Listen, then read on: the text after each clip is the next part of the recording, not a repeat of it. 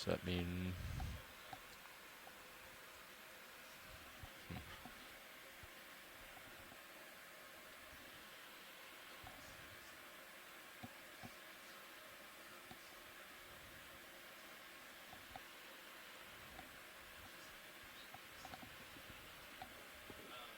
Yeah, it might just mean a little different. The compi reading a little bit differently. Yeah, and if there is a little current to tether, it'll probably turn in your head a little, and not really serious as much. Okay, 50 meter altitude, 60 meter on Sirius. We'll stop at maybe 40, 20. Okay. Okay, so you guys are landing in about the same depth, which is good. Flat bottom.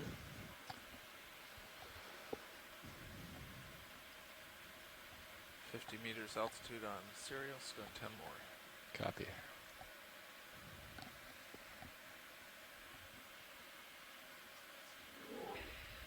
Nothing on sonar yet.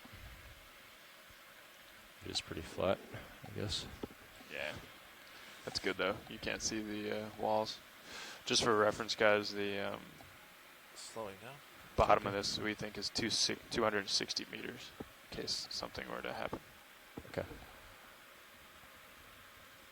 Coming down, sonar Diameter. still looks clear.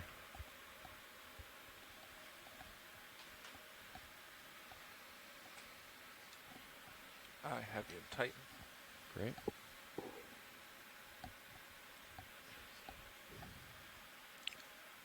Almost there. Sonar still clear.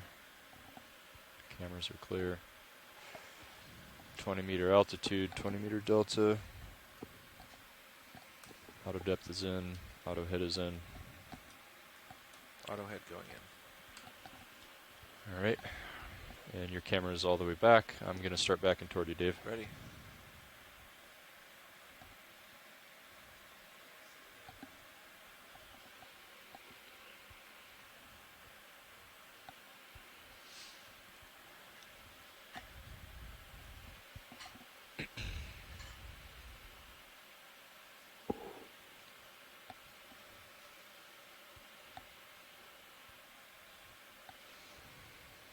Could you zoom in a little bit on HiPAC? Sure thing. Thanks.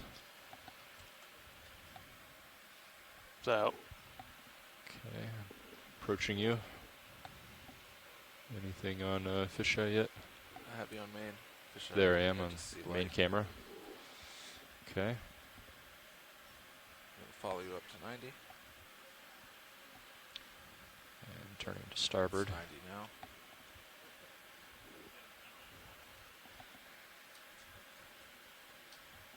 Sonar is still clear. Turning starboard, lining up with your heading. So current depth here is 475 meters. So we're just hovering about 20 meters off the bottom. Heading's good. Pushing out. If you could follow me up to 45. We'll go. So the plan 50 is today, fine. again, for those folks that Sounds missed it, so this is a sinkhole that was only mapped in the early hours this Not morning. visual. So we There didn't is have some multi-beam stuff data in in this water. area. Okay. We can And stay it's stretched out a interesting, bit. there's if actually you two prefer, sinkholes as we come right down. next to each Not a other, visual. and so we'll basically start at the Let's hold deepest there, portion and of we can both the come down deeper together. sinkhole, and then And transverse camera up 65. um, Coming towards down. the rim of that first Following. sinkhole, and then in essence peak into the second sinkhole, but we'll climb up the wall there. Yeah, 18 unfortunately, we meter don't altitude. have enough time to cover both sinkholes, but we'll probably get a view of the other one. 15 One meters. interesting note today about today's dive, and this is also consistent with the theme of this expedition, and so we're about 12 kilometers south Okay, of the I've got Florida bottom. Keys National Marine Sanctuary, and so several of the dives of this expedition have been in and around established Slow or down for proposed tether. We already have marine delta 20 protected areas, so Copy. this is also very important. So it is exploration, but it's also exploration that hopes to help decision makers and provide important data for management. So yeah, understanding what both inside and outside these marine protected areas is really valuable information. Lots So of yeah, we've fish. touched down here. Current depth is 492 meters. Stop in for tether. And Okay. so our ROV pilots will take a few minutes here to complete all of their checks before we'll proceed on the dive. And we can already see a heavily sedimented surface, but we see swarms here of fish.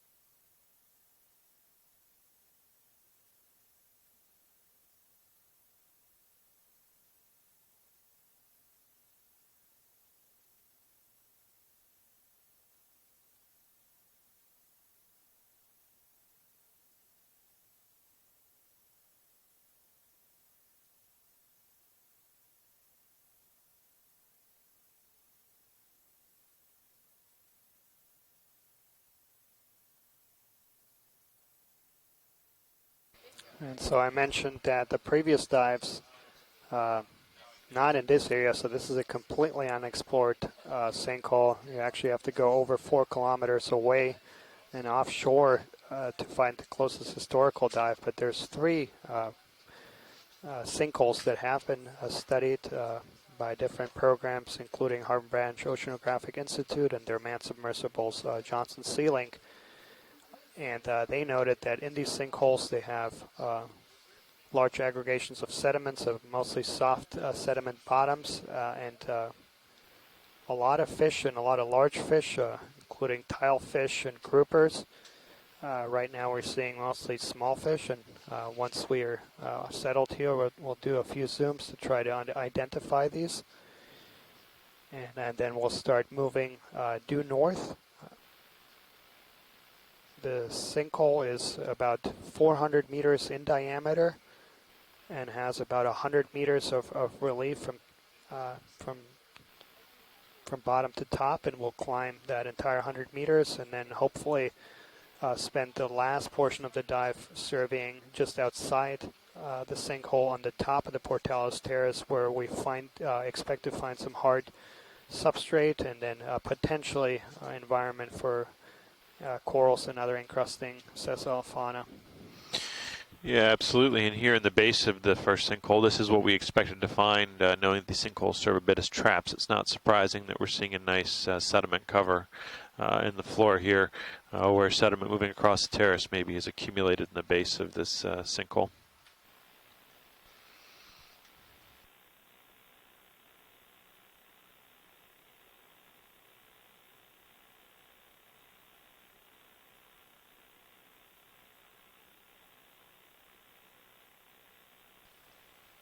Looks like we're seeing maybe a shrimp on the bottom there as well. And these dark clumps appear to be sargassum weed that's fallen down from the surface to the seafloor.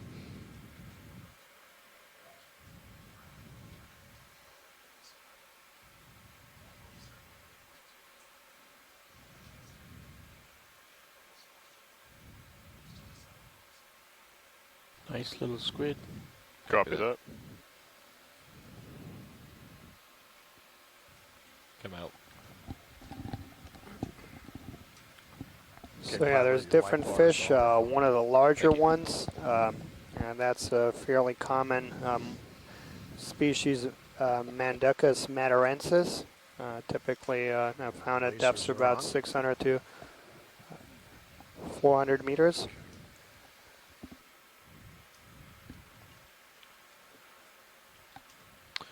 So pilots, when you're ready, I'll go ahead and give you a little debrief of what I just heard about the mission.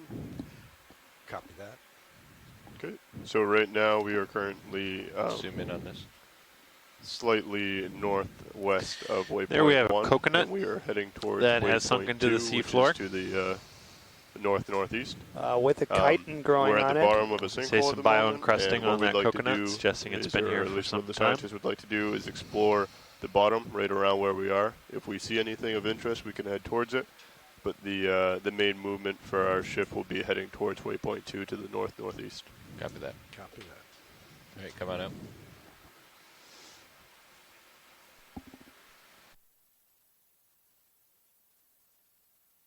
Science and pilots.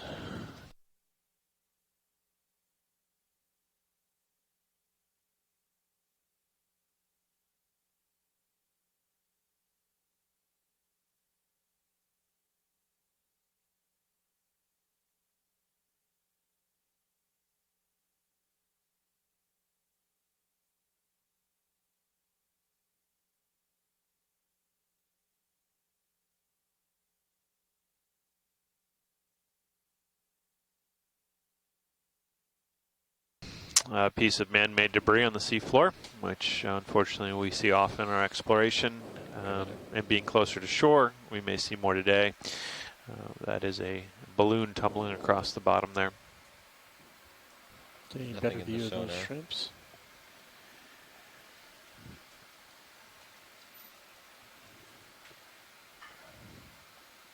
This is Kevin. The elongate fish are one of the Paralipidae, the Barracuda. They're either Lestidium atlanticum or Lestrolipus intermedia. And if we can get a zoom in on that elongate fish, there, one of them has a black spot in front of the eye, which differentiates the two species. Copy that, Kevin. Yeah, we'll. All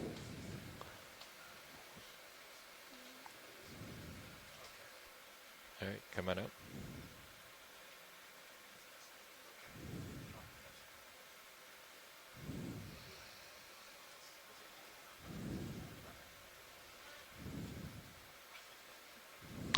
Yep, so we'll try and get a zoom in on one of those elongate fish when we can, and we also just saw a sea star there on the sediment surface. Let's do a snap on the crab. And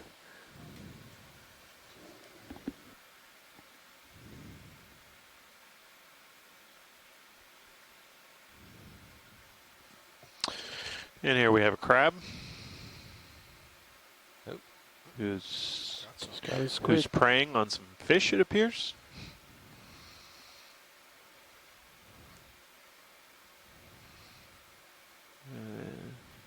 Looks like we may have caught a predation event.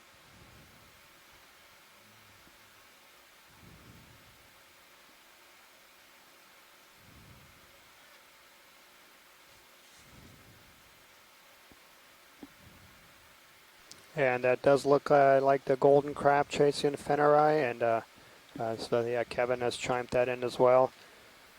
I mentioned the previous dives in this area. They noted golden crabs as well as a few other species of crabs. We still got the squid. This in is his a claw. commercially fished species. And they are trapped and potted, and actually there is a lot of fishing activity in the summer months.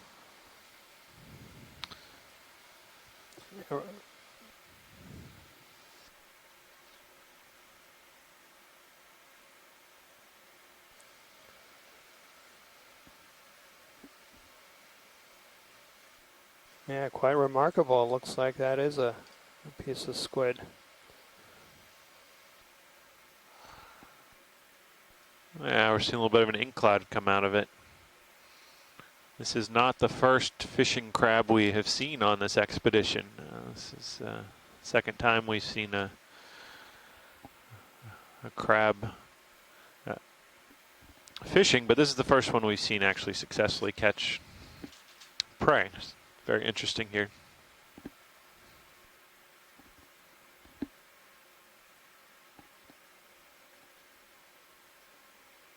And Nolan Barrett indicates that that sea star we saw on the sediment surface earlier was likely the Sarah Master sea star.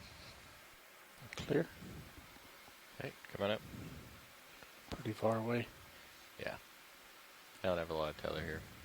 All right, let's get this fish right here.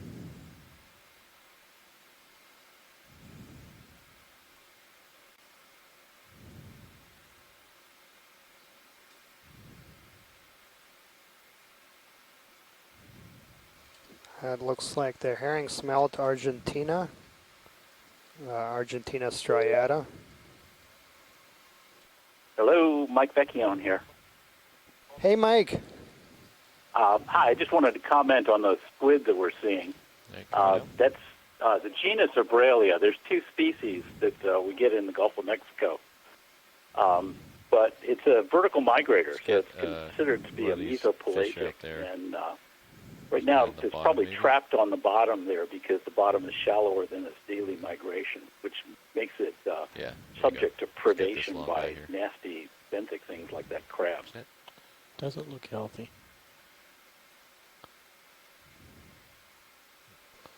Maxine? Yeah, we talked about the sinkhole as a trap for sediments, but I guess also a trap for vertical migrators. Yeah, absolutely. It's probably true for most of those fishes we're seeing as well.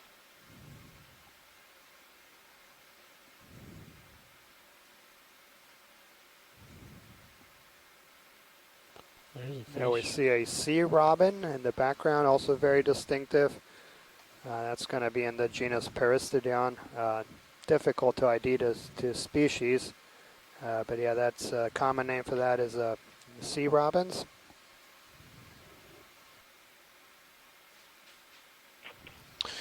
And you can get a sense here that the sediments we're seeing, these carbonate sediments, are a bit coarser than the pelagic sediments we've been seeing on deeper previous dives, and that's likely a function of the higher currents that occur in this area, sweeping away the finer grain particles and leaving behind this coarser substrate or coarser sediment deposit.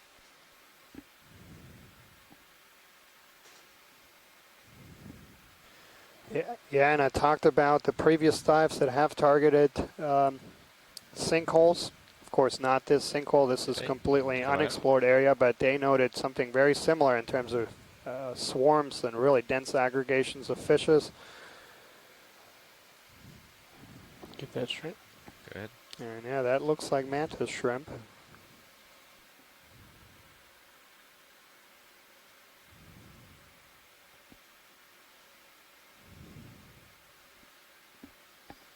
Should do lasers on it in a bit. Copy that.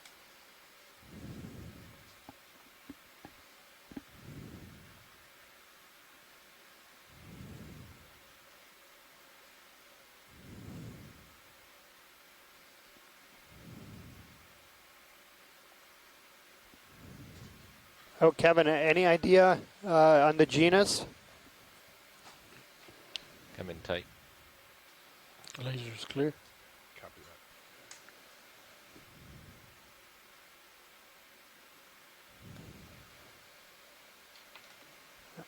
that. Yeah.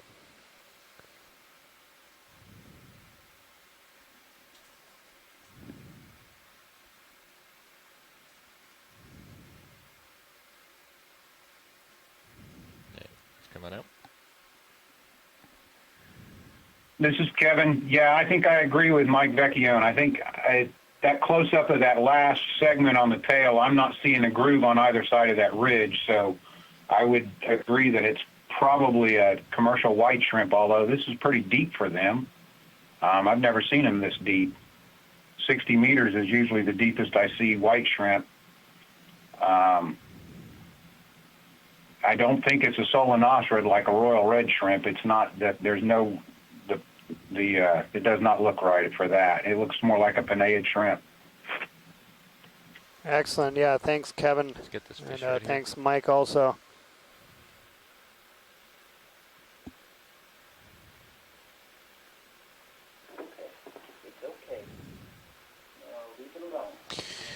And for those who've been watching over the last number of dives, you can see a real distinction here between the mode of propulsion for these fish versus some of the deeper sea cusk eel type fish that we've been seeing. These fish here have a much more high energy, rapid movement of a tail, as opposed to those cusk eel type organisms that had the full body undulation at very slow rates. And of course, as Dan has mentioned, that reflects the amount of energy in the environment and in those deeper waters, those organisms needing to have a very low energy means of propulsion, whereas here in these shallower waters we see a much more high energy motion in these small fish. So I'm going to keep coming around down. Excellent, and Kevin has chimed in here as we got that good close-up of that elongate barracuda. And so he's updated us that it's Lestidium atlanticum. So yeah, thanks Kevin, appreciate that ID. Right here. Yeah, that's a Barracudina paralipidae, and the other species, Lesterlepis intermedia, is the one that has the black spot right in front of the eye. So that's a quick telltale between those two species. Yeah, thanks, Kevin. And I think what we're looking at here is a species in the genus Bembrops. And a species in the genus Abralia, the squid.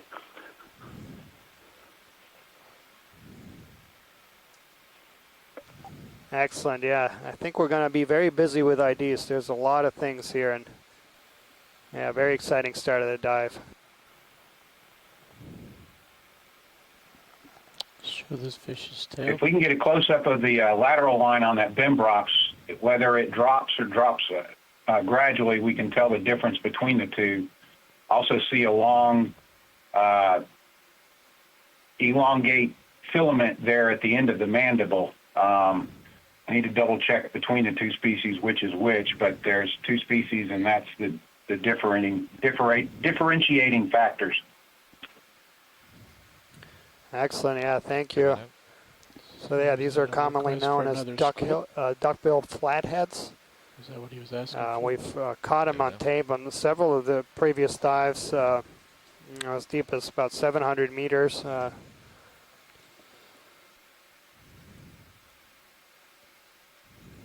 go ahead in.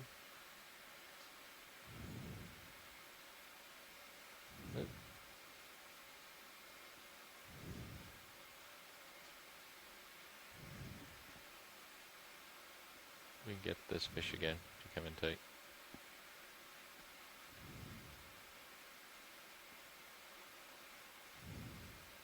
And yeah, I think this is another one of these barracudinas. Lestidium atlanticum.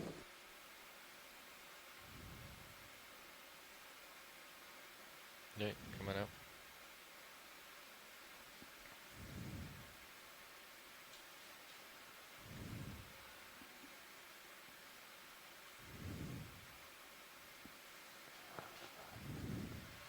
There's a bigger squid out there in the back.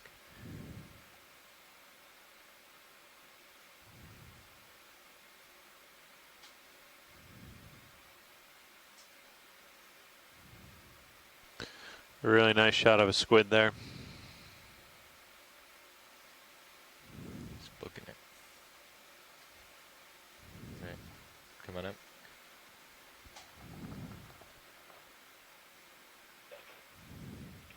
Yeah, that looks like an Ilex coendetii, which is one that we haven't seen on this cruise, and it's common in the Gulf of Mexico, but not along the east coast.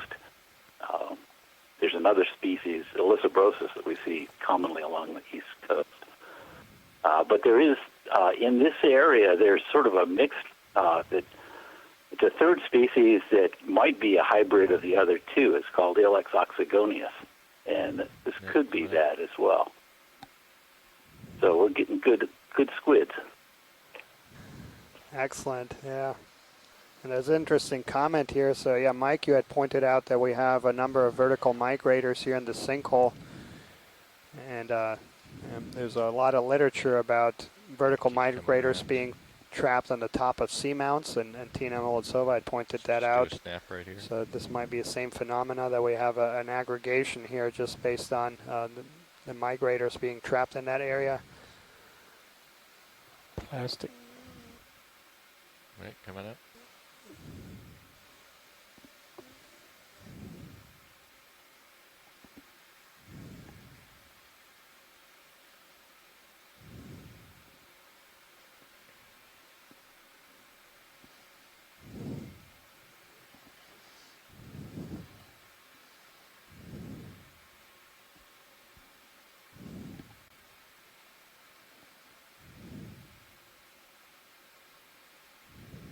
Get this fish right here. Is this a juvenile Merluccius albidus?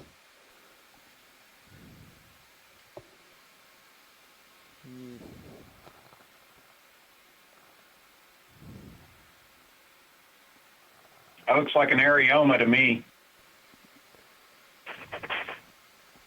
Yeah.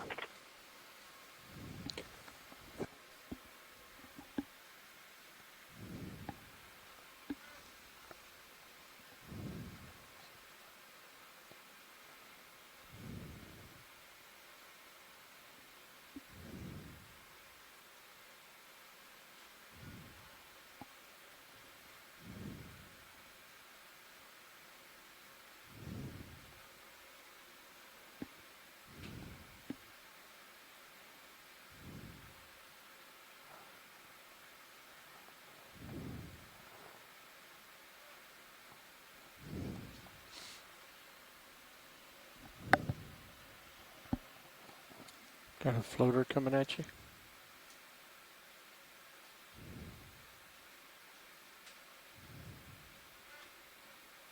Yeah, hatchet fish.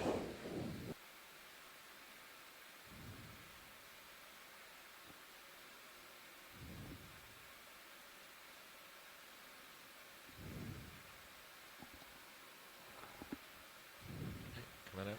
And yeah, this is also somewhat consistent with what we've seen on previous dives. In that places where we see the densest or most of the fishes is over these soft sediment bottoms, and then in areas where we have corals, we see a lot less fish.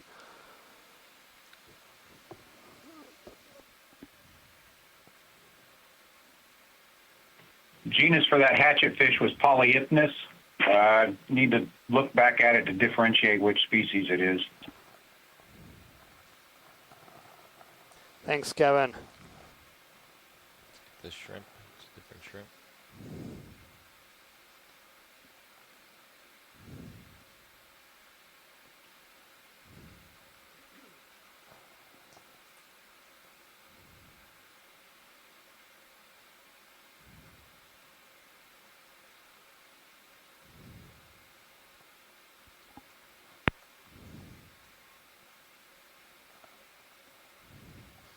So I see a few new names here in the chat room, so welcome. We're currently diving at 500 meters in a sinkhole that was unknown until the early hours of this morning when our mapping team first came across it. And it's actually a series of two sinkholes, about 400 meters in diameter, 100 meters in vertical relief. We're about 55 kilometers southwest of Key West, exploring a completely unexplored area just off the Pourtales Terrace, and we'll be on this site till about 4 o'clock Central Time, and the target of this, the plan for this dive is to start here in the bottom of the sinkhole and then climb slowly up, and then up the wall, and then spend the last portion of the dive on top of the Pourtales Terrace, going across several different environments.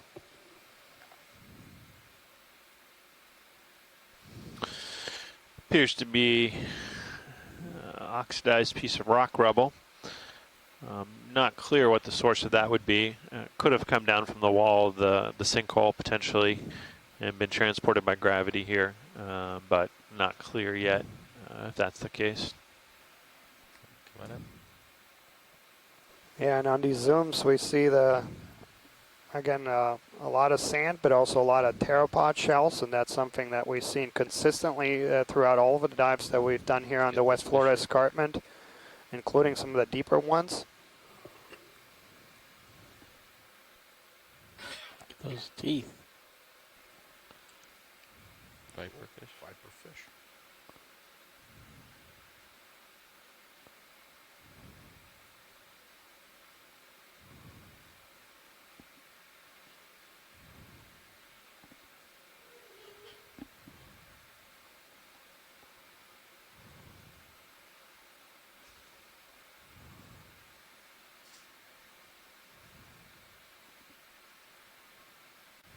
Come on up.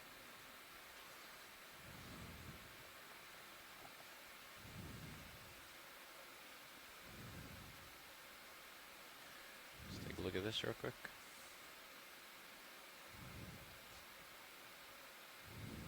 There's a shell inside. So there we have some debris, a plastic bottle, but it appears to have maybe a mollusk shell inside of it. That's very strange. Is it a cone snap? Looks like a top. Could be a hermit crab too, or I don't know. Hard to say. Yeah, and there's, I think, either an anemone growing on top or a... I think that's a hermit crab. Oh. Yeah, there's something growing on top of that It's a shell. hermit crab, I can see. Looks like an anemone. Hermit crab in a portable cave.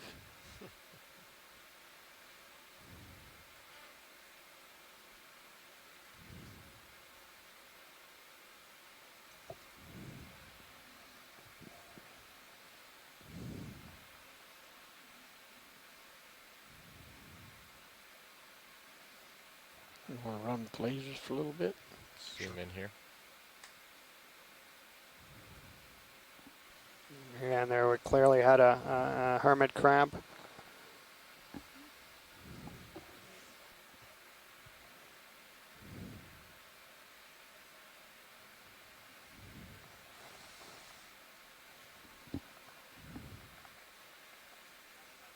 Yeah, so a very exciting start of a dive. Definitely abundance of fish that we haven't documented on this expedition.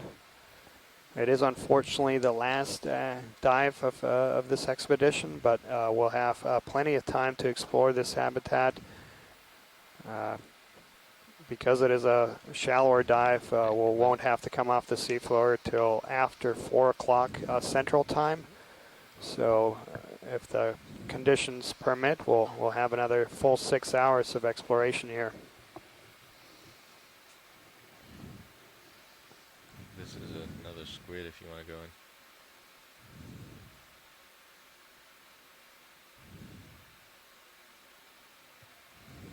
It's coming at me.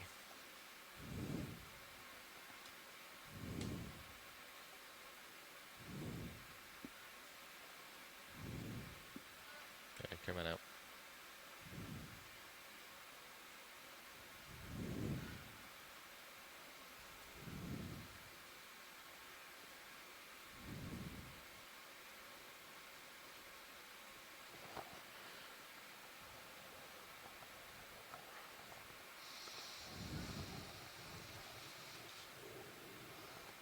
Looks like you found a balloon again. ROV pilot watch lead 2. Go ahead. Any sense of current down here?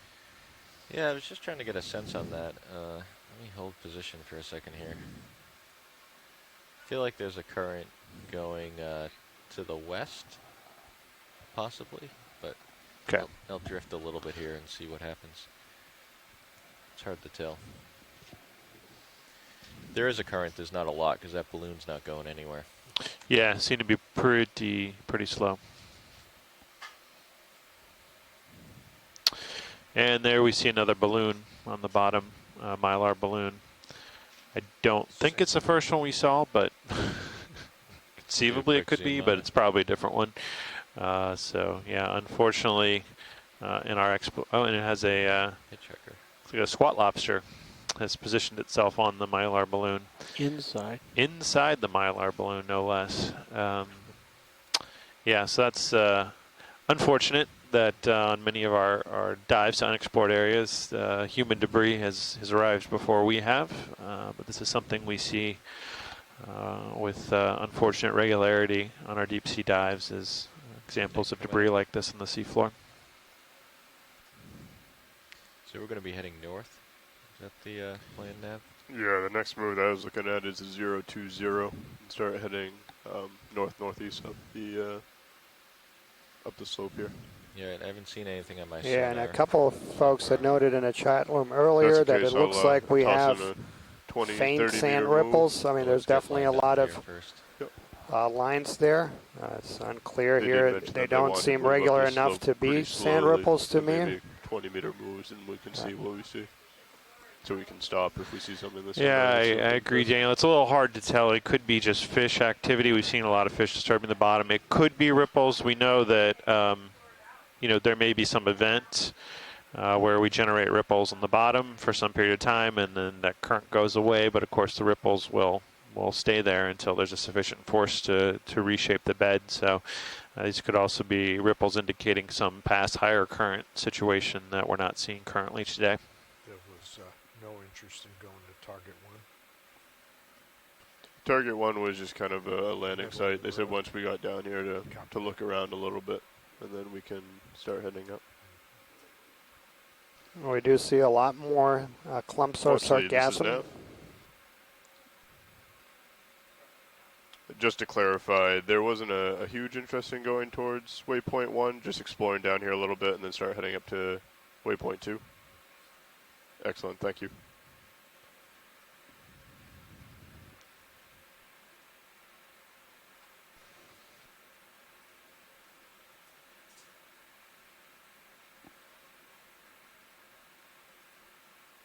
So current depth here is 495 meters, so we're very close to the deepest portion of this sinkhole.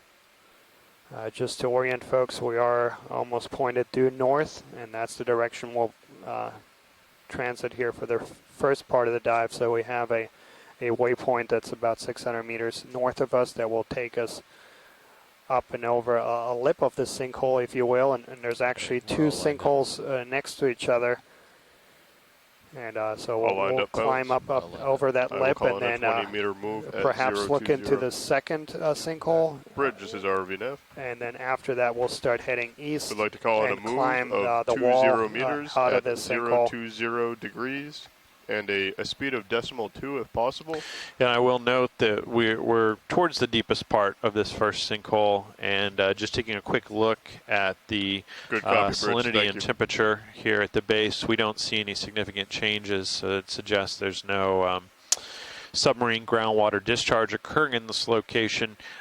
These sinkholes likely were formed by groundwater dissolution of the calcium carbonate, but that obviously was in a geologic event, and it doesn't necessarily mean there would still be any discharge happening in the modern.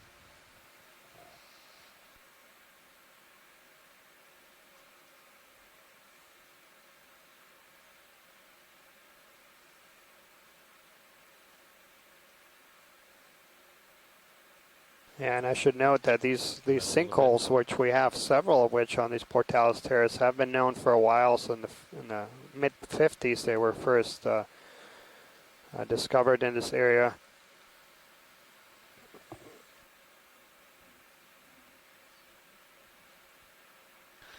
Looks like a sponge, maybe a glass sponge, based on the interior structure.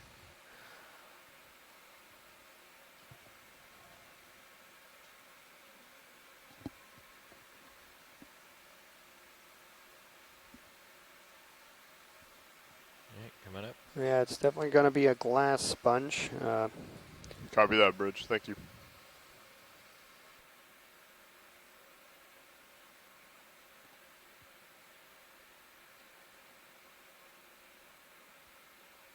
Yeah, if we can take a quick zoom, there's a rat tail, small, about center right of screen coming.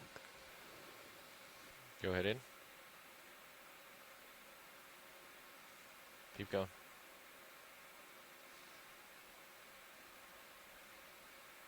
And I believe this is going to be Coilorhynchus. And yes, from that view, that's definitely that species.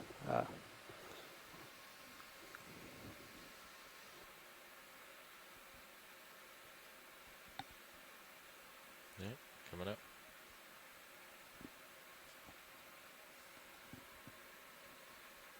Get it turned in Anemone here. Do a quick shot of it. Looks to be a closed anemone, perched next to some sargassum.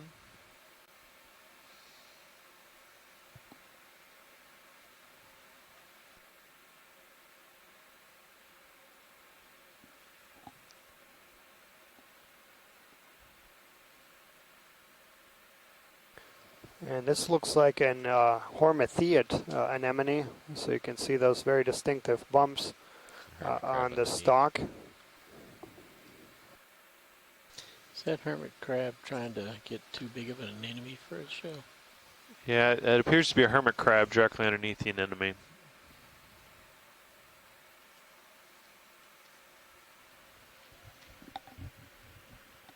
Okay, come on up.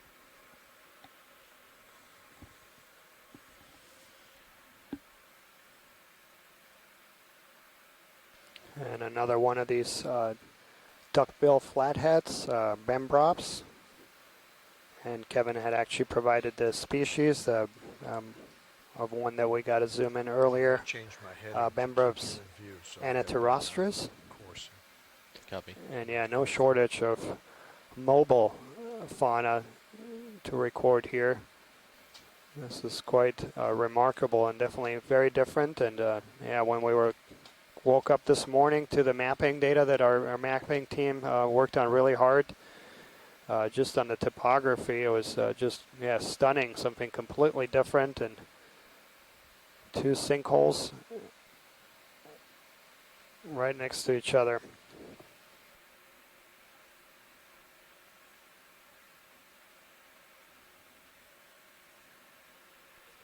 Copy that, Bridge. Thank you. And Ken Sulak made a nice point in the chat room that acoustic Doppler current profilers that were moored at 500 meters in the Gulf of Mexico documented high currents on the bottom generated by Hurricane Ivan. And so it's conceivable that major events could generate high currents or that could mobilize sediment in locations like this, or also, of course, we've got high velocity surface currents in the area that can periodically shift their track. It's an old one. And there we see some more debris. Budweiser can.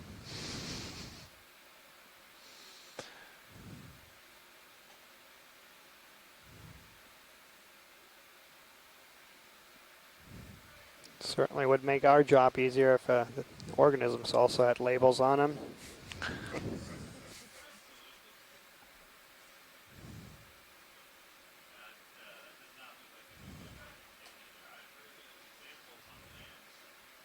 That doesn't look like a new can either. I've heard examples on land, like in river deposits, of geologists using actually the vintage of the debris label to tell how old the deposit was. I haven't heard of any examples in the deep sea yet, but right here. Maybe we'll look into that.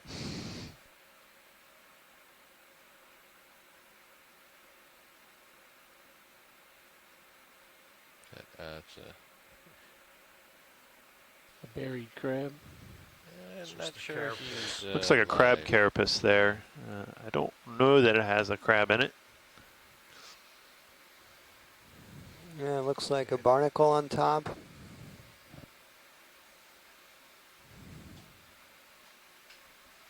Come on out.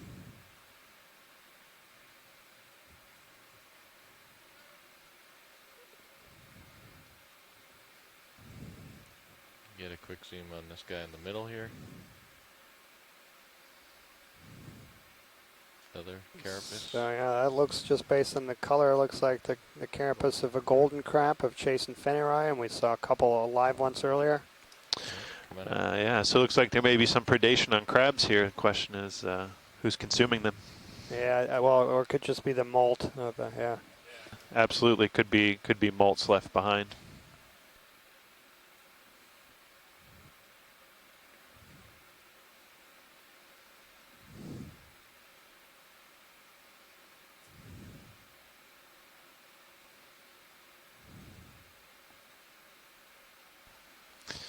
And Mike Vecchione's noticing that, noting that on the Okeanos Explorer cruise in December, something they thought was a shipwreck turned out to be a lost shipping container, 40-foot shipping container full of washing machines, and they were able to date it based on the model of washing machine that was inside of it. And so, you know, of course, we never want to see debris in the ocean, and that's to be avoided. But there are ways that scientists have been able to use debris to actually better understand the natural environment and some of the timing of events we see. And that looks like another Coelurhynchus. rat tail. So this is a family Mercuridae. This family is one of the most dominant and abundant Set in or out? species in the deep sea, and we are quite a bit shallower than our previous dives.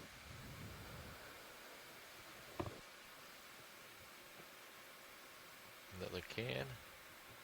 Dr. Pepper, maybe? Come on in. And there we have a Dr. Pepper can. So, unfortunately, being shallow water and closer to shore, I think we're probably going to see a lot more debris today than we've seen on previous dives. And we can already see what appears to be some incrustation or maybe oxidation on that can there. That's pretty modern right there. Once we start getting to the low-calorie cans, we'll probably be very modern. Yeah. And check the expiration date on the other end. Good. Yeah, and I got just something up mentioned here, the importance of our mapping team, and they worked really hard to pull together some high-resolution 350. grids very early in the morning. But also, big shout out to our bridge team as Could be well just as a our rock. ROV we team. can This head was that a very complicated setup, and they worked really hard You want to bump us out there? with the mapping data just coming in at early 350. hours this morning, and that's why the Yeah, dive how plan far? was delayed to Yeah. send out It's to like it. 40 That's- meters. Yeah. something But yeah, we I'll move us great to 20 teamwork here, both Yeah. from our 350. ship personnel and our ROV team to make this dive Okay. possibility. And Bridge, this is ROV definitely now. a very interesting environment, I'd like to have a very move different of than what we 20 have meters surveyed at previously on this expedition. 350 And, degrees, uh, a speed of if decimal everything 2, goes please. according to plan, we'll be going across several different environments on this dive. Get the squid. Copy that. Thank you.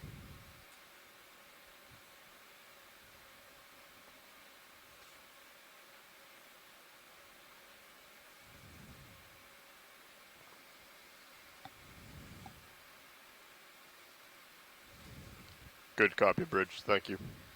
See his chromatophores. That move is initiated. And co-pilot, do you want me to drop your sonar in to 50, or are you happy with it at 80? Now let's leave it there for right now. Copy that.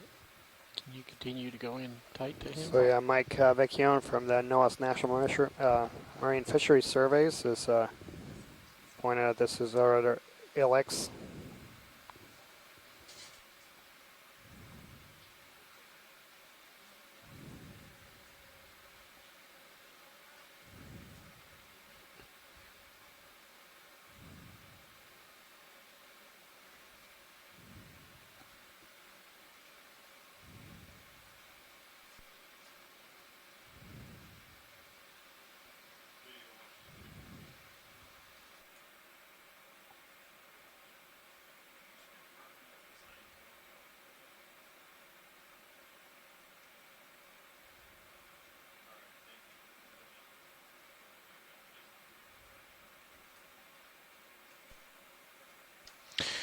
All right, so for folks following along the shore, we've learned that our scientific phone call line got cut. And so if you're hearing this in the broadcast, we'll be rejoining the scientific phone call momentarily.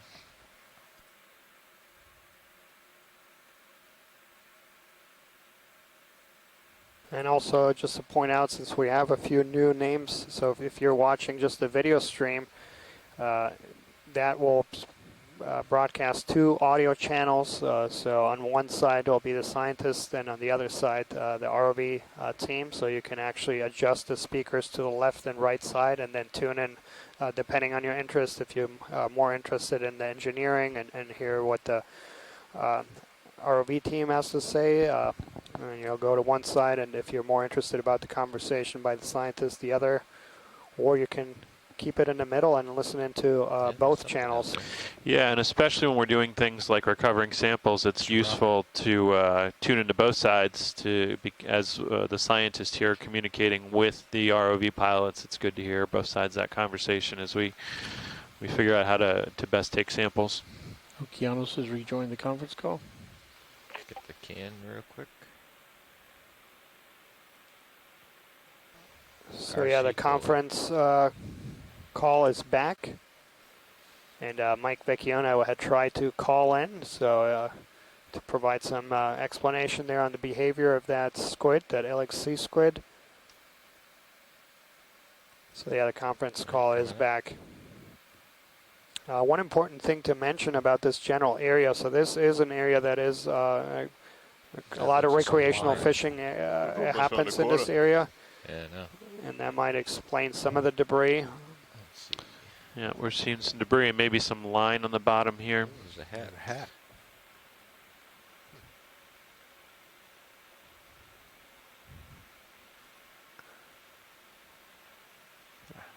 A hat? Yeah, it looks like somebody lost their hat. Come on in.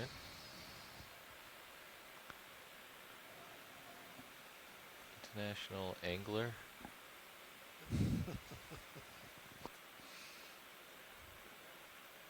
Ooh, maybe there's a name written inside. Come on out.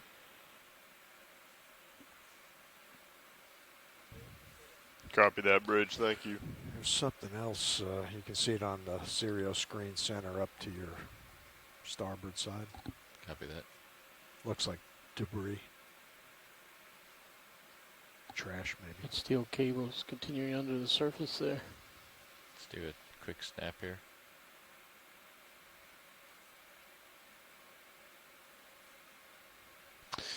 And we see some more plastic debris there, and that looks like it's either a line or a metal cable on the seafloor with some debris, additional debris wrapped up in Come it. on out. You're not seeing anything more in your... No, I don't see anything off the bottom, no. Yeah, there's a lot of... Yeah, and debris as we out. scan around, we're seeing a lot of man-made debris on the bottom here. You get something to your starboard on your Yeah. somewhere also. I see it. But it's on the bottom stuff. All right, come on in.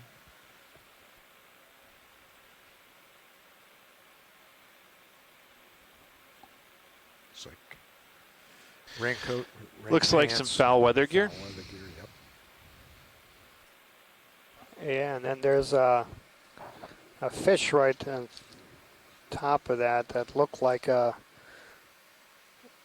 Yeah, come on in. Yeah, so this is going to be in the genus Anemone.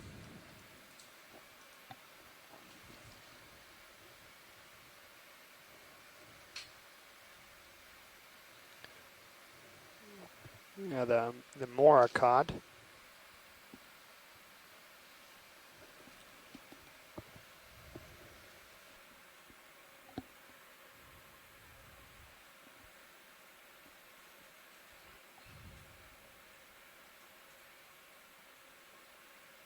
Come on out. Foul weather gear. And something to note with this debris as well is that these sinkholes are well-known traps, so it may not be that all this debris was dropped just in this immediate area, but that it was dropped along the shelf and swept by currents and ended up falling into this hole and getting trapped. So there could be, these concentrations could reflect that trapping process and not necessarily that all this debris was dropped right over this area in the ocean.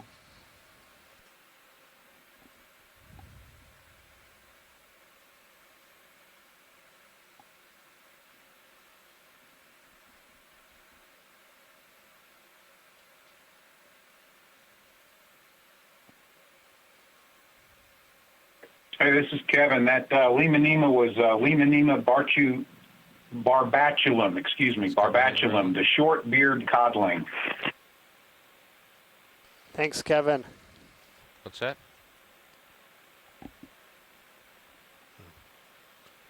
More wire rope. Yeah, still there. There's more debris. Is he eating something? Come on in.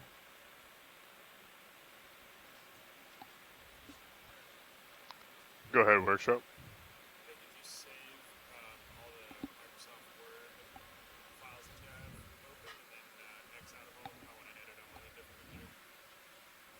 Copy that.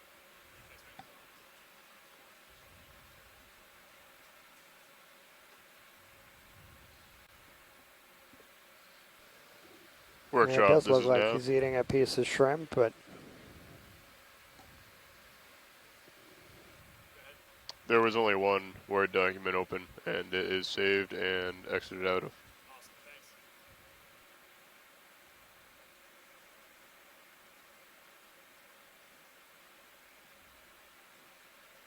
come on out.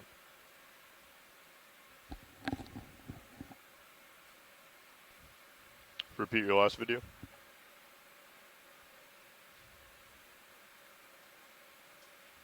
Copy that.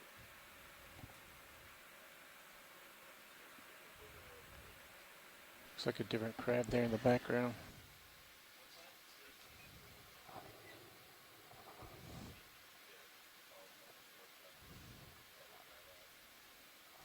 Yeah, and there's going to be some interest in that spider crab. Workshop, this is Nav.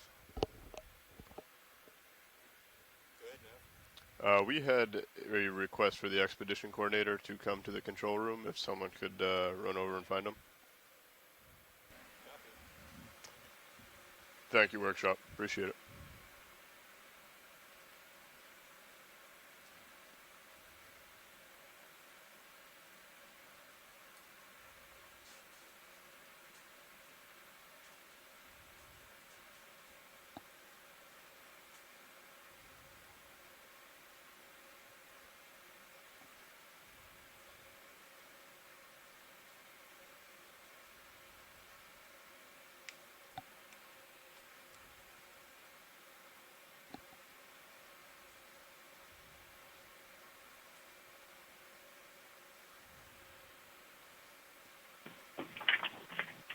The spider crab is the inflated spider crab, Roshina crassa. Thanks, Kevin. You want lasers on this guy? Yes, please. Can you tell us anything more about this guy?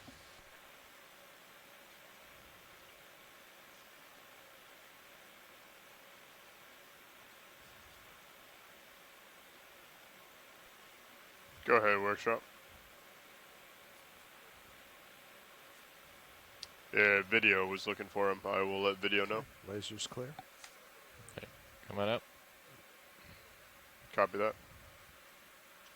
Video, this is... So yeah, this is a species that's widely distributed both in terms of depth and geographically, so found throughout the east coast of Canada and the United States, as well as the Gulf of Mexico at depths as shallow as 50 meters to depths exceeding 1,000 meters.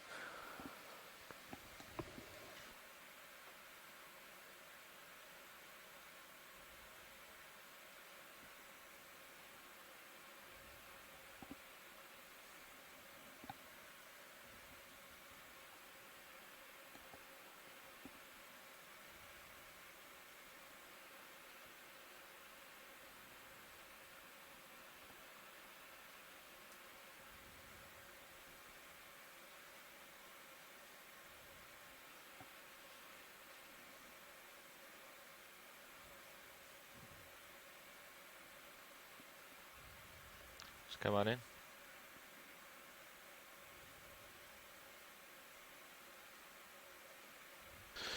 See a brush there and some more debris or cans.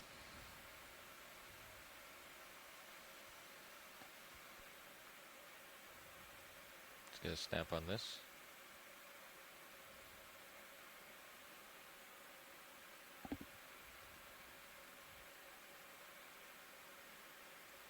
Alright, coming up. What's that? Flip-flop? I don't know.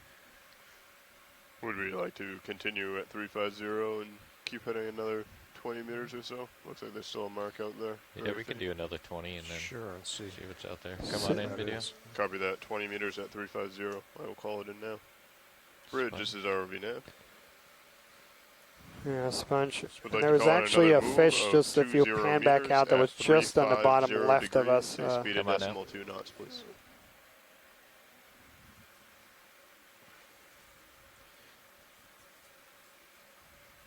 Good copy, Bridge. Thank you. I just unlatched you, pilot. I apologize. Thank you. That's alright. Come on in, Video. Alright, come on out. Did you say you saw a fish, Daniel? Yeah, he might have moved. Okay. It just looked like something Sorry about different. that. No worries. So yeah, no shortage of Copy that, Bridge. Thank you. fishes to see and mobile invertebrates to see in Something this big first coming part around of the here. dive. And yeah, that's interesting.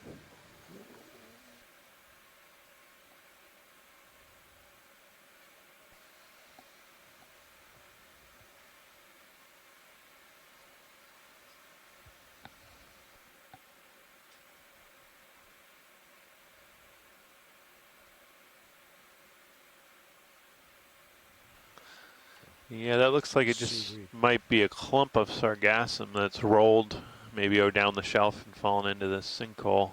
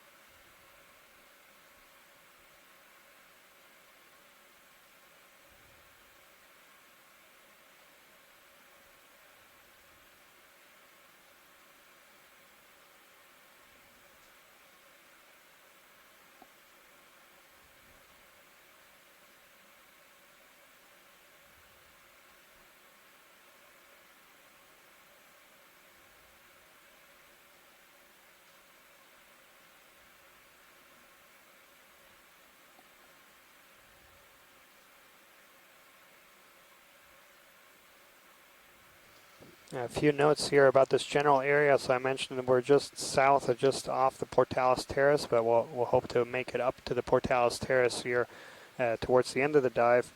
So the Pourtales Terrace is named in honor of Luis de Pourtales, who conducted mapping service here on a U.S. Coast Guard vessel in the late 1860s. And that was to support the installation of a telegraph cable from Key West to Havana. Also a very renowned zoologist, has several groups of animals named after him, several species, as well as a genus of echinoderms. He was very active later in life, also at the Harvard Museum of Comparative Zoology.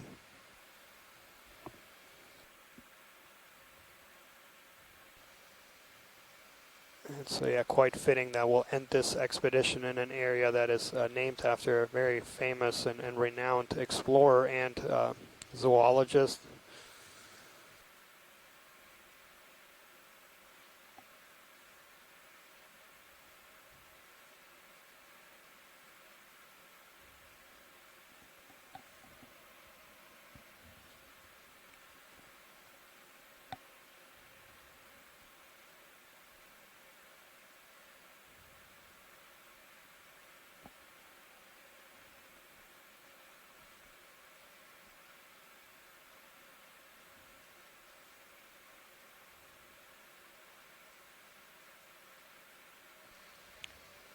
Current depth here is 482 meters. Snap here.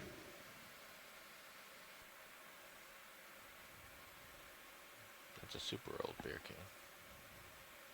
Not super old, but Copy that, Bridge. Thank you. not a modern beer can. Come out a little bit.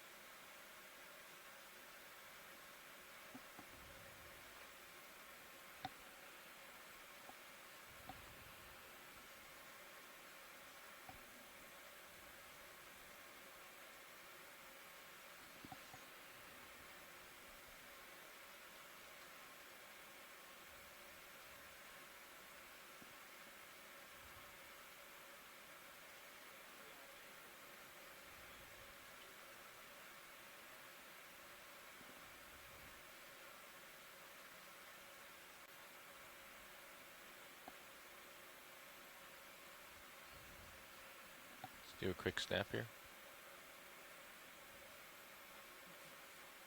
All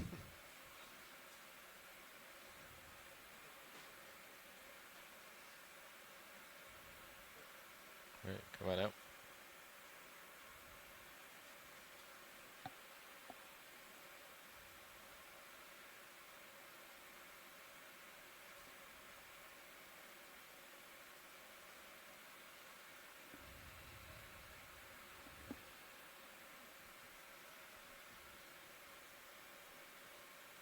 And one of the interesting observations of previous dives that have explored these sinkholes south of Key West, and there's a number of them on this area, is the encounter of some petrified dugong bones of species that are potentially a extinct species.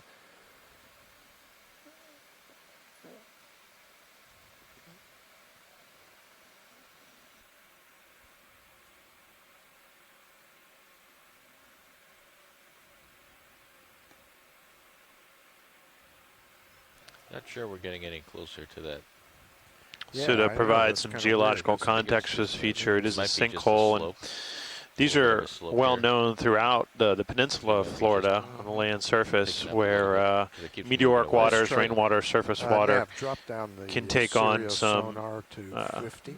either Let's see what it atmospheric looks like. CO2 Copy that, or confirm. sulfides to form sulfuric acid or carbonic acids, which are both weak acids that slowly dissolve away the underlying You're at calcium 50. carbonate rock. you. So as that water flows through the ground along fractures and joints and faults, it will gradually dissolve away the rock into aqueous solution and grow those voids into larger and larger caverns. If those caverns expand to the point that the overlying land surface can no Yeah, I longer think support that's- itself with the void underneath, they will collapse into these sinkhole type features.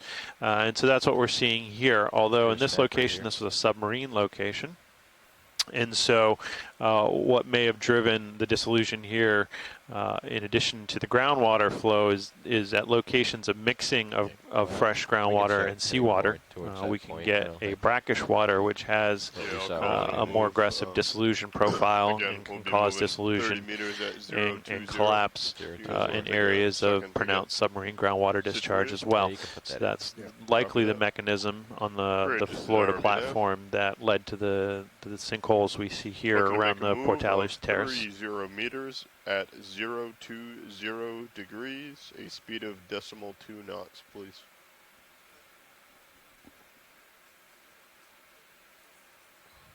Good copy, Bridge. Thank you.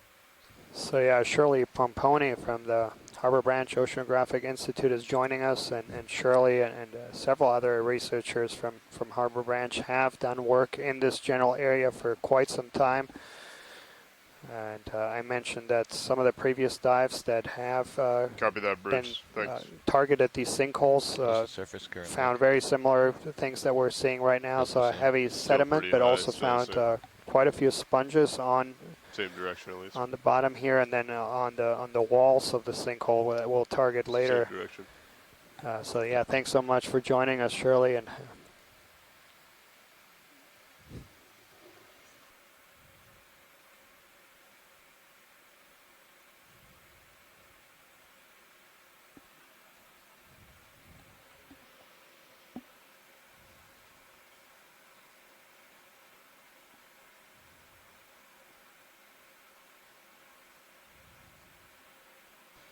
so yeah, the comment here by Shirley. So we have cross-checked all of our dives against an inventory from previous dives going back to the 80s. So all the Sea-Link and CLIA dives and of several other programs, and there were no dives in this very sinkhole.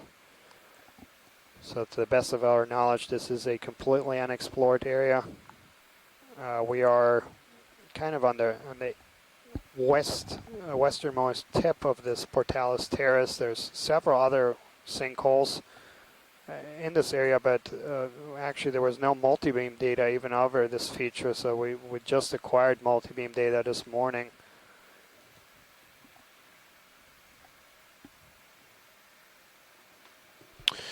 And as the dive progresses, we're starting to see a little more seagrass debris on the bed to my eye. We had seen before a lot of sargassum weed, and now we're seeing a bit more seagrass. But I think taken together, this all illustrates that this sinkhole is definitely functioning as a trap for debris moving across the terrace, whether that be natural debris like sargassum and seagrass or man-made debris, which we're seeing quite a bit of.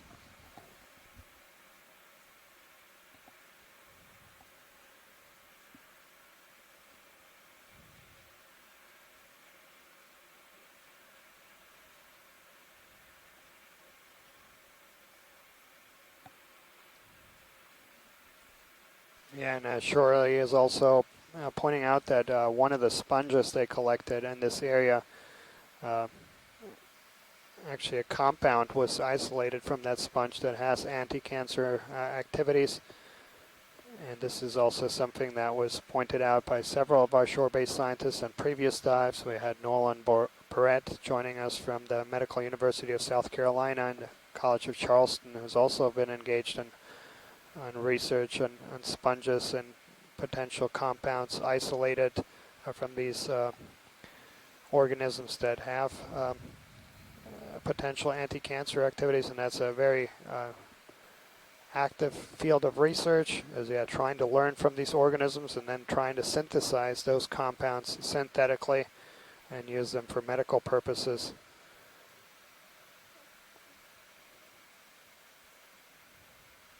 Let's come on in here.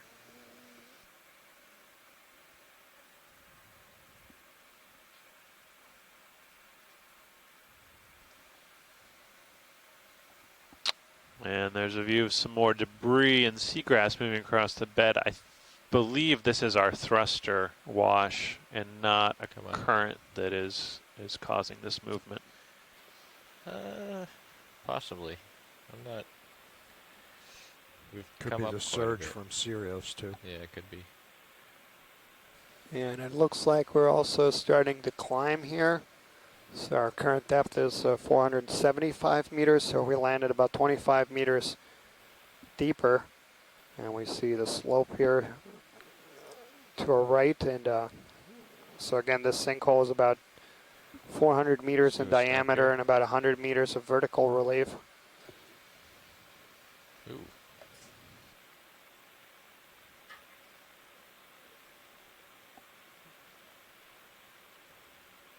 It's missing a claw.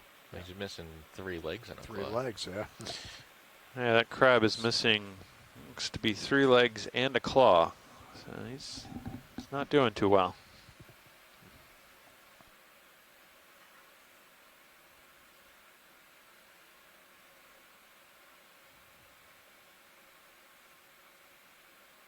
Yeah, come on up.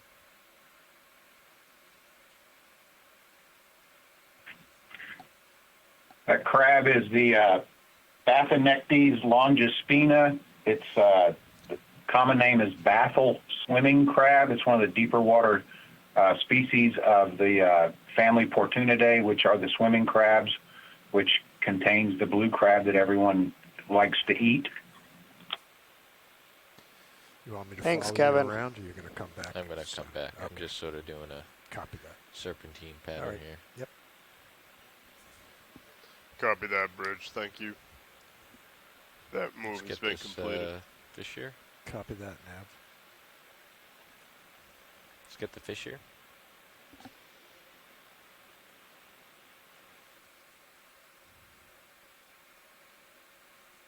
So this is another macrurid. And it looks, at least superficially here, like Chilorhynchus chilorhynchus.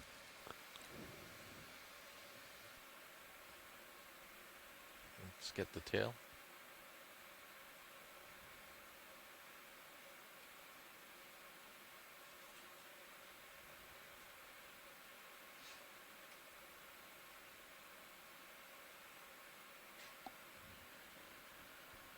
Hey, come on up. Watch lead, this is Nav. Go ahead, Nav. I'd like to inform you that we have moved 100 meters since hitting the bottom. Going back towards you. Okay, copy that. So just for those that are following on shore, we've completed our first 100-meter transit.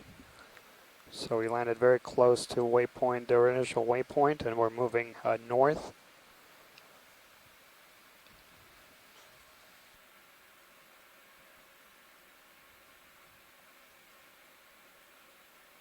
Another one of those fish with teeth.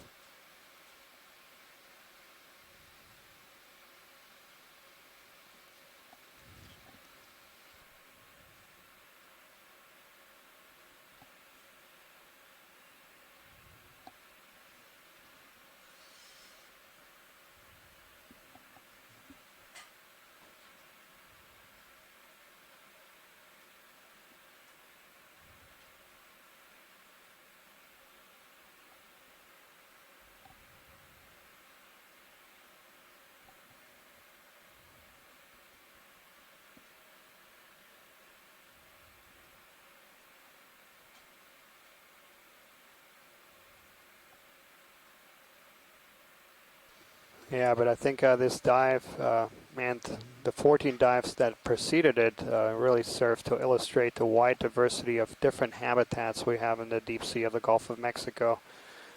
So when most people think about the Gulf of Mexico, they think about flat, relatively well-studied areas where we have oil and gas exploration, but most people don't realize about the diversity of different deep-sea habitats, and then that the vast majority of them are in very deep waters and not studied or very poorly known. And so over the course of these last 3 weeks, we've explored submarine canyons, mounds, seeps, coral mounds, Go ahead, Bruce. escarpments, sinkholes, shipwrecks, and Come in on a lot of things still to be explored. And hopefully this and 2017 expedition that preceded us will provide the foundation of future research. The heading change. Certainly a lot of things to follow up. Just yesterday we documented perhaps one of the deepest aggregations of deep sea corals at high densities in the Gulf of Mexico. So we dove on this really narrow ridge at 24 to 2200 meters, and towards the end of the dive there were really thick aggregations of bamboo corals. Enormous fans lining the entire ridge, and it was quite spectacular. We also did one of the deepest dives conducted for scientific purposes in the Gulf of Mexico, and not surprising on those, we documented a whole bunch of organisms a lot deeper than they had been documented. We've also collected several samples that are definitely going to provide records of significant range expansion. Some of them include species that had previously only been known from the Pacific Ocean, and now including the first records of India, in the Gulf of Mexico. A couple potential new species as well based on preliminary observations. In the sinkhole itself? And then a lot of new and exciting behaviors that hadn't been documented. So there's one that has gotten a lot of attention in the media is this very unusual behavior, defensive posture by a squid, captured beautifully on tape by our video team. And I urge all of our participants to check that out on the website. Also a couple feeding behaviors of like to make another move if sea stars that weren't known what they feed on. We caught them in the act. 0 meters at 020 degrees. And yeah, truly speed of 0.2, please. A lot of valuable data coming out. Right, coming out. Let's get this fish real quick. Good copy, Bridge. Same fish we've been seeing. Yeah, that looks like another Pembrops. Right, coming out.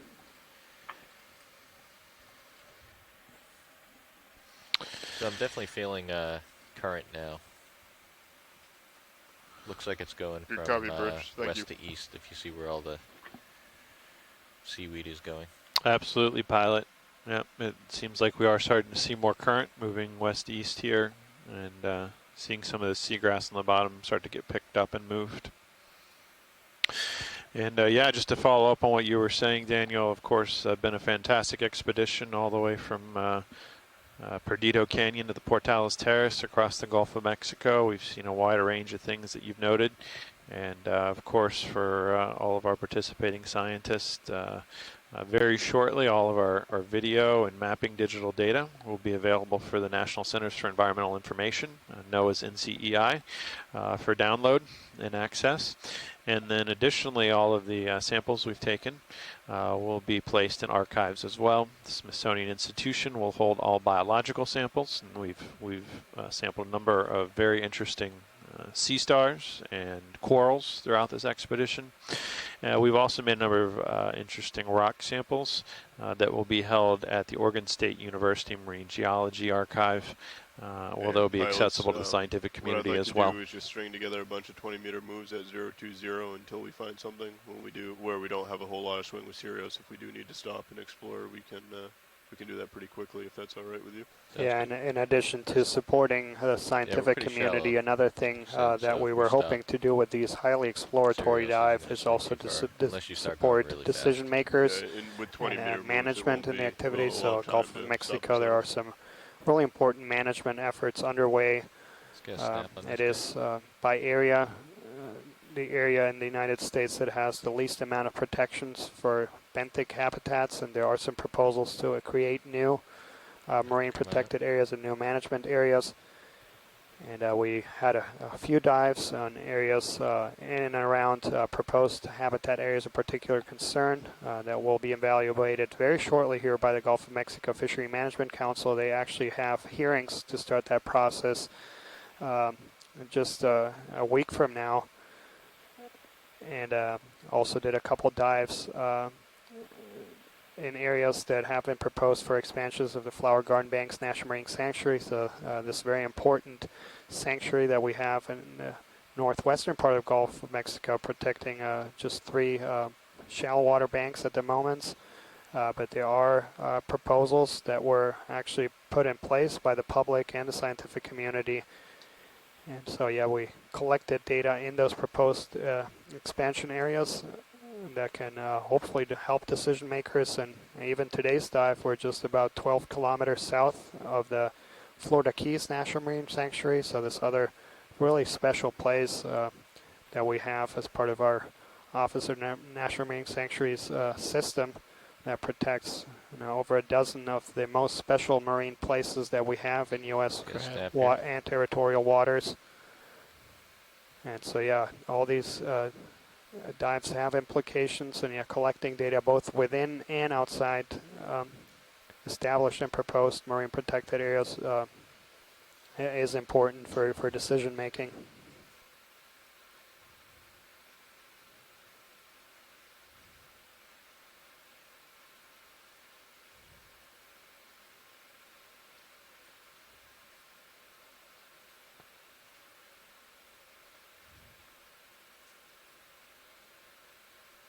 Video is clear.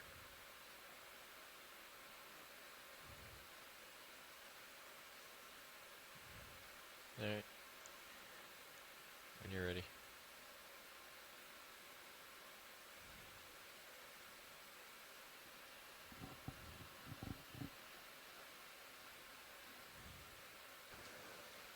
Yeah, and as we're looking here on the high pack, it looks like we're gone away from the real bottom, the pit of the sinkhole, if you will. D2. And we've also seen a concomitant change in the abundance of fish, a lot less here. And we're very interested to see what we'll see as we get approach the walls. This is areas where previous dives on other sinkholes, not this, so and this is a completely unexplored area, have documented hard grounds and several species of sponges and corals, including some high aggregations of lace corals or stylasterid corals. That's a group that we did record on some previous dives, but not in the densities that have been recorded from this area.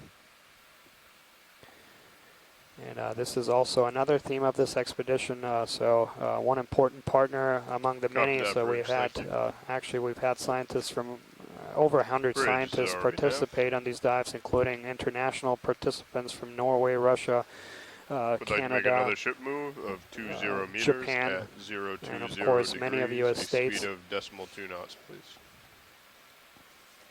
But one important partner in particular for this expedition has also been the Noaa Deep Sea Coral Research and Technology Program, who has supported work previously in this Pourtales Terrace, and also an important partner of this Do a snap here. expedition. So they are on currently as part of a 4-year effort to support research in the Gulf of Mexico, South Atlantic Bight, and U.S. Caribbean. Another hermit crab. That's right. As we zoom on this hermit crab here, Dan, you make some great points about the management piece of this expedition. Certainly in the Gulf of Mexico, perhaps more so than even other ocean territories of the United States, we've seen our ability to exert our influence as humanity on the seafloor far outstrip even our ability to get a baseline of what the natural environment was like before that influence. And I think we're seeing an example of that today with the debris collected here in the sinkhole. And so, You know, it's important that through these exploration efforts that we establish baselines and understand what is there, and then in turn be able to use those, you know, objective according to scientific HIPAC, it looks like we observations should to be inform expecting about good 300 management meters decisions of that a allow local us to flat perhaps protect transfers environmental before we go to the resources next that we incline. deem particularly valuable, and understand better how human activity influences this natural system.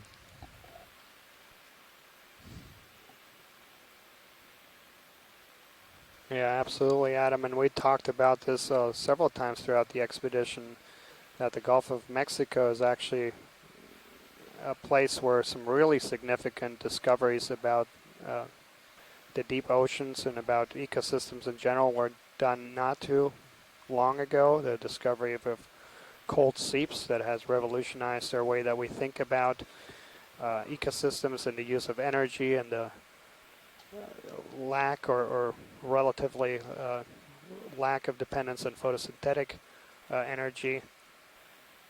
And so, yeah, there's potentially some other really important fundamental processes still to be uncovered here in the deep sea. And so understanding and shedding light on these places before we impact them is really important. Absolutely. I think, you know, the deep Gulf of Mexico was once a place many imagined as just a barren, continuous, empty plain, and you know, efforts like this cruise have documented that you can have complex, dense, diverse communities, really special corals, chemosynthetic communities that we didn't previously know were there, and now we do. And again, that's important to establishing a baseline of just to know what's there, but also to appreciate the biodiversity and the importance of the discoveries probably yet to be made in the deep sea out here.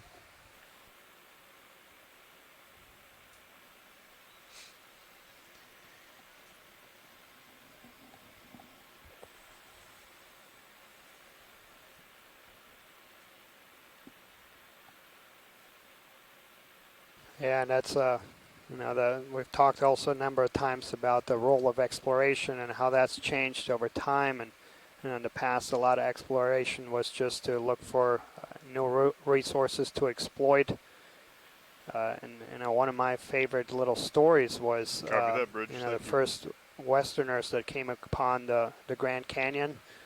They wrote in their diary that night that what they came across was a worthless piece of terrain that has no value, no meaning, and this is going to be the last time that men will ever take a look at this. And today it's, you know, one of the pieces of identity of America. It's a really important conservation site. It brings millions of dollars into the economy in terms of tourism. And yeah, it's been protected for good reason, a really special place on Earth, and so now we are changing a little bit of focus and really understanding and appreciating some of these ecosystems, and they are truly spectacular.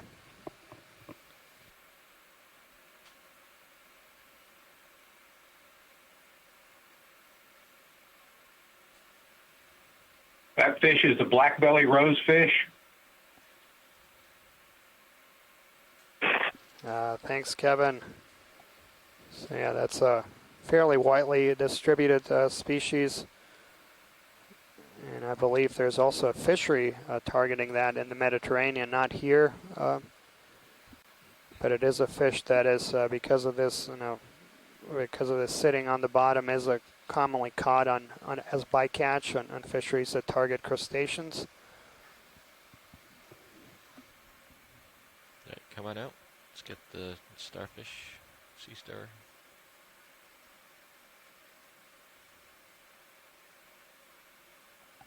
If we can.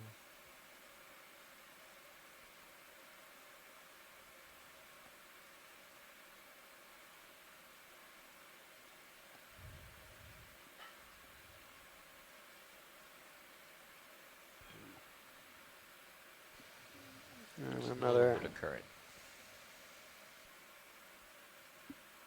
Hey, come in tight if you have it.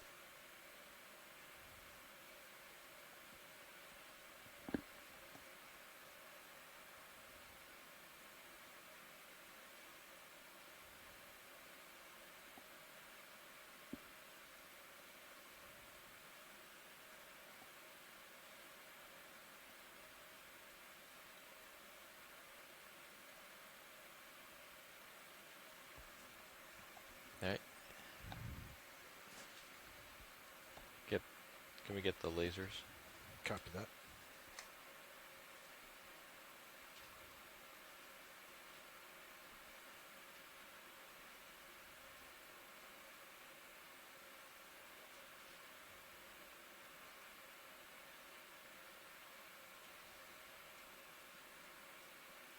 Alright, coming up. Current say depth out? here is We can lose the skid for 455 meters.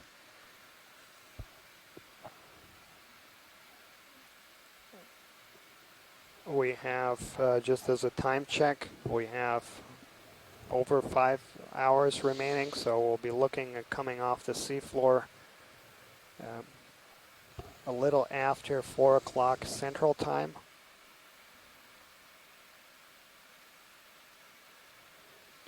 And this is, of course, will be the last dive of this expedition.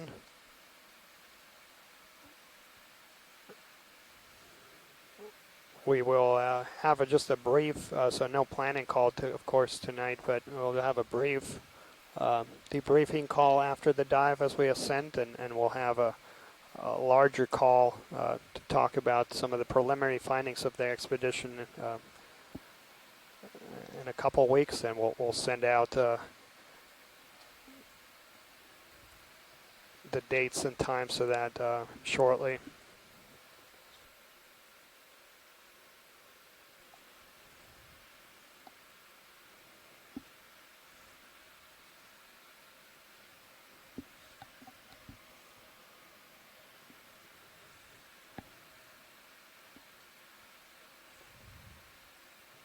And there we have another armored sea robin. And so this is going to be in genus Peristodon.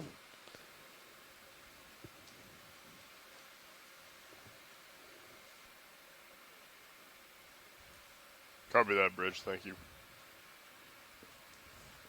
Pilots, I'd like to change the move 3 degrees to port to a 017 rather than a 020. And they will continue at 20 meters, just for your reference. Copy that. Bridge, this is RV Nav. I'd like to make another move of 20 meters at 017 degrees, a speed of 0.2 knots, please. Hey, when you good video.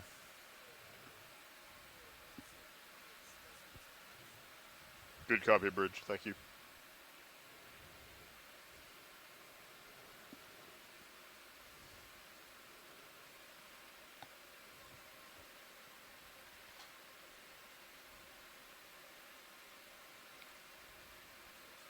Copy that, Bridge. Thank you.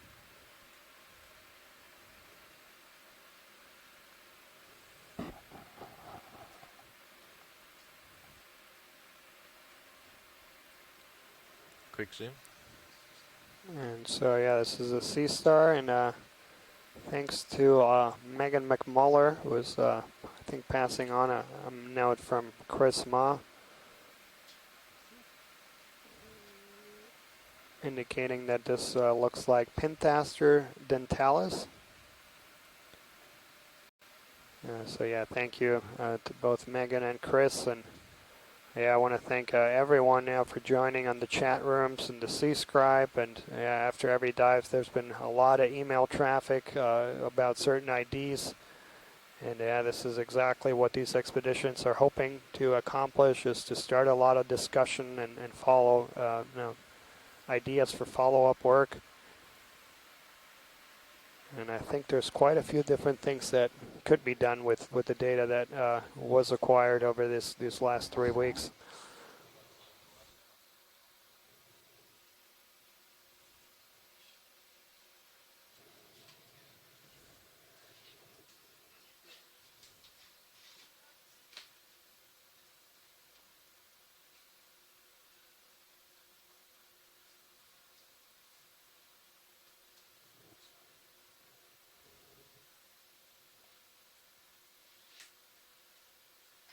Yeah, another one of the general themes of this expedition, in particular those deeper dives. So we had about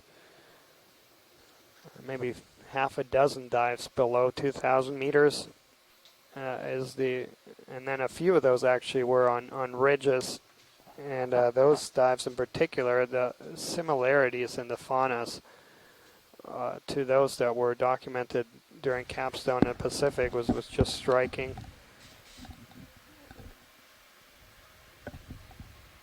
Okay.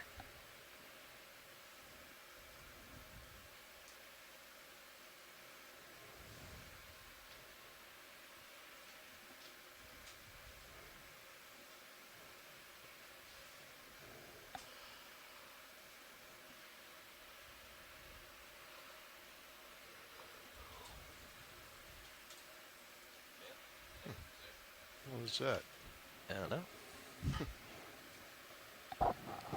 Right when I swap out, you're going to find The the grail. exciting stuff. You could probably Probably a get to 55-gallon drum. that. Yeah. It's got a shadow behind it, so maybe it's... Gotta be. Oh, there's a line. Line on the bottom. Okay. See, I bet you it's a crab trap.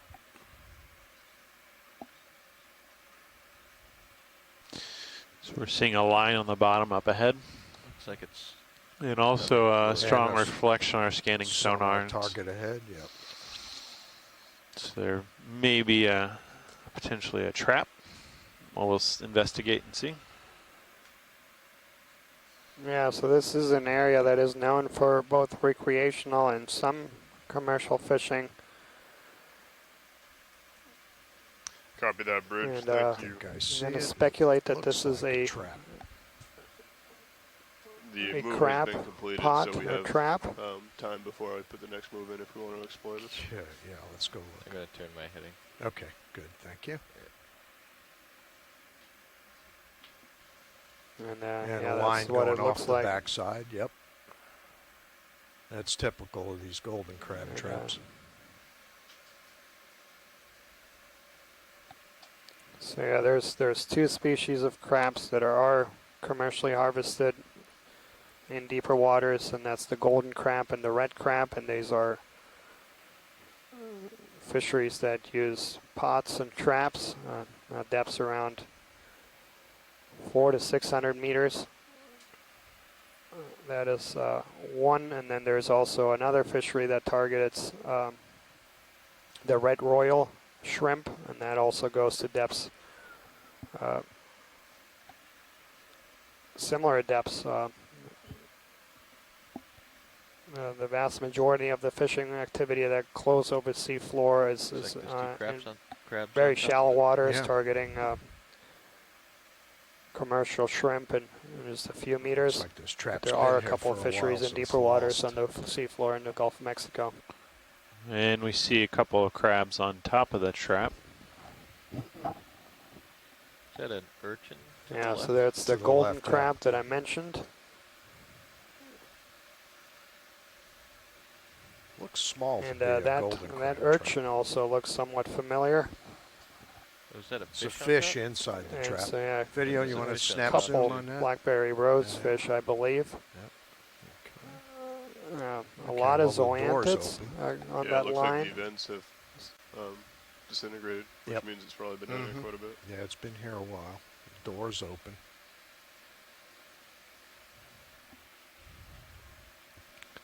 So yeah, big thanks also here to Andrea Quattrini, who has provided a tentative ID for that sea robin, and huge thanks to Andrea, who's been coordinating a major effort to try to put names on things that were previously videoed by the Okeanos Explorer in November and December of last year.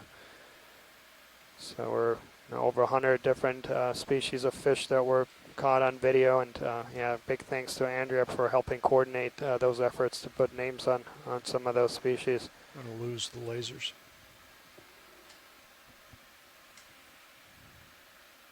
And we see a bunch of zoanthids on there, and we also see some gooseneck barnacles, or family Scalpelidae. So these are arthropods in the same phylum as the shrimps and crabs.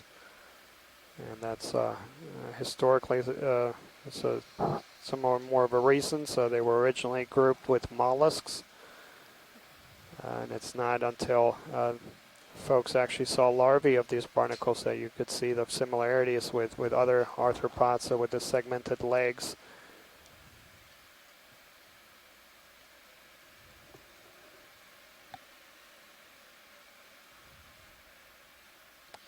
Watch lead, any more interest in this, or should we just get back on our heading? Or Yeah, we can continue on. Thanks, pilot. okay, copy that. We'll just Watch lead, this is Nav. Go ahead, Nav. Just wanted to inform you that we've moved another 100 meters since that last 100 meter call out. okay. There's another urchin. Yeah, I'm gonna go in on this. So we urchin when just I come around. completed our Copy. second 100-meter transit. So we have we're about 200 meters now due north of waypoint 1 for those following on the dive plan that was sent out this morning. The plan is to continue going due north here until waypoint 2. That should take us up and over the lip of the sinkhole, and at that point start heading east and climb effectively out of this sinkhole. Continue So yeah, the back out of hopes the is light. that on today's dive that we'll cover at least 3, if not 4 different environments. So the bottom of the sinkhole, the wall climbing up, then the ring of the sinkhole, and then finally the Pourtales Terrace, this flat ground that is just due north of us.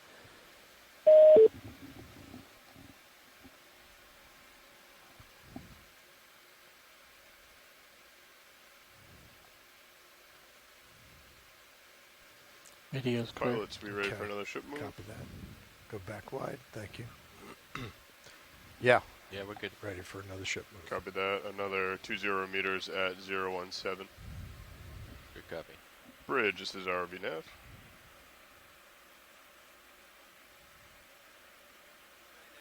Would like to request another ship move of 20 meters at 017 degrees, a speed of 0.2 knots, please.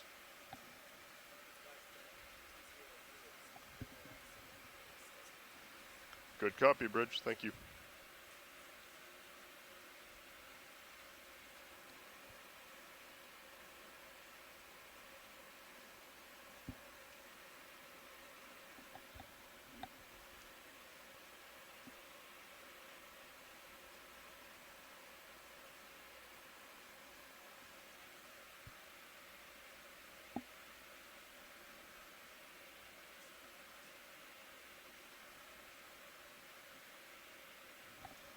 Copy that, Bridge. Thank you.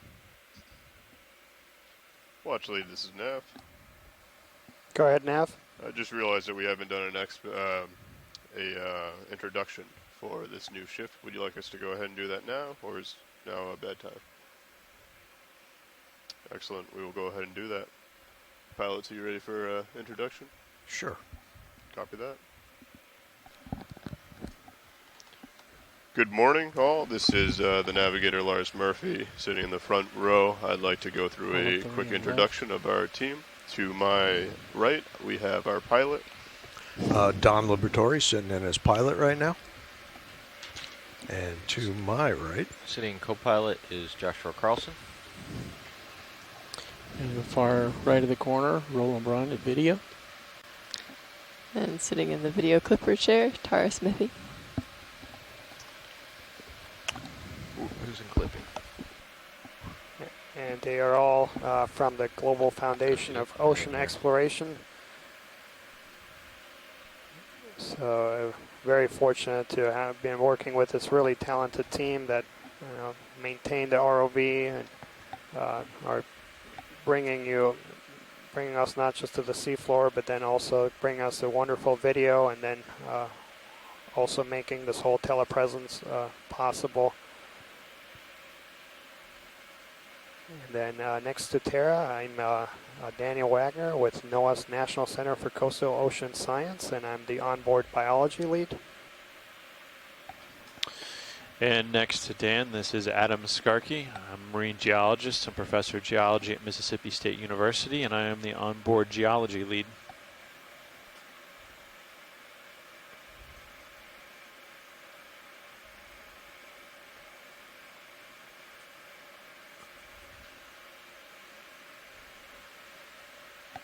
So it looks like those BEM props Snap fishes zoom are on the fish video, quite please.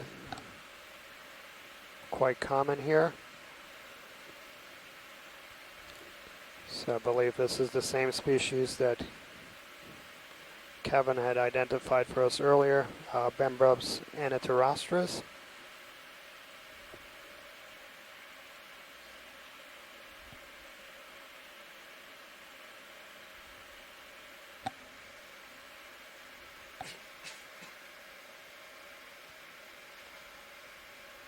So yeah, if you just recently joined us, so we're currently at a depth of about 455 meters, and we're diving in a sinkhole about 55 kilometers southwest of Key West. This is a sinkhole that was not known to exist. It was actually just mapped this morning, and it's a very exciting dive.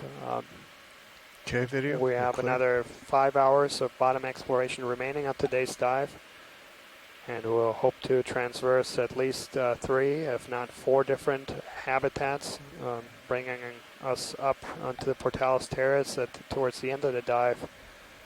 This is an area that has received quite a bit of attention in the past with research efforts that started in the late 1980s by the Harbor Branch Oceanographic Institute and its partners.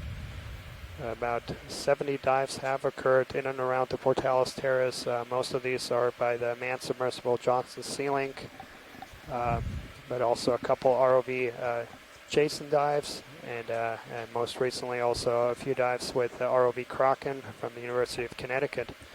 And all of these dives has documented some really interesting habitats, in particular on the top of the Pourtales Terrace, where we have pretty dense aggregations of different groups of corals. Some of the densest aggregations of lace corals actually documented. Pourtales Terrace is about 200 kilometers by 30 kilometers, and this is a long triangular shaped plateau. And this is right on the doorsteps of one of the treasures in our national marine sanctuary system, the Florida Keys National Marine Sanctuary. That last move was completed, and if both of you are comfortable, I'll continue. Sounds good. Keep on going. Yep. And so we're diving in a sinkhole, in an unexplored sinkhole, and these sinkholes have been known to exist in this area. In fact, they were first documented in the mid-1950s. Good copy, Bridge. And we include what's currently known as the largest sinkhole, the Jordan sinkhole, which is over a kilometer wide and about 200 meters in vertical relief. There's a few others like the Naples sinkhole copy that have been surveyed, and many more that have not yet been surveyed, like the one that we're diving in today. But all of these dives in these sinkholes have provided some really interesting observations. Snap zoom on this video. Namely, these sinkholes act as sediment traps, so they are heavily sedimented, and they trap all kinds of things, I'm all the way including down. some prehistoric things. So there have been petrified dugong bones have been recovered from these sinkholes or videoed. Left of the skid. Yeah, it's like but also, interestingly, is the aggregation of fishes that have been documented in these sinkholes, and we definitely saw that at the beginning of the dive. So the part where we landed, there was really dense swarms of all kinds of different fishes and squid, shrimp. Now, as we've continued to move north, the abundance of some of these mobile vertebrates has decreased. Okay, zoom in. Let's see. Hold on. Current's pushing me. Yeah, you gotta come back to port. Yeah. You're tugging me around. Yeah. And so, yeah, if we can get a zoom on this shrimp, that'd be appreciated. Okay. Go ahead, video. Let's see if we can hold it here.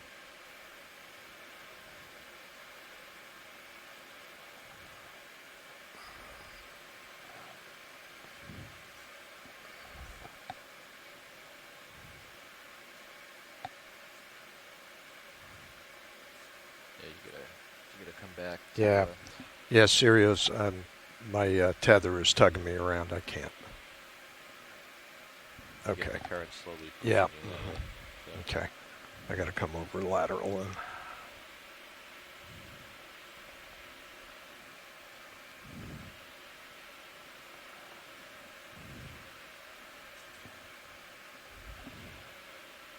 Back up a little bit. Yeah, don't be afraid to sit down on this stuff either.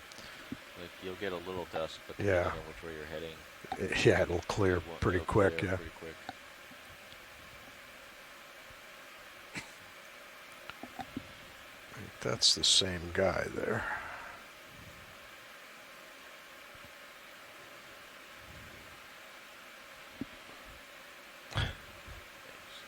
Yeah, he's traveling. So yeah, there appears to be a few, so if they Yeah. don't cooperate, we can try. Try another one that's Yeah. stationary, maybe, huh? Yeah, just whatever's push ahead. easiest for you. Let's see. All right. Well, maybe he'll stop. All right, video, go ahead, try him. Can you take the camera, co-pilot, please? Thank you.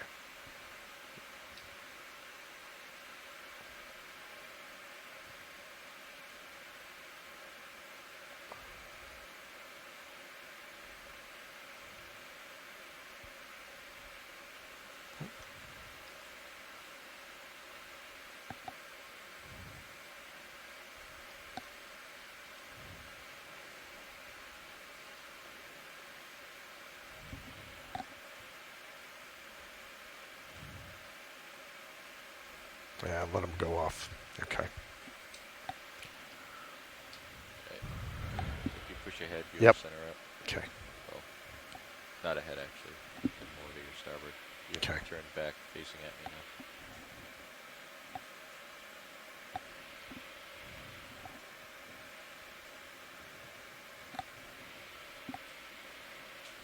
Yep, now you can push ahead.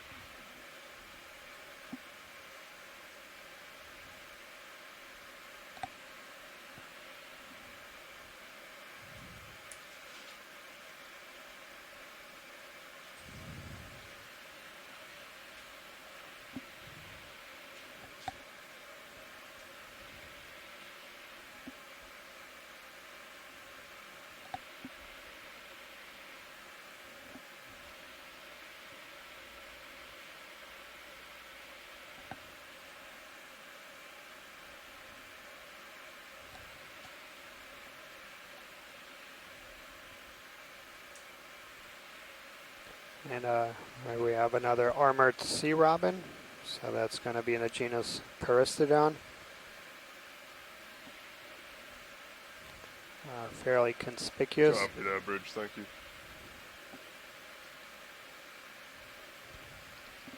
Bridge, this is RVNF. I'd like to call on the exact same move again. 20 meters at 017 degrees, speed So decimal in 2, terms please. of the dominant groups that we've got so far, so definitely the Good copy, fish Bridge, and thank you. shrimps and crabs. We did document a couple of unattached sponges, and so that's hopefully what we'll see later on attached to the substrate on Starfish the up wall. ahead. Copy that, bridge. Be probably at least a couple hours till we'll make it over to those walls and start climbing out of this hole. Go ahead, workshop. Okay. But we have plenty Partial of time zoom video, please. on today's dive. So I have been. we'll have till after 4 o'clock Central worries. Time to This conduct guy- our This exploration. guy is buried.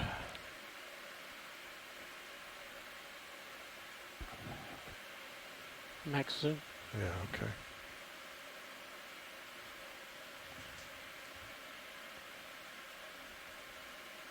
So I was talking earlier about some of the different habitats that we documented and investigated on this expedition, but what I didn't talk about is one really important habitat that we actually targeted Okay, I'm gonna go partially back in a wide. couple of dives. So we had 2 midwater dives, one targeting similar depths that we were targeting on today's dive. So we started transect around 460 meters, and then we did work in 400 and 300 meters, and that was quite a remarkable dive in terms of the abundance of pelagic polychaetes that we saw.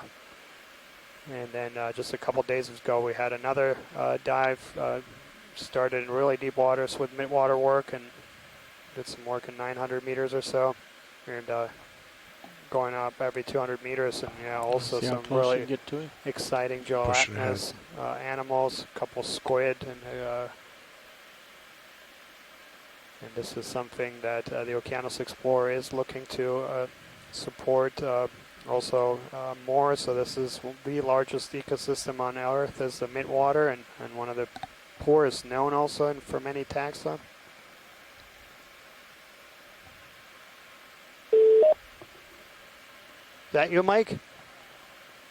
Chris Maw here. Hey, Chris. Hi there. I just thought I would chime in real quickly. That animal it's saw buried, that's an astropectinid. Didn't get enough to see more of the surface details, but simply to sort of just relate the story that family of sea stars lives buried under the sort of sediment like that.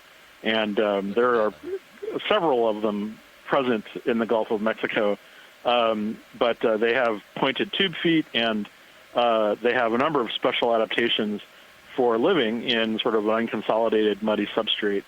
And I just, in fact, posted a narrative for the sort of video on the Noaa websites about it. I'm going to let Mike talk about the squid if he calls in, so I'm going to hang up now and let you get back to what is a very photogenic cephalopod. Thanks, Chris. Have a good day, and thank you. Absolutely. Let's look at his front long tentacles.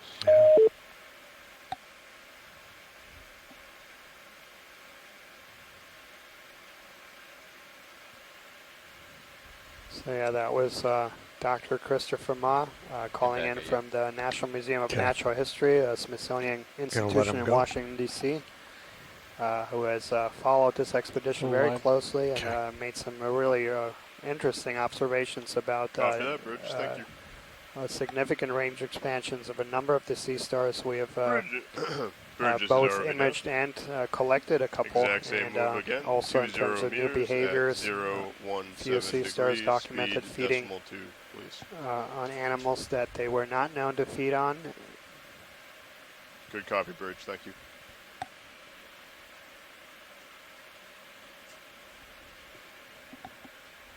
Yeah, you need to. Yeah, I know. I'm coming around, but boogie here. Okay.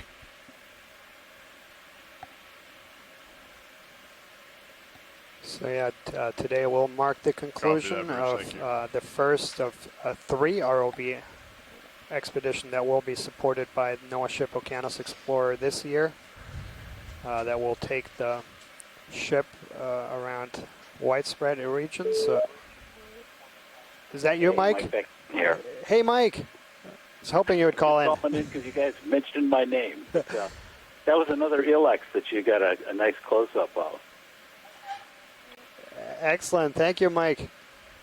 And it wasn't doing what I was talking about when the call didn't work. But when you did a close-up of one of those earlier, it was sitting on the bottom, which is very typical behavior for Ilex. And they sort of sit there resting on their elbows, which keeps their funnel up out of the sediment so they can continue to breathe okay. But this one looked like it was in a little bit beat up, so they may be close to the end of their life cycle. It looked like a pretty big specimen. And some time ago, I guess it was in December. Nav, where are we? Big picture there? Close area. In the sinkhole. And we saw a Go back aggregation of wide on your view. with a lot of squids dying on. I want to see where we are in the sinkhole, so just expand that view there. It's a possibility that they're aggregating in this area. Give me one Copy second. that. Excellent. Thank you, Mike. Okay. I didn't actually have that much to say about it, but since you asked twice, I figured I'd call in. might have to Yeah, no, I close appreciate that. survey and open it again. Okay. Copy that. I'll keep watching, Stand but by. I'm going to hang up the phone. Okay. You Copy keep that. pushing Hey, ahead, Don. yeah. Sounds good. Thanks, Mike. If it's too much trouble, don't. Okay. So yeah, that was Mike Vecchione from Noaa's I know we're National about Marine 300 meters away from waypoint 2. Fisheries which Service. There's about probably 200 meters Also away sitting from at the Smithsonian Institution beginning of the incline. National Systematics Laboratory, and who's also been helping us make Bigger meaning of squid some on of the these Yep, really see it. unusual observations. I There's a talked fish about right the there. squid Where's that that we fish? imaged earlier in the Fish on the expedition. bottom. Okay, I see There, it. there we have a Squid's in the rat bottom. tail, 2 squid. just and a dead rat center, tail. and Yep. maybe we can zoom in, and there's another fish Okay. next to it. Thank you, Nat. We're That's about good. dead center. Okay.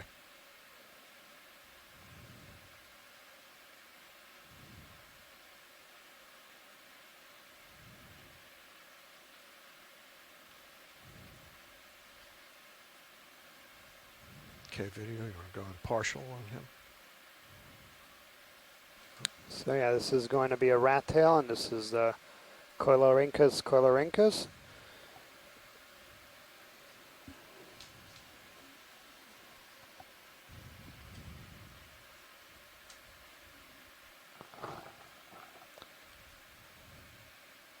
Lasers are clear. Okay.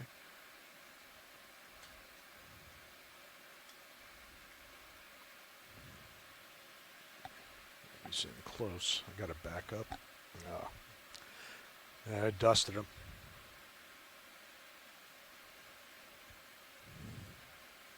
Just Really like good that. See if I, camouflage. yeah. Well, You have yeah, we footage got to of 'em. push ahead though. Yeah. And then there was a fish on the seafloor just left to it that I think is Okay. something that we Come haven't. out of the cloud here and turn. There's a couple of these laying down. Yeah, that This guy. Yeah. Yeah, he's in real close. So yeah, this is going to be Pourtales agassizi. He's heading under us. The short-nosed green eye.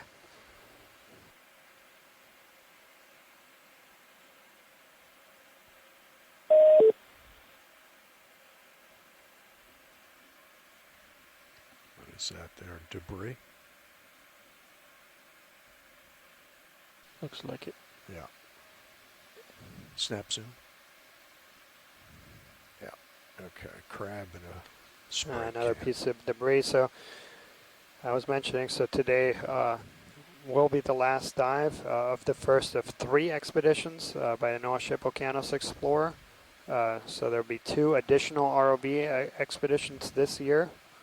The next one will start in early in June, currently scheduled for June 6th to 27th. Those dates might shift slightly. But that expedition will focus on the South Atlantic Bight, Okay, so the let's U.S. try this. Looks waters like the off the same coast of fish Florida, going on it. Georgia, South Carolina, and North Carolina. And then in August, there'll be an ROV expedition that will actually start in Bermuda and then bring the ship over to the northeast U.S. and Canada. So working in those waters. And all of those expeditions are, of course, all the video from that are broadcast live over the internet, and so you can follow along at oceanexplorer.noaa.gov/Okeanos. And that's also the best website to find up-to-date information about the whereabouts of the ship. And so yeah, this is the short-nosed green eye, Pourtales agassizi.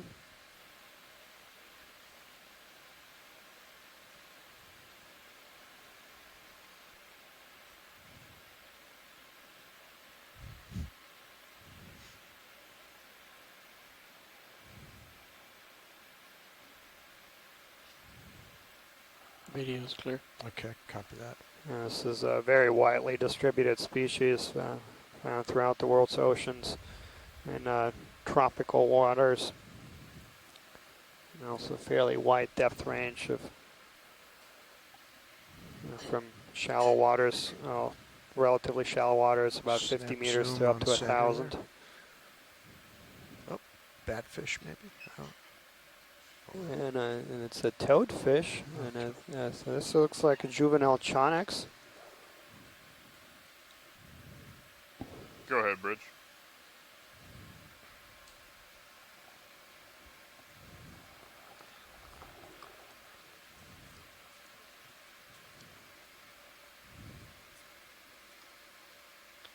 Copy that. Go back Switch wide. to Let the me A-frame. get stabilized here. Video, please. Video, go back wide. Thank you. And Let me Andrea move is in with on- us, but based on the coloration Copy that, there, thank those yellowish patterns, it looks like a young Chonyx sutcacy. Perhaps Andrea can help confirm that. These are typically bright red.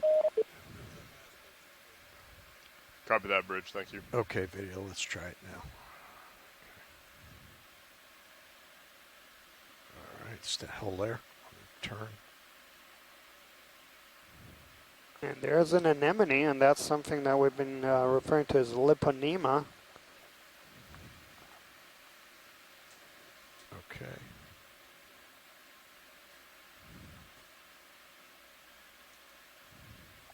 Copilot, can you take the Excellent, camera and for me, Andrea's please? Thank you.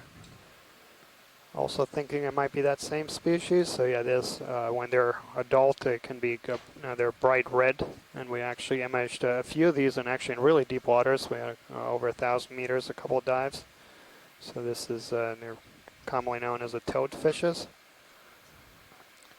Laser it on our way out. Okay.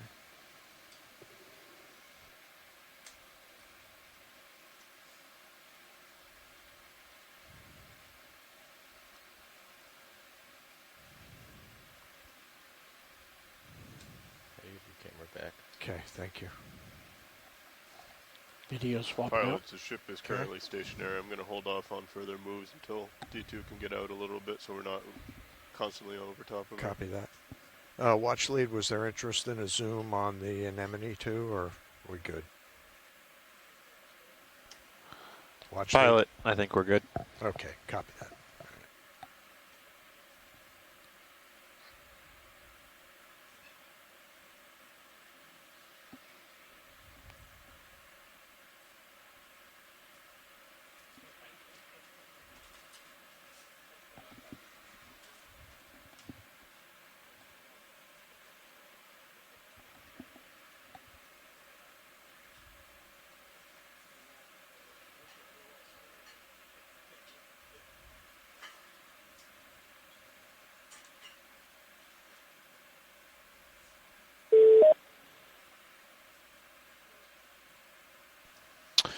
So we continue to move across the bottom of the sinkhole here.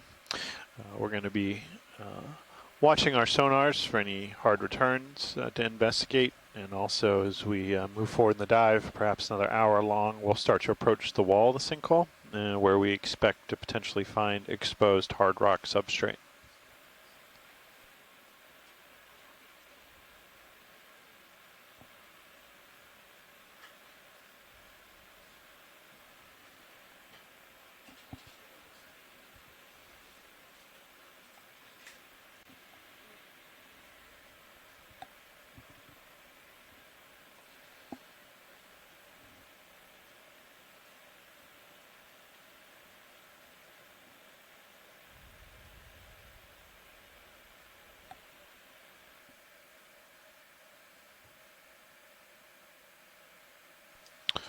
We see some more of these shrimp that may be white or pink shrimp.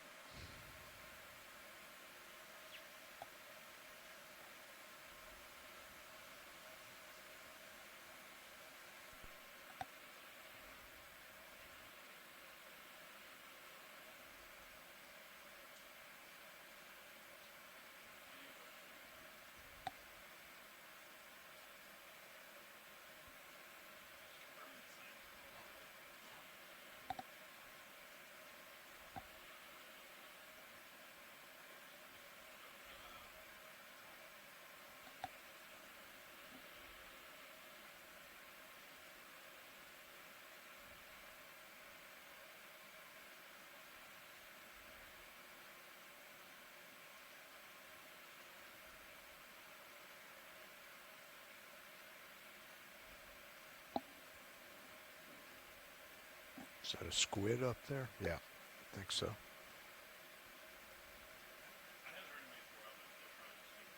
Yep.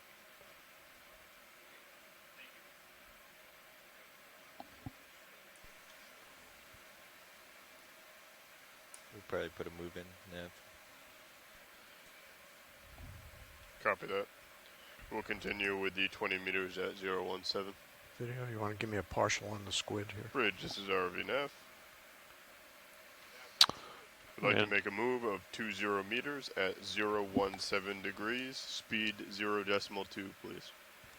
Nice view of a squid here. Good copy, Bridge. Thank you. Something right in front of it. Yeah, it looks like a carapace or something. But video, when you get a chance, can you zoom for me, please? Thank you.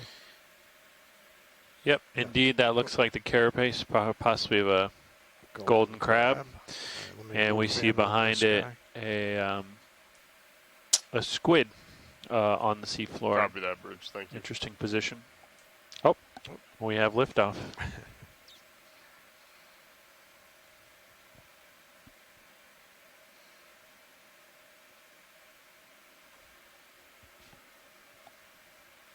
I'll lose the lasers. Yeah, I'm not sure if that's a defensive posture or not, but he seems committed to that position. Yeah.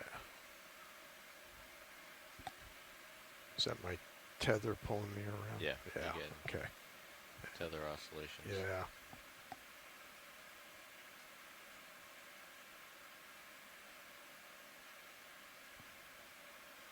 Okay, let's let him just swim off.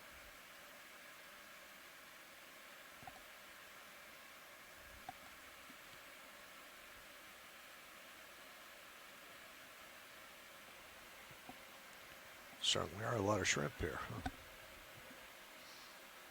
We are seeing more shrimp in this area, and just notably comparing this area now to when we first arrived on the bottom, it seems that we're seeing more shrimp, but not as many pelagic fish on the bottom, not as many small fish as well. Yeah, and the pilot's noting we're seeing more current in this area than when we first landed as well, which may play a role in shaping that assemblage of organisms.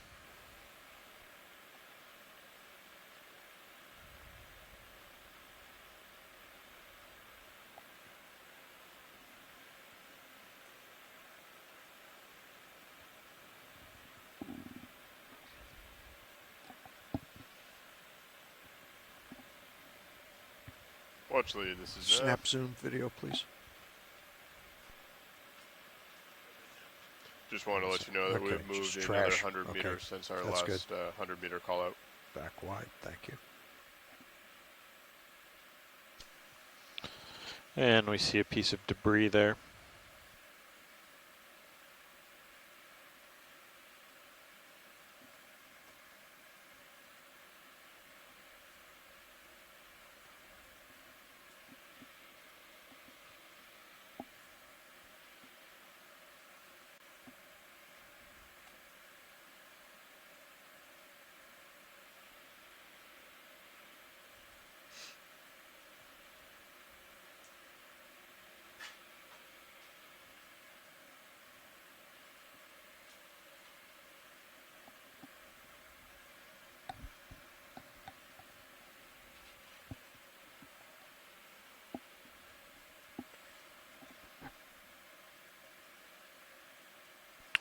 Looks like we just went over another sea robin there.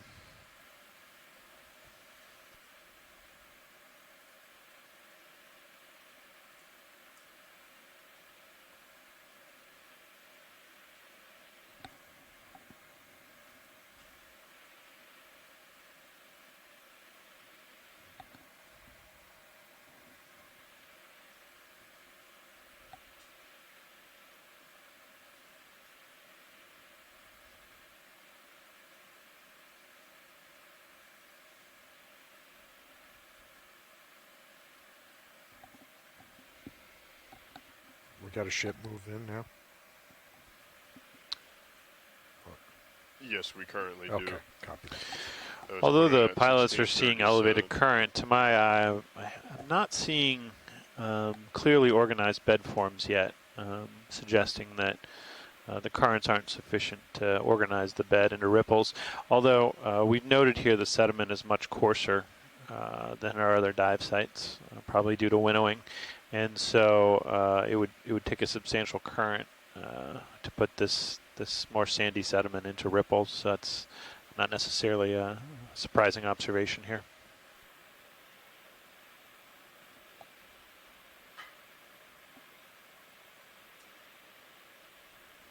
Get something to your starboard. That'd be Starboard? trash. Copy that, Bridge. Thank you.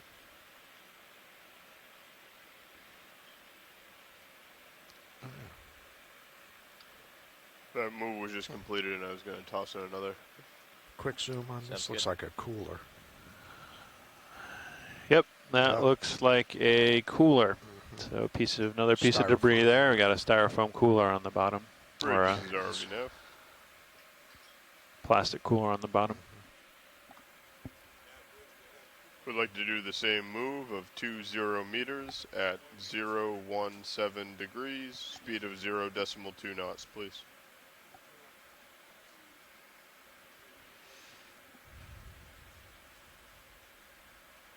Good copy, Bridge.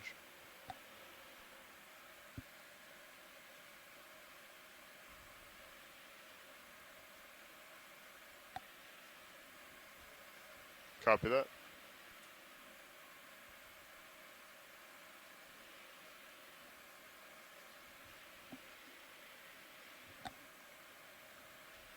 Need the lateral to port. You're tugging me around. Okay, all right.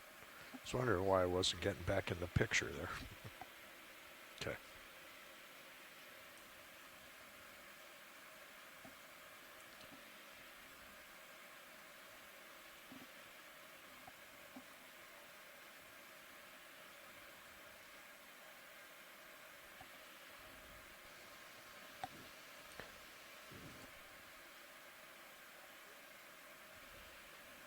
Go ahead, watch lead.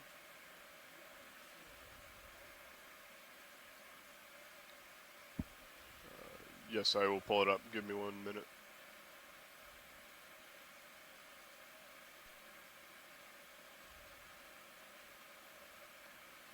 Watch lead, this is Nav. Snap zoom video. Go ahead, Nav. Looks like it's about 280 meters away.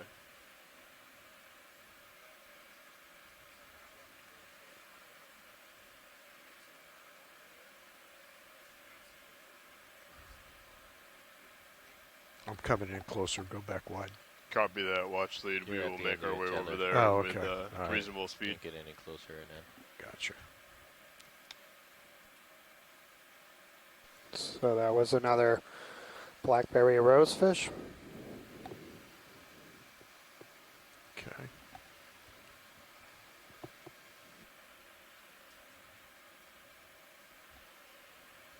So pilots, I just spoke with watch lead. Apparently all it's suspected that the good stuff will be between waypoint 2 and 3. So we'll make our way up to waypoint 2 with reasonable speed.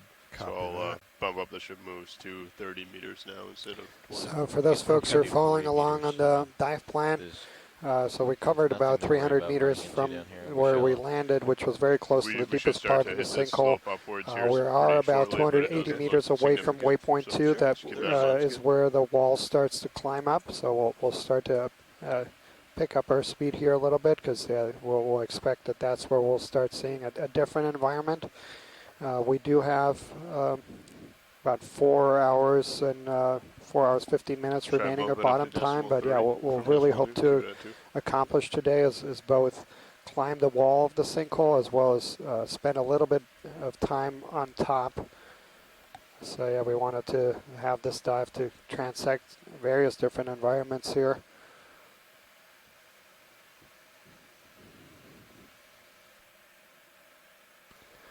But it's definitely been a very interesting dive, and added a lot of diversity to an already very diverse expedition in terms of the variety of habitats that we've explored. A couple of submarine canyons, including one in the westernmost portion of the Gulf that hadn't been dove on by scientific expeditions. a couple canyons here on the West Florida escarpment. So just yesterday we dove on, there's a series of about 6 or 7 canyons that are right next to each other and coming off the West Florida escarpment, and some really razor sharp ridges in between those canyons. And yesterday we dove on one of these that was just magnificent, just in terms of topography and the biology. We're basically on this really narrow ridge, 10 meters across at the narrowest part, and you can look how it dropped off on both sides. And I got some really spectacular images, and then also documented some really dense aggregations of bamboo corals in that area. Also dove on a couple seep sites, so cold seeps, and those were 2 sites that were unknown to include seeps. And then we also actually mapped a whole bunch of other seeps. Our mapping team has been busy, and they mapped a few other places where seeps. Also a mud volcano and some brine pools. Looks like another coconut.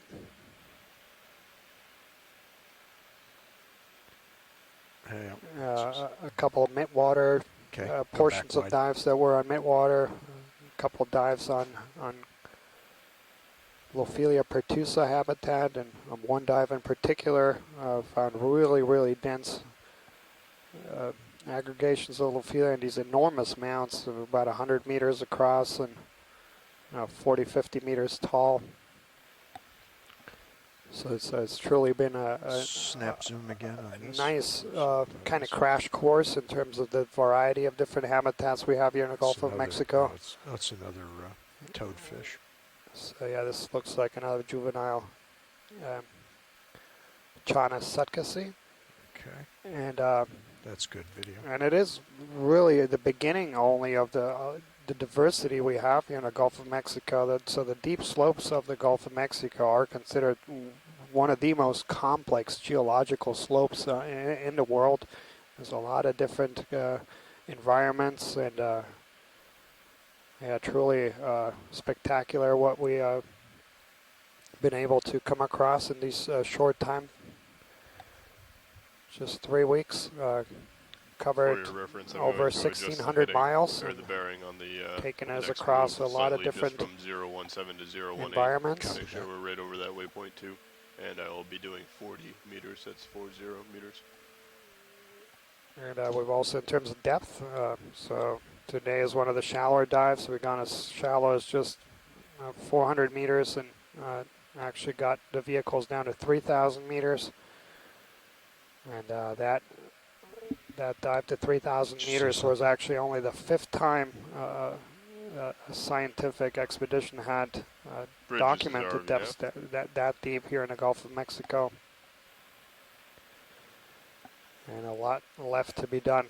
We'd like to call on another move, please, of 40 meters at 018 degrees, a speed of 0. That's right, Daniel. It's really been a remarkable expedition, and today we see yet another environment we haven't had a chance to see yet on this expedition. So this heavily sedimented bottom here, currently lying at about 451 meters, is a new environment for us. We're seeing species we have not seen yet during the cruise, so it's really, as you said, we've covered a lot of ground, a lot of species, a lot of different environments across the course of this 3-week expedition. And continuing to see more things today, and as we look forward in this dive, as we'll be moving up out of the sinkhole and along the wall, we may continue to see more environments, perhaps some exposed limestone rock here, and perhaps a different set of benthic organisms associated with that habitat.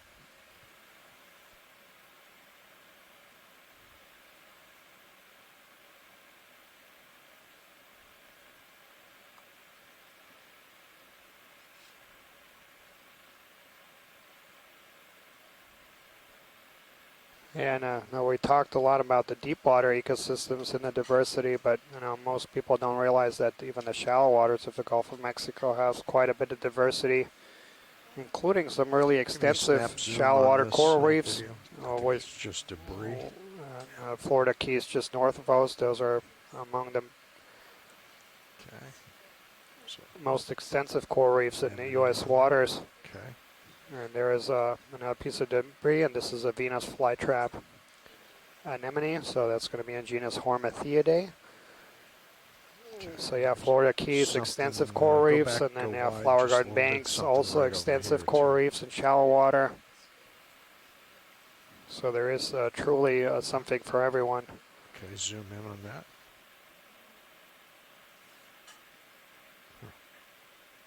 Wow. Looks like a cover for a light. Yeah, maybe a light cover or clock, or who knows? Clock could be a clock. Yeah. Or a landmine. Oops. Okay, sorry about that video. So a lot of debris here, and also thinking about this, if we're seeing a lot of sargassum and seagrass that's accumulating here, and that might be a function of this being a trap as well, and that might mean if that sargassum and seagrass is serving as a source of nutrients to this environment and a source of energy, that might mean this is a particularly good habitat for some organisms if they're relying on that. If it preferentially traps that kind of organic debris. That might make it preferential to maybe some of the open shelf environment for some species. Are you wide, video? Oh, thank you. Drifted off to starboard. Yeah. Coming back to port.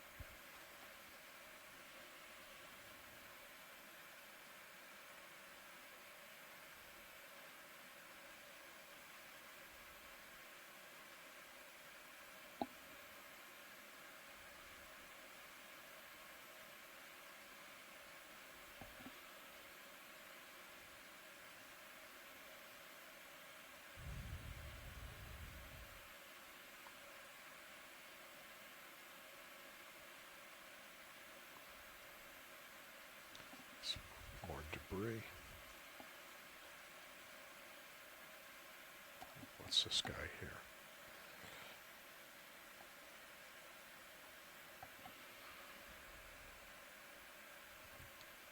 Looks like a holothurian, maybe? Yeah, let's take a snap soon. Yep. Yeah, I want to come over a little bit because my tether is tugging me.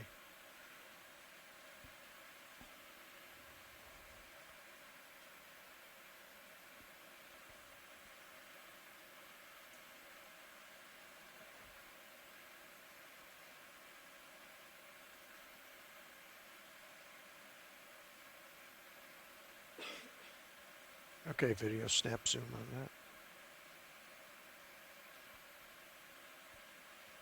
that. That does look like a holothurian, common name sea cucumber. This is interesting. Most of our previous dives this expedition in the Gulf of Mexico, where we've seen Go back wide. Let me get stable. large areas of sediment like this, we've seen an abundance of holothurians. But today I believe this is the first one we've seen on this dive, which is, of course, we're at some shallower depths here than most of our dives this expedition. So there could be that could be part of it. But this, I believe, is our first holothurian of today. Okay, video, start moving in.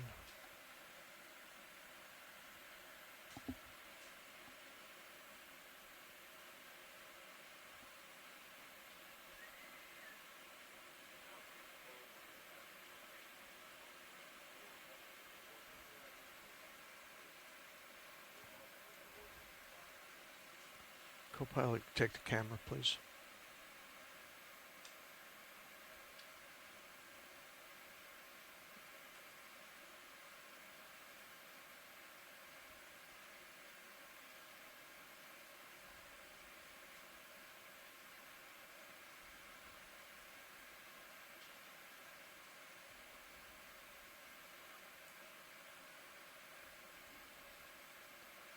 Is that full zoom video?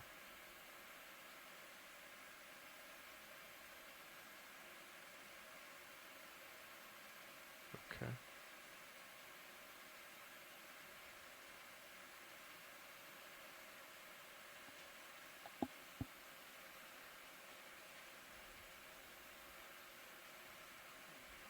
Watch lead, any more interest in this or keep on going? Yeah, that's good. Thank you so much.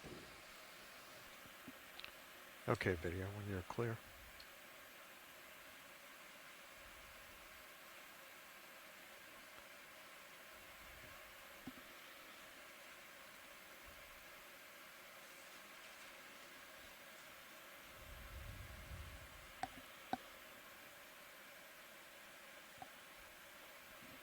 Okay, let me come back around.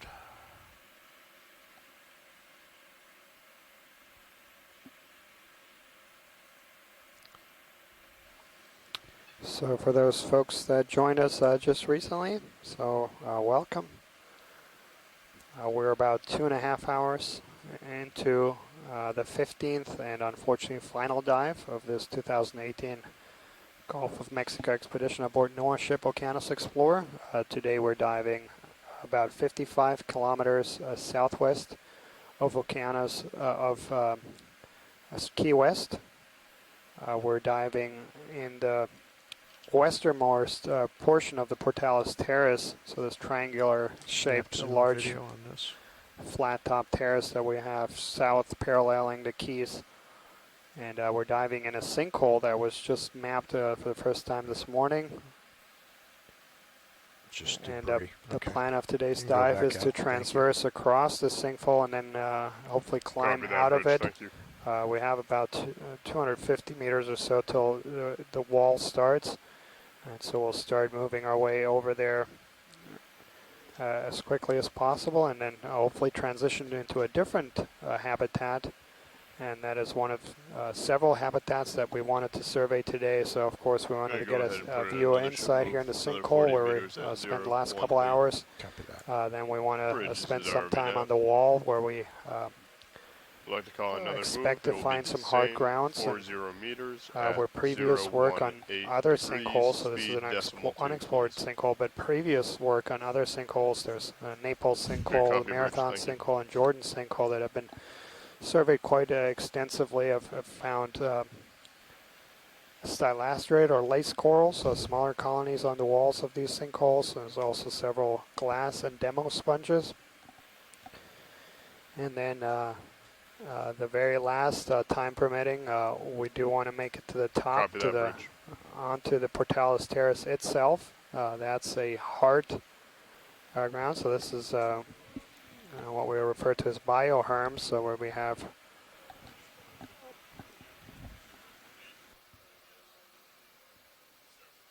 and previous work on the Pourtales Terrace has documented some extensive coral and sponge aggregations. And so hopefully we'll get to spend the last portion of today's dive on that feature. And just to let folks know, we're currently going through a personnel change in the front row. So once that is complete, we'll proceed towards waypoint 2.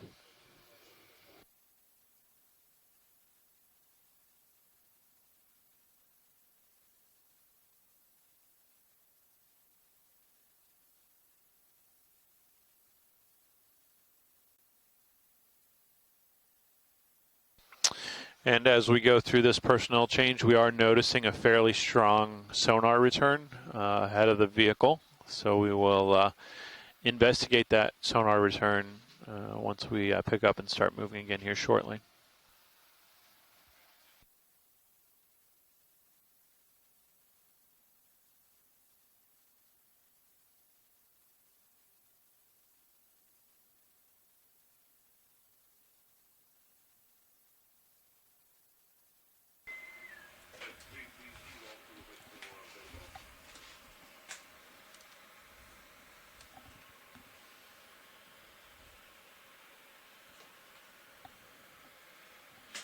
All right, Nav, which way have we been moving?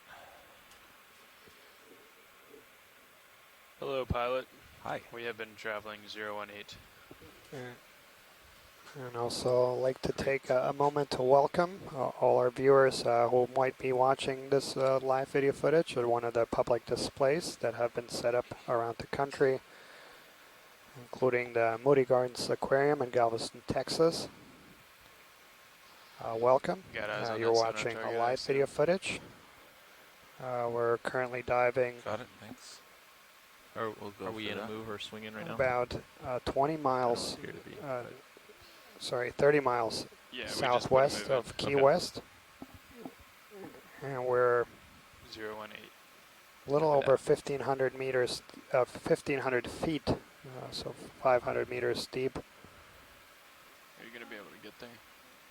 And you're watching live video that's footage 20 brought to meters you away. by Noaa ship Okeanos Explorer. No, I don't have the tether to get there right now. Okay. I should be able to get off to the side once we move a little bit further ahead.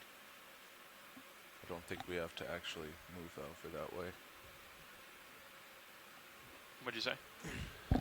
I think once we move a little bit further ahead, I'll be able to reach it. I don't think we need to actually move Okay. there to Gotcha. get a look.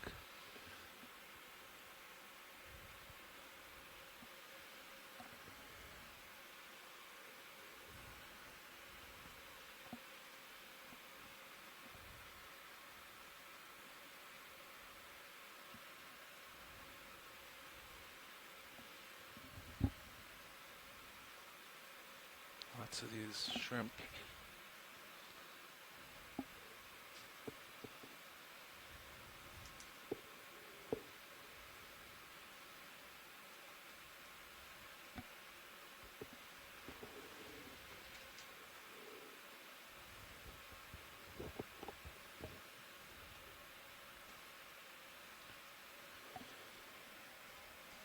Current depth is 449 meters.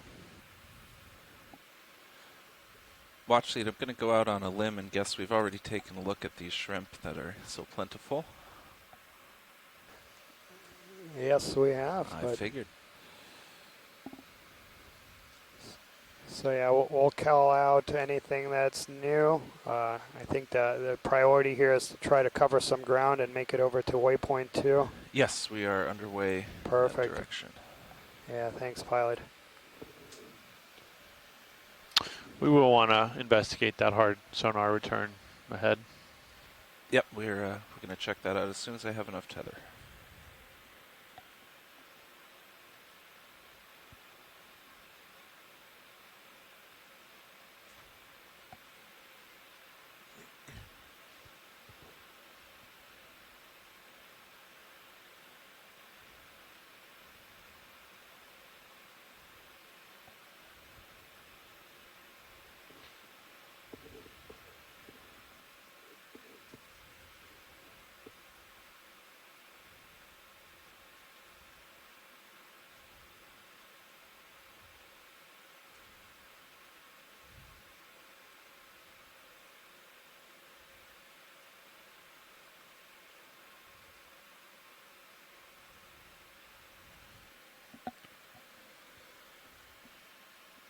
Video, let's take a look at this. I think it's some debris. Yeah, it looks like we got more debris there.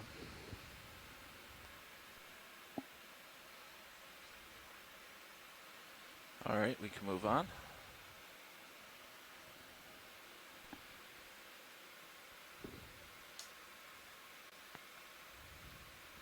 You're like a little over 12 meters to that target. All right, I can reach it now. I'll head over.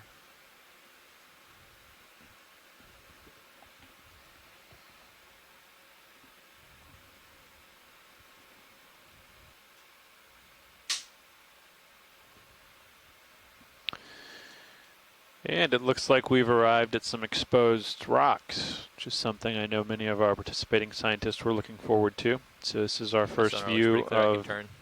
exposed hard substrate Yeah, why don't on the you give me seafloor here as we a move up in turn. elevation. Come in on this fish. So this is going to be again, well, two different things. In the fish that we just passed is going to be Trying to hit the right Limonema spot. barbitulum.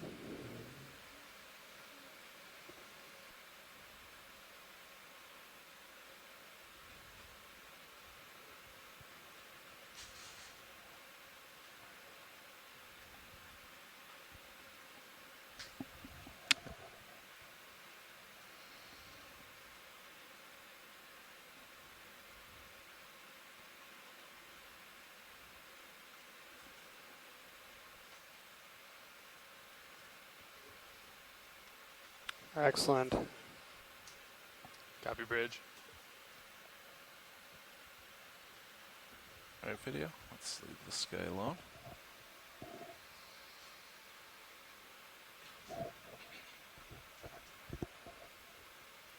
It's coral. Yeah, that is what I was talking about. So this looks like our first stylasterid coral. So this is the group that was noted in previous dives on sinkholes. Quickly before we go for the coral. I think we've gotten that fish before. So okay, let's skip to the coral. Move complete pilot. So this is at least peripherally it looks like we'll confirm that here shortly, like a group of hydrocorals, known as lace corals or stylasterid corals.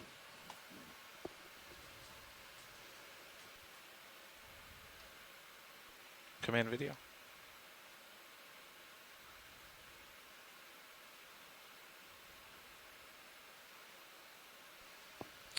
Yeah, and that is exactly what we have. We have a squat lobster on a stylasterid coral, and this is going to be in the genus Stylaster, and there's several species that have been documented from these depths in this area.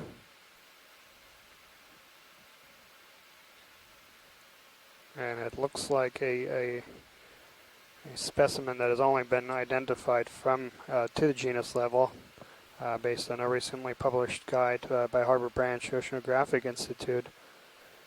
So yeah, this will be Stylaster, and as I mentioned, this is the group that we were hoping to find on the walls of the sinkhole. So the Pourtales Terrace is actually one of the few places where we've documented, or where other programs have documented, extensive aggregations of the stylasterid corals. And yeah, excellent. Do you have any more zoom video?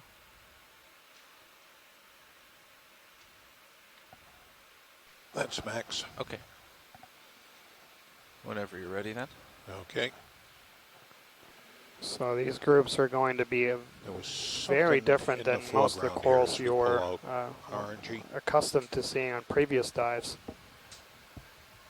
So these guys are going to be actually more closely related to Guess not. siphonophores than to black corals or octocorals. Oh. It's the same, maybe even the same individual. Yeah, I think that's the same fish we got. And so both of these red, we've gotten good close-ups. Great. How would you guys feel about a move north after you're done with this little rock? That works for me. Yeah. So yeah, this is very promising. Current depth here, Snap zoom on this video. 446 meters. And so waypoint 2 would climb us about another 40 meters or so. But we are seeing here some hard returns. I don't know. And I don't know if those are brittle stars or actually sea stars. There's a Phragostera. You can just see the arms.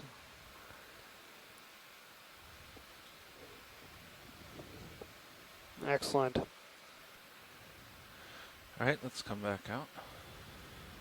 And gonna run out of tether if I don't turn to the right a bit.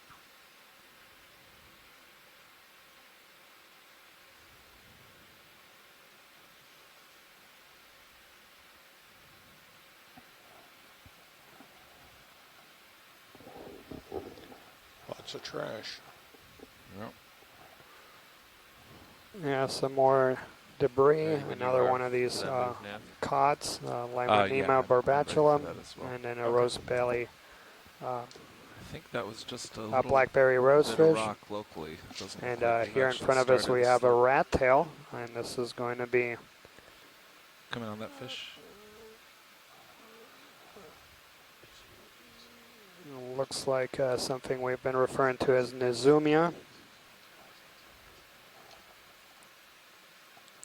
So yeah, closest species is Nisuma equalis.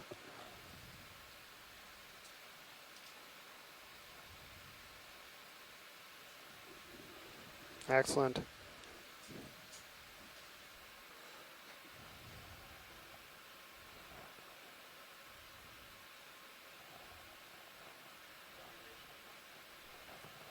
Moves in.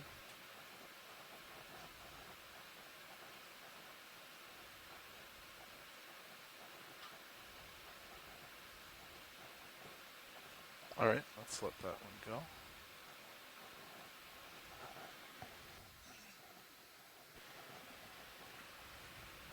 Scan off to the right a bit as we move.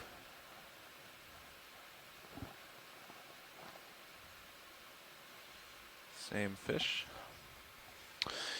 So we're seeing some debris here along the seafloor, and also we've just come into an area of some low rock exposures, just sticking out above the sediment cover. As we proceed towards our next waypoint, we're expecting the slope to increase and to see more outcrops like that one we just explored.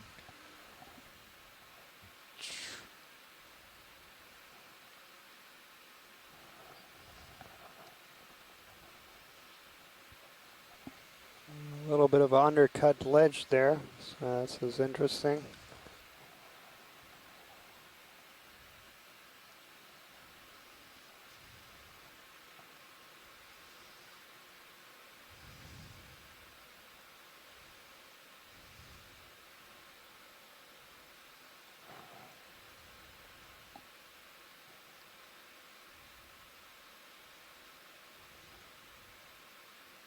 Running out of tether to do this. Yeah, he should be helping you soon. What's that underneath? Is that a giant hermit crab? As we look at these rock layers, we can see some bedding planes, but nothing particularly organized. And this area is known for, or these depths are known for having some highly phosphatized biocalcarenite. So we'll see if we get better definition in the rock outcrops as we move up slope. I thought that was big. Let's come in tighter. And we could lose the lasers. Oh, never mind. We're past them. We see a hermit crab there.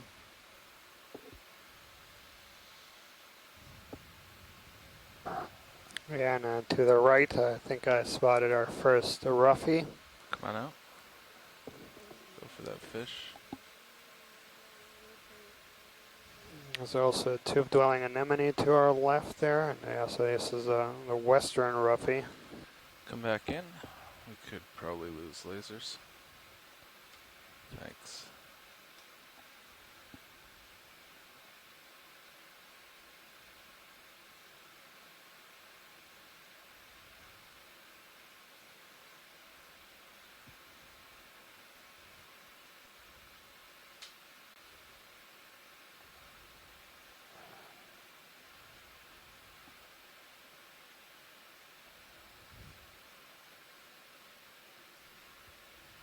Watch the lead, Nav.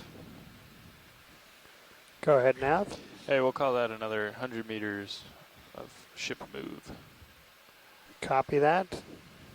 Another 100 meters covered.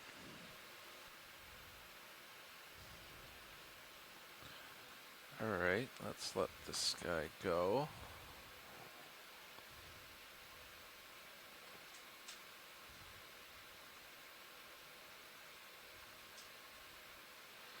Come on out.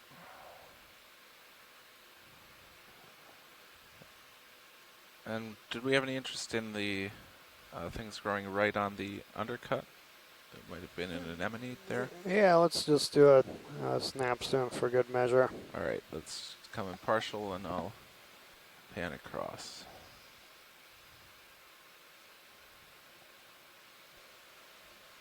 So yeah, several encrusting sponges. These are going to be demo sponges.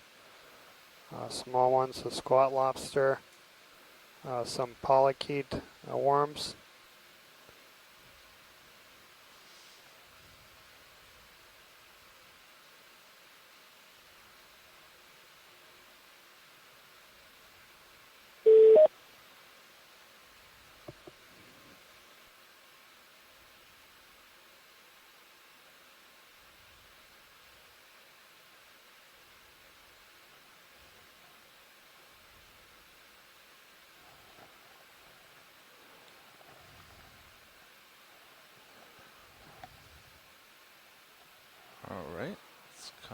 out.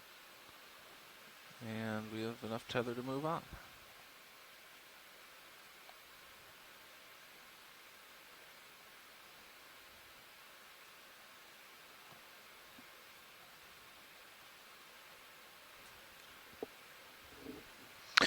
And we're seeing a highly weathered rock surface here, really worn down rocks, suggests exposure for quite some time and probably quite a bit of dissolution, as we would expect, associated with a sinkhole feature like this one. So yeah, this is going to be interesting. So I don't know if that's a crinoid or a sea star there. Take a snap zoom on that. I'll get a little closer. But yeah, this vertical relief here, this is very promising, and then the amount of hard ground at the bottom is one of the most conspicuous squat lobsters, Eumionida picta. Come in on the crinoid, possibly.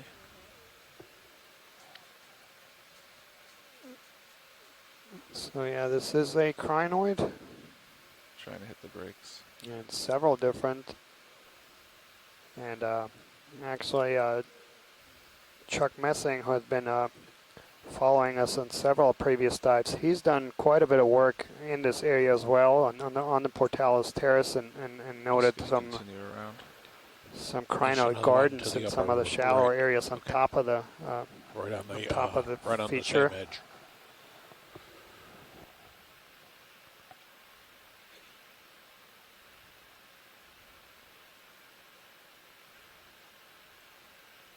Excellent, thank you. And all right, I'm going to pan.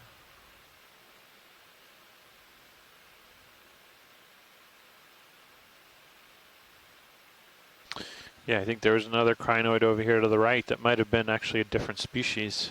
It's hard to tell from a distance, but it looked to be a white crinoid. There it is. And abundance of shrimp on top of that rock outcrop too.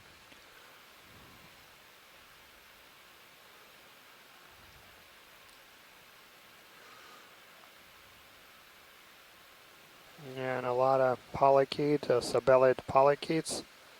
These tube worms you see, a lot of sponges. Those are all going to be demo sponges.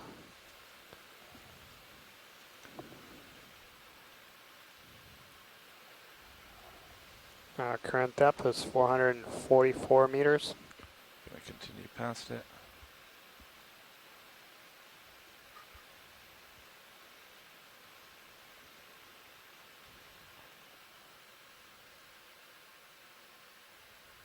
Let's just come out.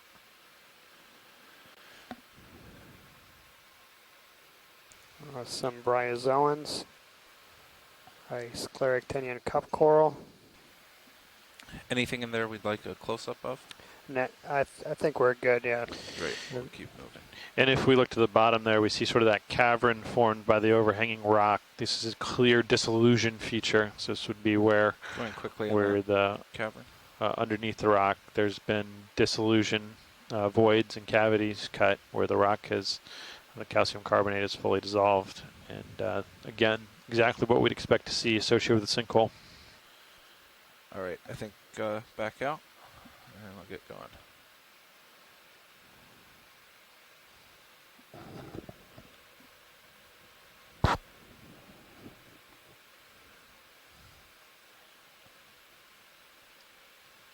So yeah, we talked about these sinkholes and that there's quite a few in this area. What's even more interesting that in even shallower water, in mapping data, you see smaller features that are all perfectly round, much smaller, and those have been interpreted as nests formed by different fishes. Those are a different scale, much smaller, but perfectly circular. And yeah, mapping surveys, shallow water, have come across the dense aggregations of these holes. Just another example, something we've been talking about throughout this expedition is that, Yep, I see that. Not only does the geology, the underlying geology, define habitat for organisms, but in many places we've seen organisms creating their own habitat, either through building structures, stony structures, or bioerosion, modifying the underlying rocks, or as you mentioned there, even creating pits on the seafloor that modify the local geology, likely the current flow, and therefore create habitat. So really interesting interplay there between the geology and the biology Watch in terms of creating habitat. Starboard swing arm there, lower. Starboard lower, thanks. And we it's see just kind of another sea star here. Perhaps a Seriaster, but not. We may perhaps also Chris Ma's on the line and can tell us more. Yeah, so it's definitely going to be a Goniosterid. Just to get some eyes on it, so you can reference that. Thanks. Come in tight. Great, thanks. Max. It's a ways off. Yeah. Yeah, looks okay for right now. There he Keep is. an eye on it in case I need to bring it Hello. in quick. Hey, Chris. Sounds good. This is one of the classic. So this is a cookie star that is a classic part of the Gulf of Mexico fauna. This is Peltaster Placenta, and this looks very similar to the other sea stars that one sees in the area. You saw two of those other kind of cookie stars, Peltaster dentatus, and then I think the other day you might have even seen what is called Pasinaster parva, or parvus, I should say. And so these are all sort of these very pentagonal-shaped animals. It's not clear what the pentagonal shape is relevant to, whether it's some kind of adaptation or whether it helps particular species feed or whatever. But it's very common, and it's seen throughout the historical record.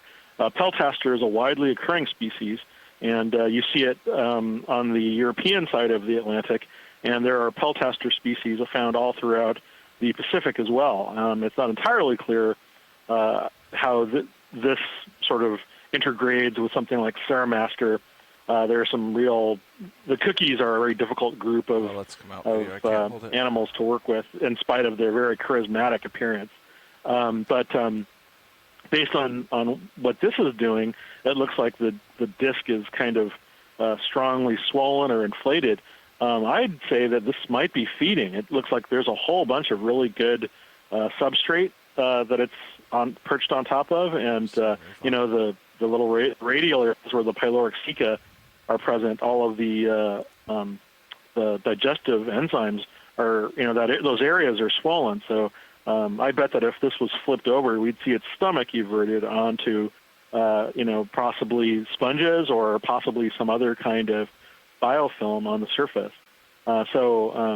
Again, one of these very novel observations that you talked about earlier, because I don't know if this has ever been seen feeding before, in spite of the fact that it's very heavily collected and present in many collections.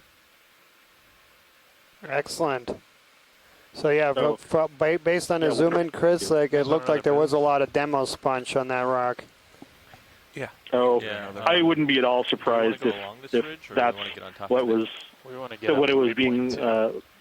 feeding on. Ceramaster, the more Ceramaster I see, which is very similar to Peltaster, every time I see it feeding, it's feeding on a sponge. So perhaps there's an association between the shape and you what food they eat. I don't know, but it's definitely something that sort of evokes that kind of feeding behavior. So very interesting. Yeah, thank you. Yeah. Let's do 0-1. And thank you, Chris. Well, have a good one. Hopefully I'll talk to you guys again soon. Excellent. We'll keep our eyes open for sea stars. Thank you. Bye-bye. Bye. So yeah, again, there another valuable observation. So that species, he went Peltaster Placenta.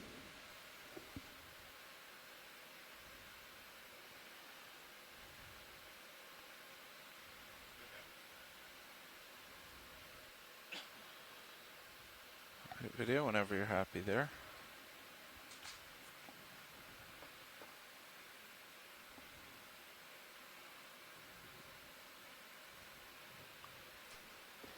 Yeah, that might be this little ridge here.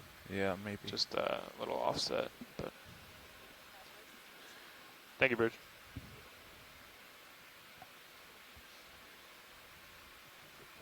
See something bright in Sirius view up above it. Maybe I'll go take a look at that. Yeah, definitely some solid returns.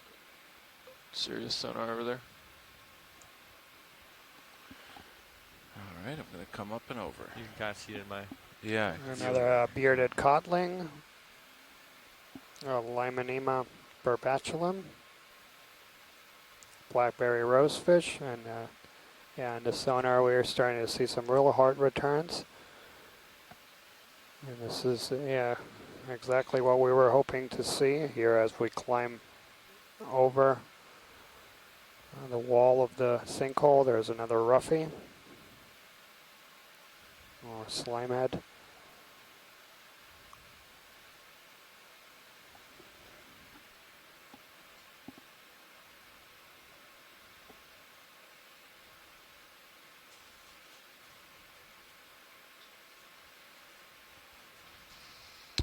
So now we're getting into some more interesting rock outcrops here. We continue to see layers of this exposed carbonate rock, dissolution pits, and caverns etched into it, and we see that it's forming some really nice habitat for a lot of these organisms.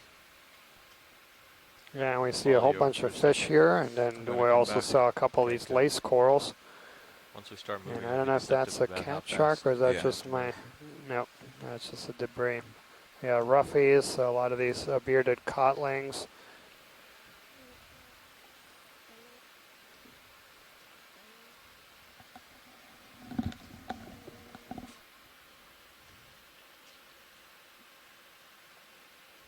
Yeah, if we can actually do a snap zoom, the fish below us, that looks like an anthias. The one at the bottom of the view now? Yeah. Okay.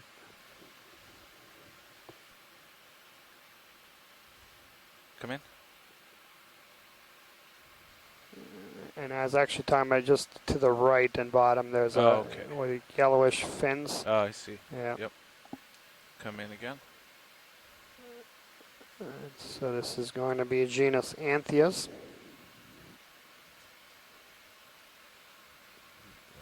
You're drifting back and up a little bit. Okay. Excellent. Excellent. Yeah, I got a good enough view of it. I'm trying to come forward and down. Come out, video.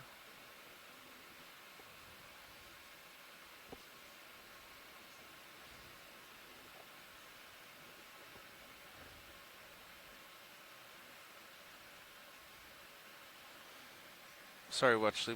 What exactly were we looking for here? Yeah, just a fish in middle there, but yeah, I got a good enough view for an ID. But if video wants to zoom in, we can. Yeah, we could look at that. The one up top now, right? Yep. Okay.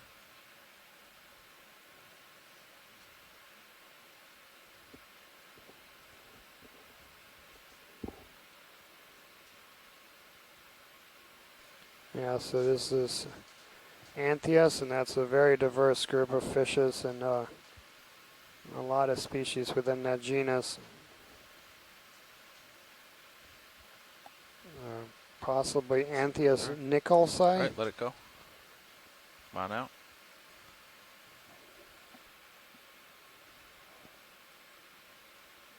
And what was our bearing on that move? 015. Great. Yep. Heading back there. And Follow you back. on the chat room, Robert Carney's asked if there's any chance these rock strata are phosphates. And, you know, I don't know that we can really tell visually here yet, but what we do know is that the rocks found at these depths, in terms of the local strata, are often highly phosphatized biocalcarenite. So we've got carbonate rock that has a lot of phosphate. And so it's certainly possible that what we're seeing here has that high phosphate content to it. If we do see, I don't think we've seen a good example of a rock we could sample yet, but if we do see a rock suitable for sampling soon, we'll go ahead and take a sample so that we can address some of those questions about the specific lithology of the material we're seeing here, and then we may collect subsequent rocks to get a sense of how the stratigraphic column evolves as we move upward in elevation. And is this soft enough that we'd maybe be able to break some off, or you think it's harder than that? I suspect if we put the manipulator on it, it would crumble, and we wouldn't be able to break a piece off. We can try, but that would be my guess based on what we're seeing.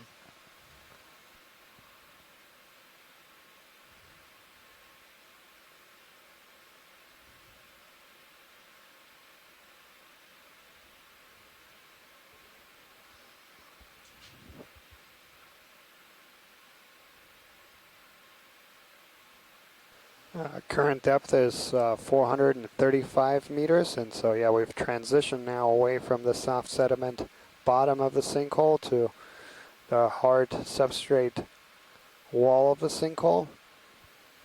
And we can see a concomitant change in the communities. Pilot, you do have some edges there above that squat lobster. If you did want to try and break them off, you could give it a shot, but I'll leave that up to you. What do you guys think? Try to grab some of this edge? Yeah, there's Sure. some pieces up on top too that are kind of sticking up that might be possible candidates as well if you want to give it a shot. Those that are up on top, might be able to pluck some of those.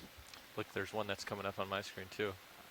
A couple that may be loose if you kind of turn. Yeah, actually, those ones up on top would be good. Yeah, you could try poking those on top. Okay, we'll try for that. There's a whole Roger, field Bridge. of them right here.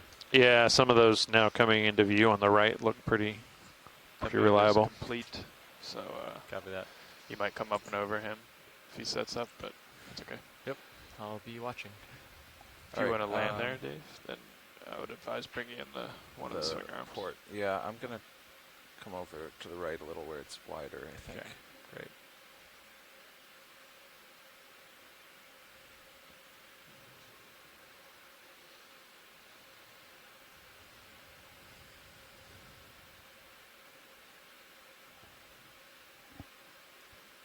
Can you turn lasers on? Sure. Thanks. Alex, like a man-made object there. Yep. Yeah, there's some I man-made lost a debris laser there. next to it, maybe. Lost a laser. Only Yep, have one. I'll cycle it real quick. Okay. Some more blackberry rosefish there, possibly a Yep, still only have one. tube-dwelling Okay. anemone. Another Goniasterid sea Check, star. ground faults. Might be a fish in there. Okay, then keep an eye on your swing arms while I do that. Yep. Everything looks good. Oh, it's back on. Maybe something Definitely was fish. blocking it. Yep. All right. What do we have?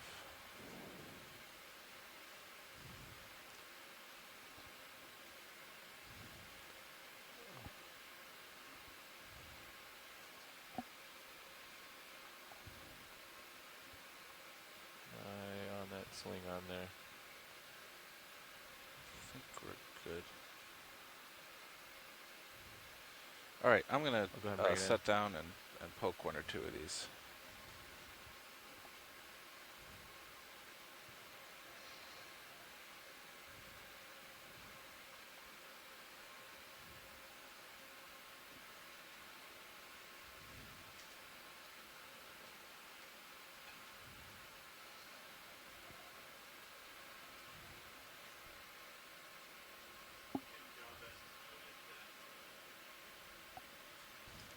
And Kim Galvez has noted on the chat room that these darker rocks look a bit like ferromanganese crusted limestone, and I would agree.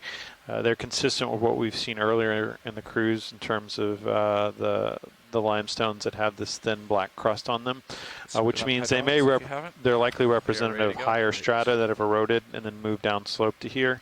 This rock out crop. And I think Yeah. we'll Just wanna see it grab them collapse. as potentially representative, do and we'll not. keep our eyes open for We're ones giving that may be 10% more down. representative of the layer we're currently working in as well. Okay. Arm is on. So current depth here is 433 meters, and we are preparing for hopefully our first specimen collection Get your camera of the set up. dive. This would be dive 15 specimen Yeah, 01 Geo. Can you help me with the mini Zeus? I will take control. Thanks. So I'm going to follow you over. I can get it out there. Okay.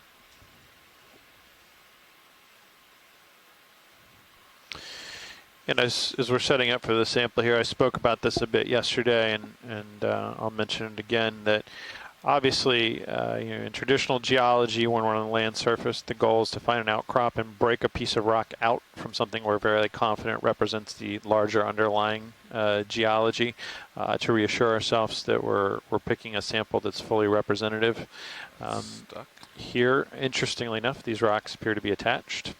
So that's actually a sign that these rocks may be not moving from upslope, but in fact representative of the strata we're on right now. But obviously in the undersea realm, we don't have the same ability to break off rock from an outcrop. So what we do is we look for samples that have already broken off that we feel as confident as possible represent the regional geology or the underlying geology, try and match them visually to an outcrop as we're doing here, and do our best to choose rock samples that we believe are stratigraphically representative. There certainly are other non-science class ROVs, industrial ROVs that have different apparatus for breaking off rocks, pry bars and sort of hammers and things of that nature. But for our work, we found this to be a reasonable means of getting good representative geological samples. And as I mentioned earlier, all geological samples go to the Oregon State University repository for marine geology, where they will be housed in perpetuity and available to the interested scientific community to check out for I'll make sure analysis.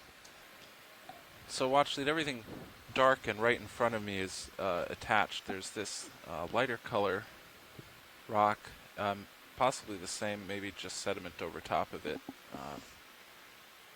This one that I could probably grab.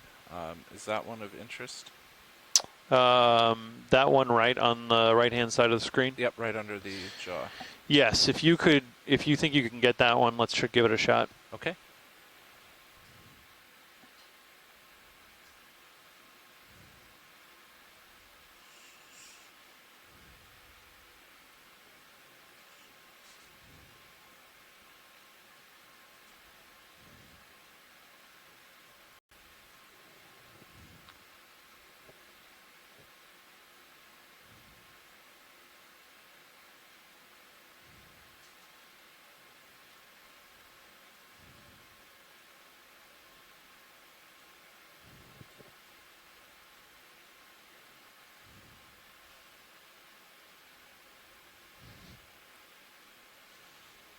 Nice. Yeah, that was a good recovery. Tilting you up.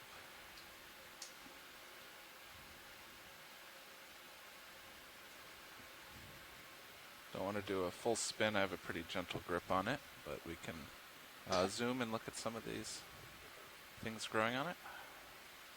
Yep. And we'll put the lasers on it yeah, that looks like it'll fit in the rock box. And a lot of encrusting organisms there. I think I see some sponges, some tube worms. Get ready to bring So- starboard wing in. Can you zoom out on our H2? It's not. Thanks. Yep, starboard wing coming in. And I'll note also for the community that when we take rock samples like this, once we get them on board into our wet lab, we'll remove the associates and separately preserve those, and they become biological samples that get sent to the Smithsonian Institution, as which holds the biological sample repository for all Okeanos Explorer cruises.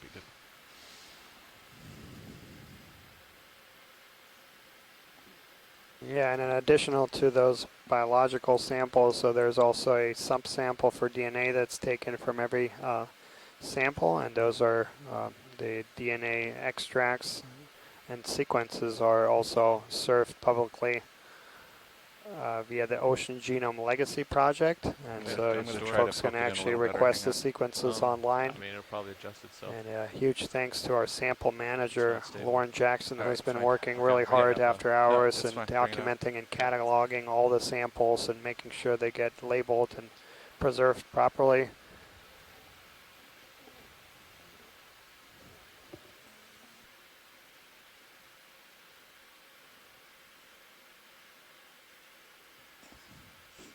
Yes. So that will be die 15, specimen 01 Geo, a geological sample from 433 meters. Thanks, guys. And thanks once again for our very skilled pilots for making that look so easy, and yeah, another wonderful collection event. You can take your screen back.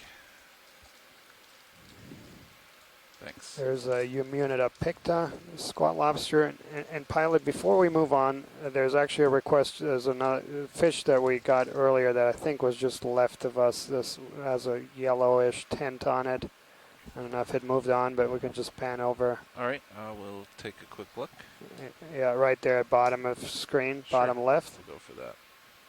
Thanks, pilot. Okay, I'm going to bring out your lower swing arm again. Sure. Thanks. Video, can you start to come in on this? I'm still getting closer. I think we got a size. We can drop the lasers.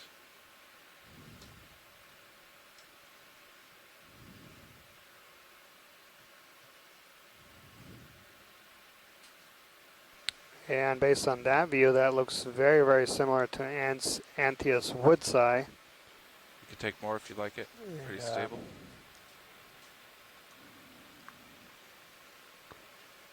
So yeah, I think that's what it is, Anthias woodsi.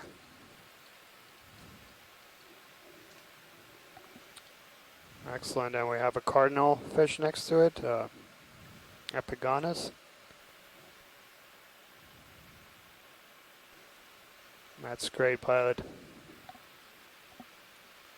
Right, video, whenever you're ready. And probably get moving again, right? Sounds good. Excellent, and Andrea confirms that. Just very quickly poke my head under this ledge we've been looking at. 30 degrees? Yeah. I'll turn over there. And this is very promising. So this was the second of 4 different habitats that we wanted to survey on today's dive. Check that out. We do have Pilot, I'm turning over to around 30 degrees. approximately 3 hours and 20 minutes remaining of bottom time. Fly down. No problem. We are getting close to waypoint 2, which is at the top of this wall between 2 sinkholes. The top of the sinkhole is about 30 meters shallower than we are. And yeah, time permitting, we were hoping to climb out of the sinkhole and then spend some time on top of the feature. Go for that urchin. A couple of squat lobster there, fairly conspicuous species there. Eumunida picta has those white pincers. That's a common associate for Lophelia pertusa. Looks to be just local stuff, Bob. Corals, and Lophelia pertusa has been documented from this feature on the Pourtales Terrace, nowhere near the densities that we saw during those last 2 dives on those mounts of Tampa. But it has been, and another common deep sea reef building coral, Selenosmilia variabilis, is also known from this area. Urchin up top. Coming in center. But as I mentioned, one of the most unusual things about this area of the Gulf is the dense associations of lace corals or stylasterid corals. Several different species, and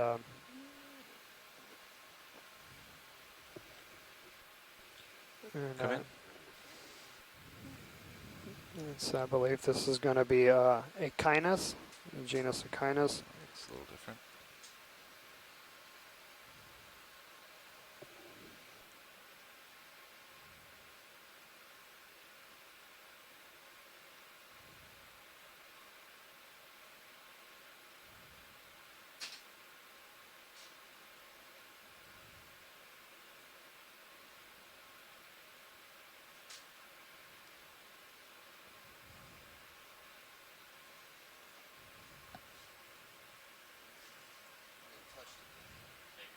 All right, whenever you're happy, video. Okay, coming out.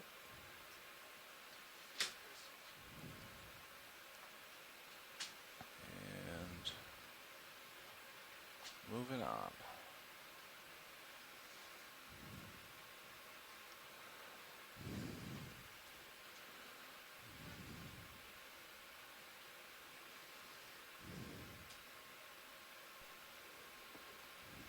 All right, pilots, that move is in.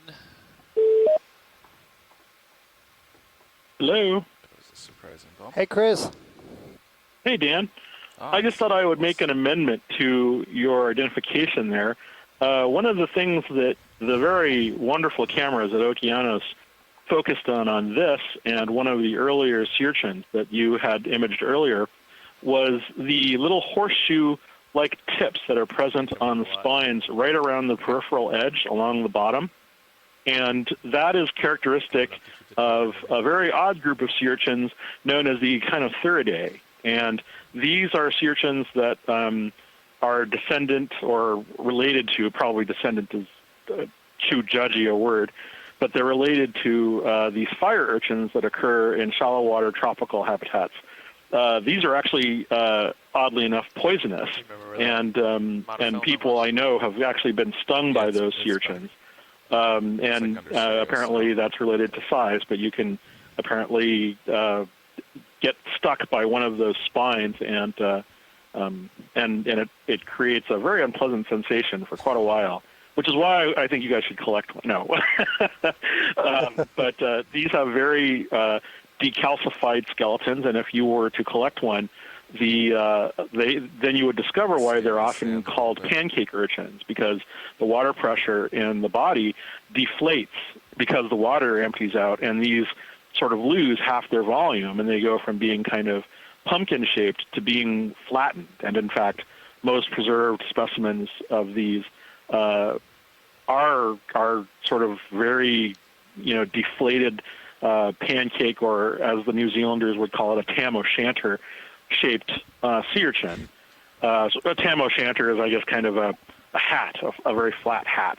And so these are very odd animals. I'll post a link to my blog about them, but there are little horseshoe-shaped tips on the edges of the spines, and they actually use those to walk with along the surface of the seafloor. Most sea urchins you think would, typically have more tube feet or spines, but these actually have little feet, and they walk around on the bottom on them, and that's one of the identifying characteristics. There are other related urchins in the Echinotherids that have sort of big, sharp spines that are sort of syringe-like, that have big, puffy balloons on them, and these are present in the Gulf of Mexico as well. But this particular group is, in addition to the other ones that you've seen, the Grail Echinus and so forth, and the sideroids, they're kind of the characteristic deep-sea sea urchins that one sees in this area. The Echinotherids also have a very ancient fossil record, and were actually described from fossils before they were described from living examples. So kind of an odd group. Anyway, thought I would just, there's a story to tell with those urchins, and I love talking about them, so had to take that moment. So thank you very much. All right, I'm heading back. Excellent, thank you. We'll make sure to keep our hands off those dangerous pancakes. Yes, that would be an awful way to end your long 3-week trek. Excellent. Thanks, Chris. Have a good day. Bye-bye. Hey.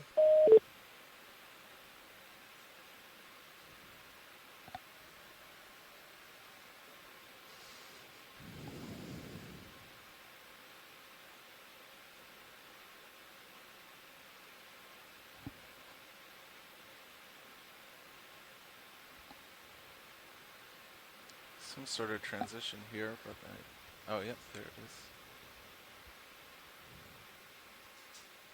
That's that ridge you were along Yep. before? Yeah. It disappeared for a little bit and came back.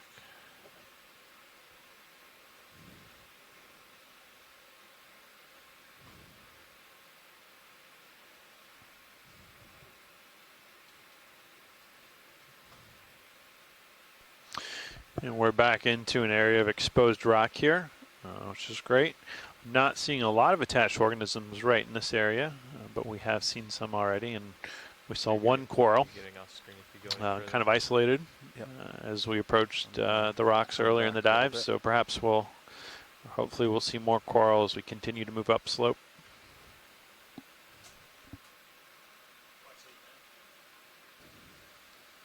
Go ahead, Nav. Copy that. Another 100-meter transit completed.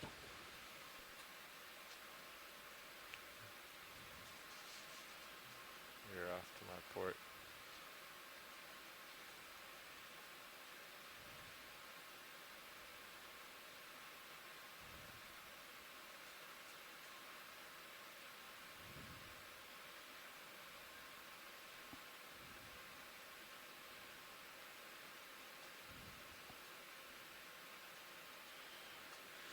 What do you think? Should we follow that a little bit more north and possibly even west, or should we keep heading to your waypoint? And we talked about the many scientific accomplishments of this expedition, but I think it's just as important to point out the great work that our engagement, education, and outreach team have been doing onshore. Turn to north, maintaining a great website for this expedition with up-to-date short summaries of every dive. So huge thanks to Amy Bowman and Emily Crum. And then also the rest of the team that has set up several of live interactions. We've had over a dozen of these interactions with different schools and different institutes that have taken the magic of the Okeanos Explorer as far as London, Hawaii, where we've had a couple interactions. So huge thanks for everybody on shore supporting this mission. Does that sound good? Sounds great.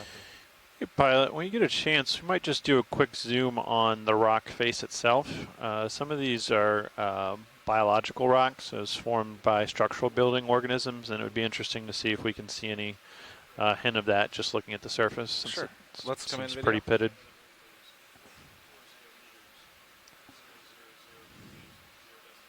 Yeah, it's going to be too sedimented here for that. Yeah. Okay, thank you. All right, come back out. I think that's a better bearing, yeah.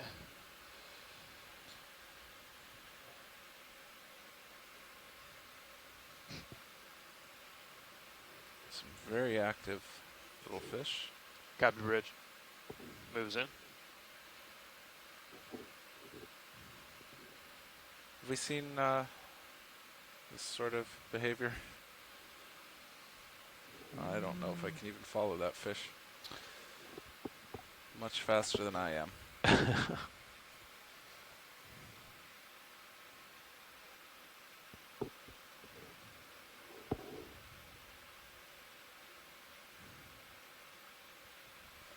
Current depth here is 420 meters. You're getting out there.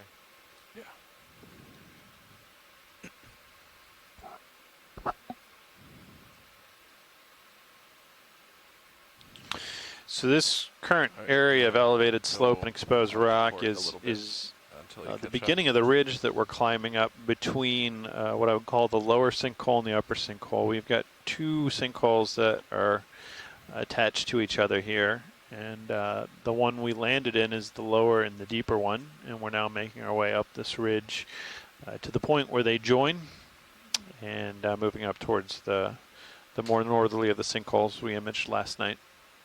Snap soon.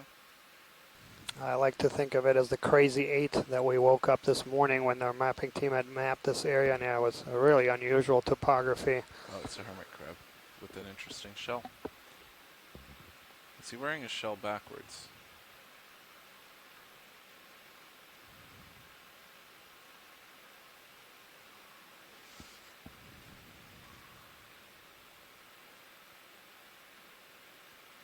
All right, let's let that go.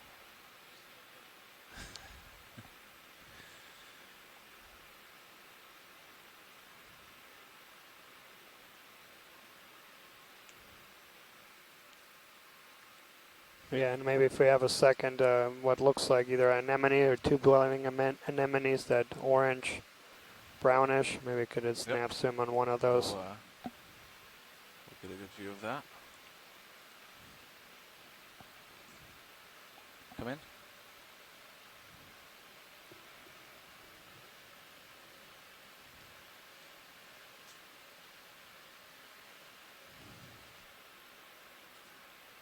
Sliding down here. All right, come back in. Thanks, Violet. Let's just come out. Gotta get moving anyways. Thanks.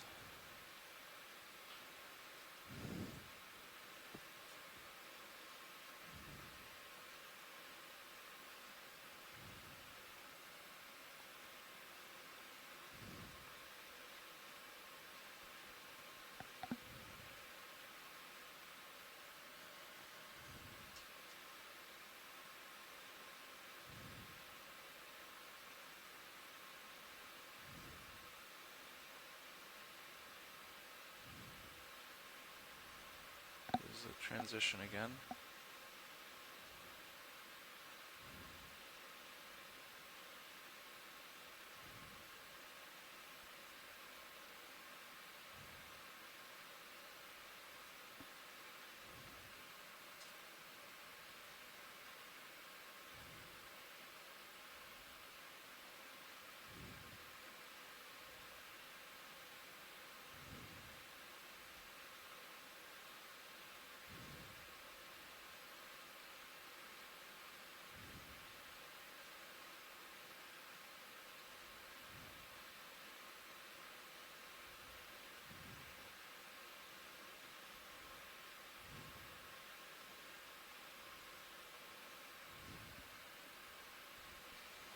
Current depth here is 415 meters.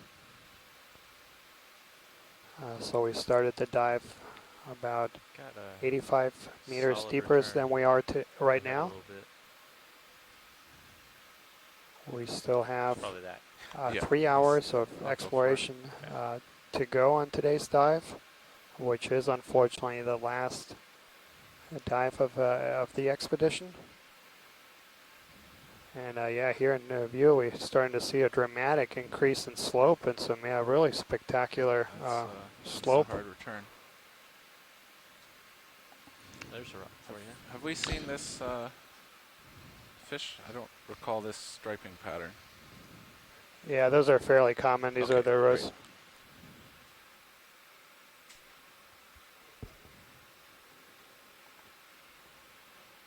Can you just tilt down? I'm gonna come back a bit, go up the southern edge of this. How far are we in that move right now, Neff? Most of the way. Okay. Maybe 3/4. And we can see some really steep topography here, as Daniel noted. Going up. Again, not a lot of organisms, colonial organisms on the surface yet. Try to get eyes on the top of this thing here. That's cool. Yeah. I'm going to tilt up for a second.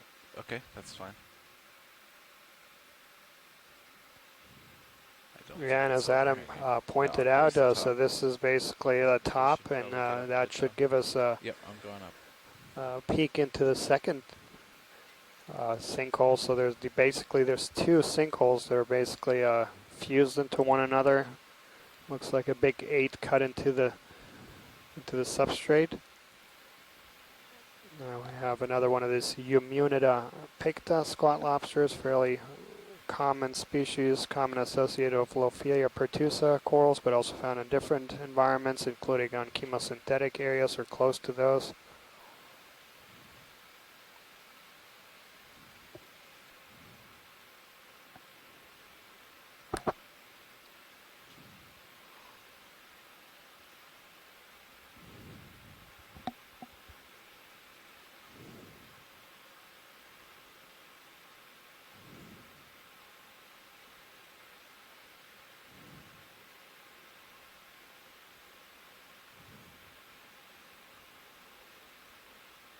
Another one of these bearded cotlings, Lamonema barbatulum, also common.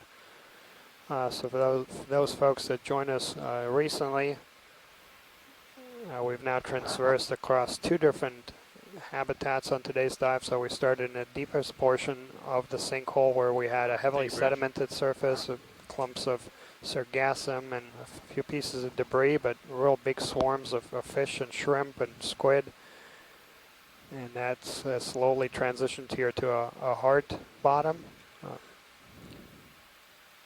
So I'll let you push out a little, see if we can see the top. And so the feature we're diving, we're basically right underneath us is the wall between 2 sinkholes. And we'll basically, as we go to the top, then start moving east along that rim. And then eventually climb out of this sinkhole. And the top should be around 380, 370 meters. So we expect to find different communities up on top.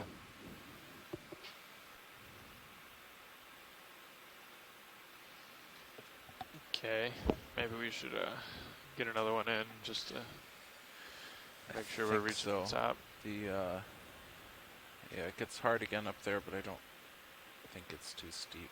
Okay, let's maybe cheat east a little. Yeah. Something like 020. How's that sound? Great. Okay. Come out. Good with you? Yeah. Trying to watch that tether.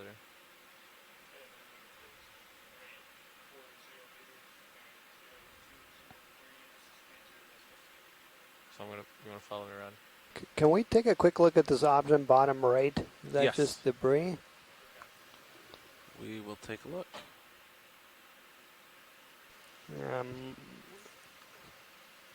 We see definitely a lot of these bearded cotlings, the Lamonema barbatulum, a hermit crab in front of us, and yeah, this looks man-made.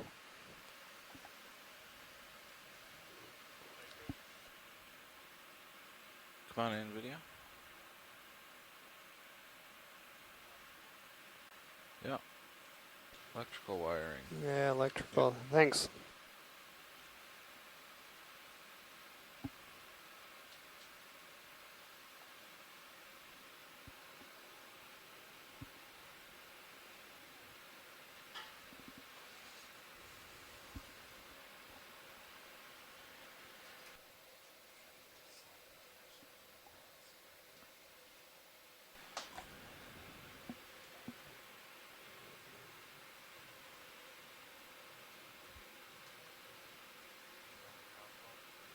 Oh, yeah. Hard.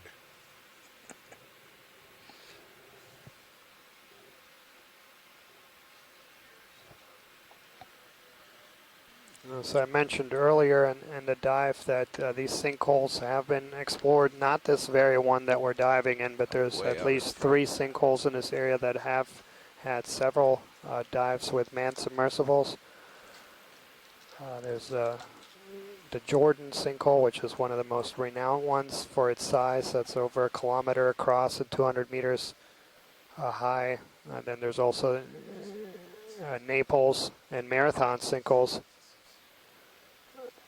And interestingly, on those dives, they do note a few species of fishes, including highly mobile and large, including swordfish in the area, as well as silky sharks and tilefish. Are you listening to OK? We haven't seen that yet, but we'll see how that progresses. Were you answering him? This greater area here, we're basically just the Pourtales Terrace borders the Florida Keys and parallels them.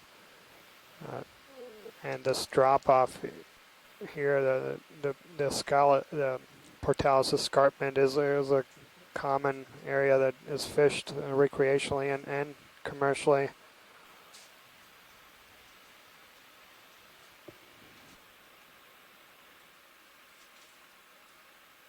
We just get a quick snap zoom on the rocks above the fish. Okay.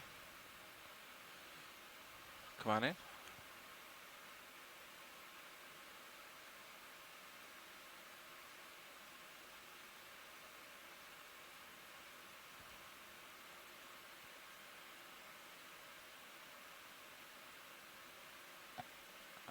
trying to get stable.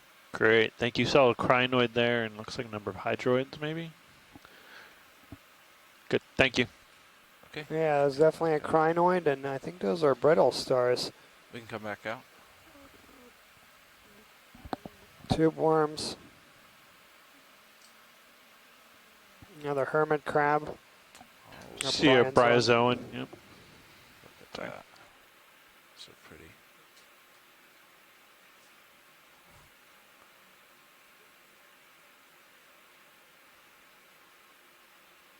Let's come in on the bryozoan as soon as I touch here.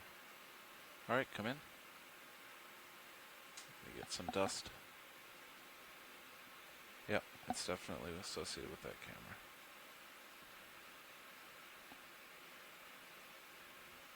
camera. Excellent. Now we do have Megan McMuller from Maine who works on these. Nice.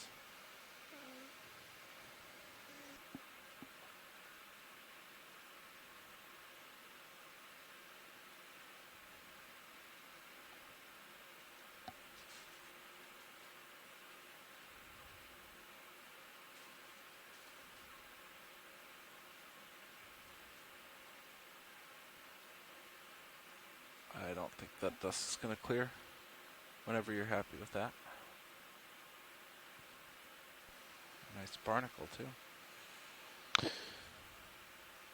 The more we're seeing these outcrops without corals, the more that individual stylastrid by itself at the sort of beginning of the slope is somewhat remarkable.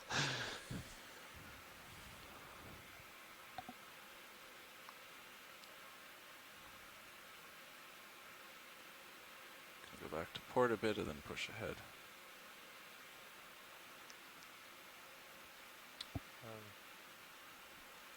Going to port? I'm just centering up and pushing ahead. Okay. Well, I'm looking down at you at 7.5. Great. That means I have some tether.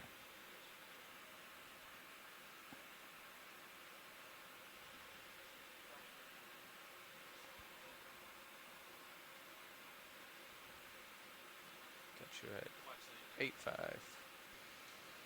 Go ahead, Nav. I'm on the move.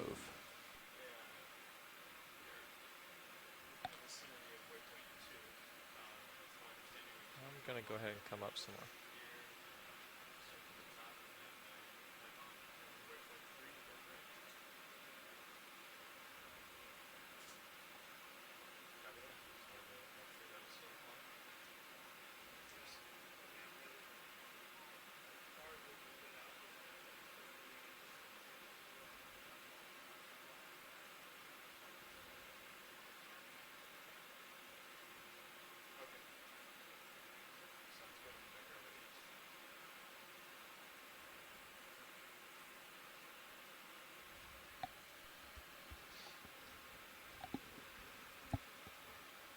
Okay, guys, did you copy that? I did not. Okay, we are at waypoint 2, and at the end of this move, which will be soon, I'd like to head to start east and then eventually a little southeast. So if you guys want to go ahead and start to get lined up on that. Okay. I'm still seeing uphill roughly north. Yeah, sure we might right up at the edge of that. You might see uphill until. I mean, technically it never uphill really goes back down. Yeah. Okay.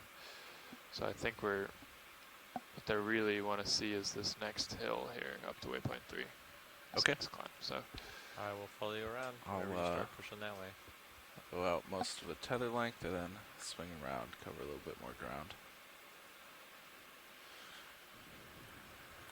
And starting over toward the east.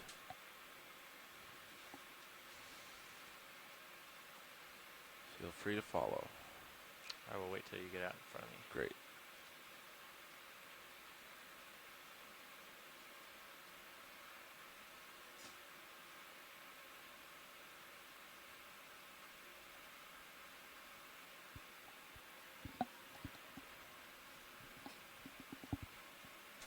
I'll give you guys a minute to get set up on that.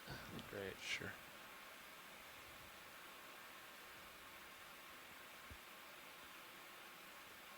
Looks like the same urchin we saw earlier. Also known as the poisonous pancake. And another poisonous pancake.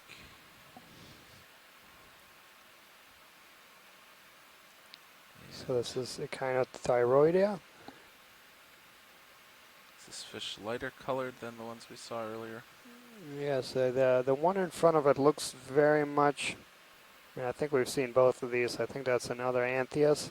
But yeah, if we have time.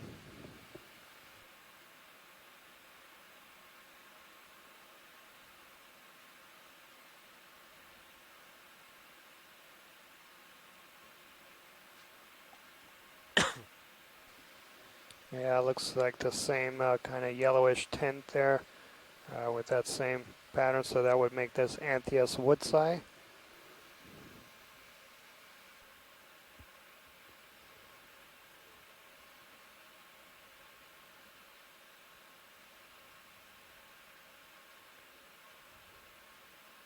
Excellent, thank you. All right, come out. Let's let the fish go. And more of those urchins. So we're over to about 6-0. Keep going. Can we pan back to the left, or we've already started to move? No, we can do that.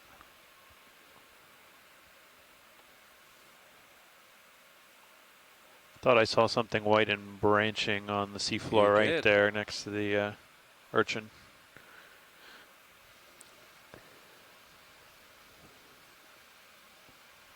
So yeah, this is another one of these lace corals, genus Stylaster. And yeah, great eye there, Adam.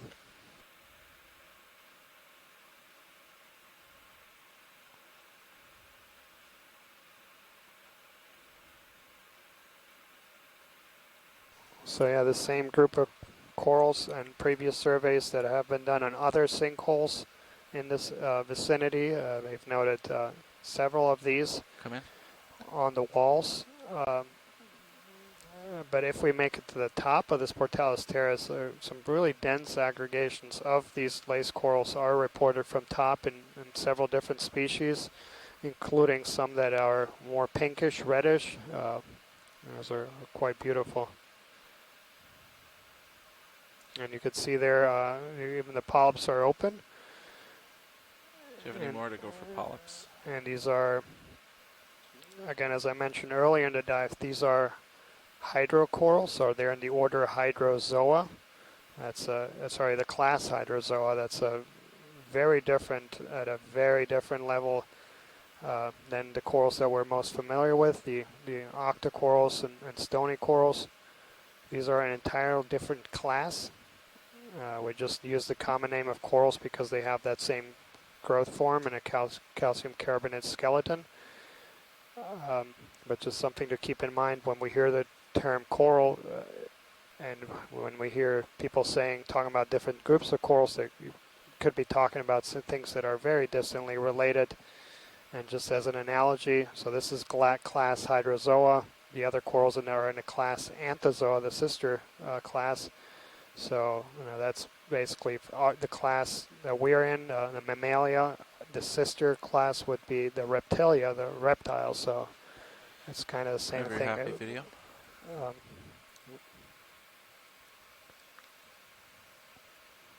And look like a couple of gastropod shells in the rock underneath that Stylastrid as well. All right, continuing east.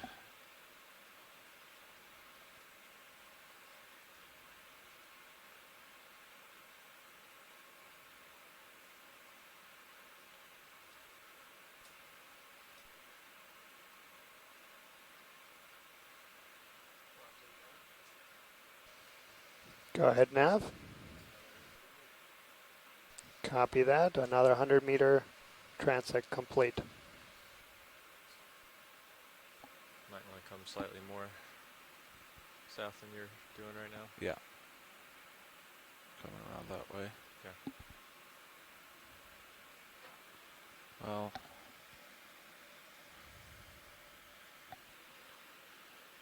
yes. I think we might drop below the rim. You want to jump across or go kind of northeast and then southeast. We're going to pick it right back up right in front of you. Okay. All right, we're he's on heading. I'm getting close, so. Copy that.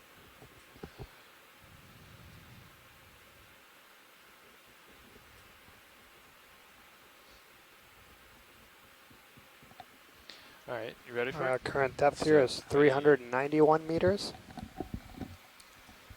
So we've effectively climbed over 100 meters from where we started to dive.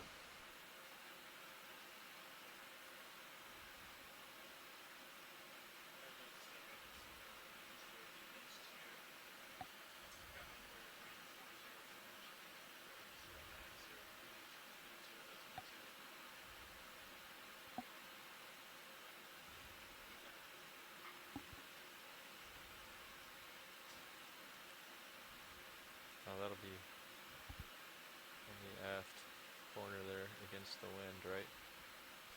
Another bearded codling, and then What's on that? the other, That's just where out of it's that screen way. was a No, I was just looking at the weather, the wind on it, herring Bridge. smelt. but the current's much higher. Yeah, it was more about holding to the ship is happier in this position. We tested a bunch of different configurations this morning. Cool. I'll come down to give you just a little bit of tether. Yeah, I just want to check out something on this rock. Okay. It's up higher than I thought. All right, video, come on in.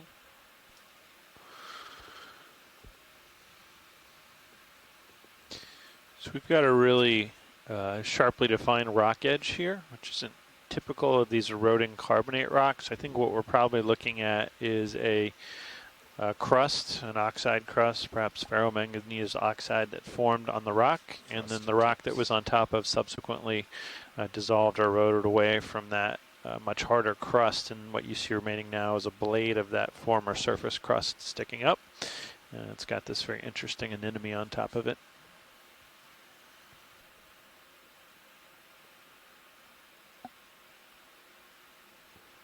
Video, when you're happy, I'll try to drift up and keep it to give us a little better angle. Yeah, and this looks very similar to a species common also in the Miami Terrace. I'll do that now. So this is a sea anemone in the genus Liponema. I can't hold that. Come on out. Thanks.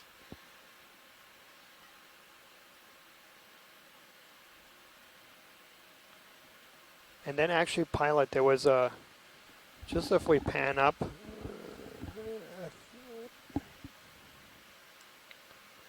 so there's a kind of a white stick right in front of us on that rock. I thought let's see, the next rock up ahead.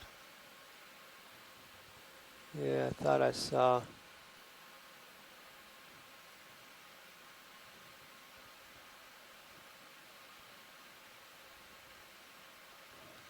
No, yeah, I don't see it either. Yeah, thanks. Okay. I thought it was. You see something maybe a little bluish in the middle of this one.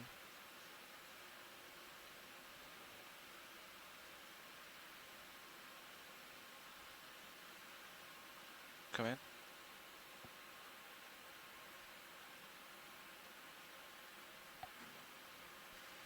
So this is a sponge very similar to one that we actually attempted to collect on one of the shallower dives.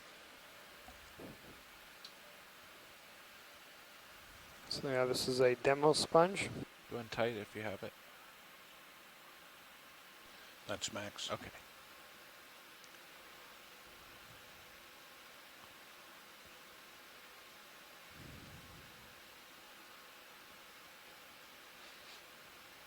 All right, let's come back out.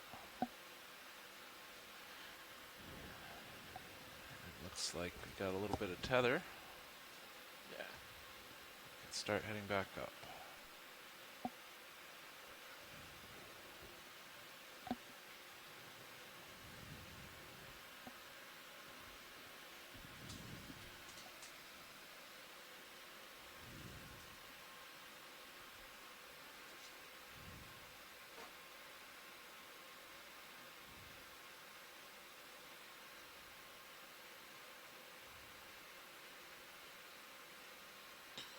Another hermit crab.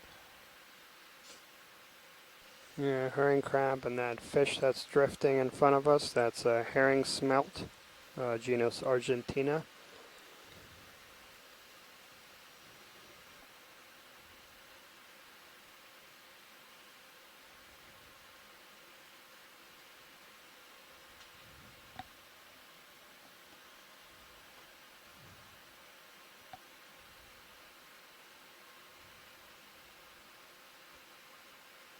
Another blackbelly rosefish. And we see quite a few of these. These are sit and wait predators. Quite widespread species found throughout the Atlantic and also in the Mediterranean. And there is a fishery for them in the Mediterranean. Not in this part of the world, but it's a common fish. It's caught in bycatch. Several fisheries that target crustaceans.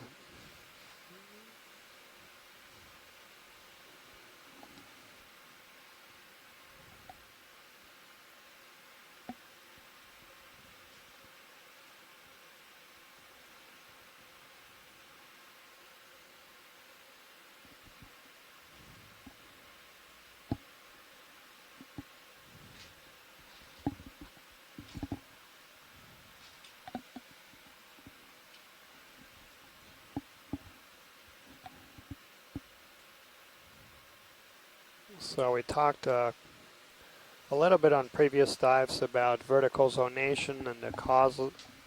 So we are a lot shallower and also some of the warmest waters we've dove on. So we got temperature about 8 degrees Celsius on most of the deep dives. So we got temperatures around 4 degrees Celsius.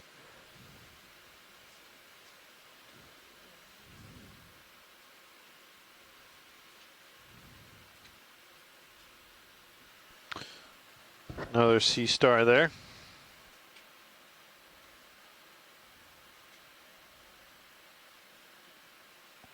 Let's come in. Is this the same type?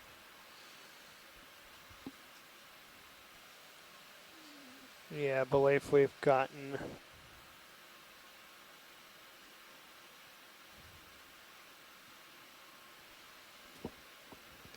Copy, Bridge. All right, video. I think we've seen this one plenty of times. I don't know what it is, but it looks like there's something interesting off your starboard rail. Oh, you are right.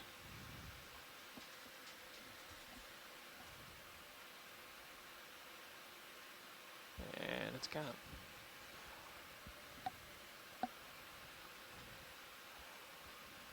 Interesting. Oh, there it is. Oh, all right. It was much bigger than we thought.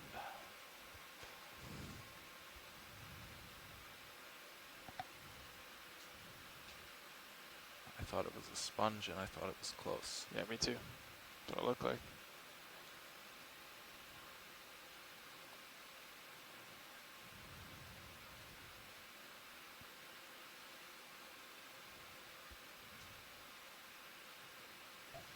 So a very interesting geological formation coming into view here. Almost a pillar of rock. This is not something we have seen before in this expedition. Yeah, and there'll be some interest on maybe a close-up on those two coral-like colonies. See if they are hydroids or corals. There's two big ones, one on the left and one on top. Okay. Co-pilot, how do you feel about a short move to bump you in while he checks these two rocks out? Copy that. How far are you thinking? Just 15 maybe. Yep. All right, Go with video. that. Let's look at this one on the side. Fortunately, not going to be a lot of contrast. Come in.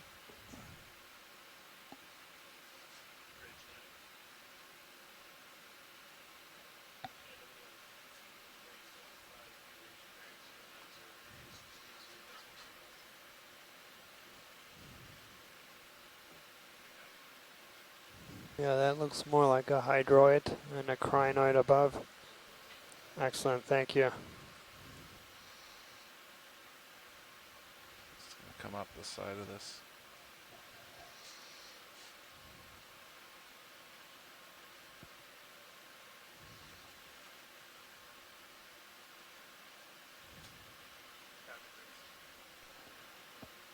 Okay, co-pilot, you got a little bump towards you, towards him. Hermit crab. They do whenever you're happy. We see a hermit crab there on the top of this formation.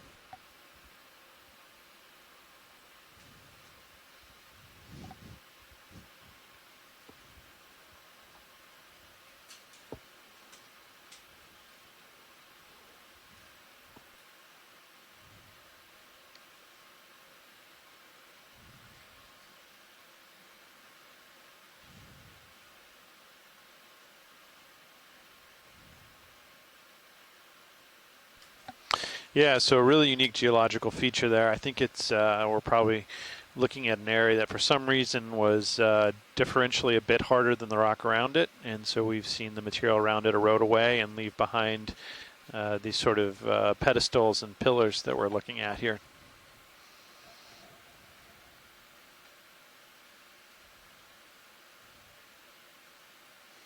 And yeah, certainly much of this is also related to the dissolution processes as this calcium carbonate rock breaks down.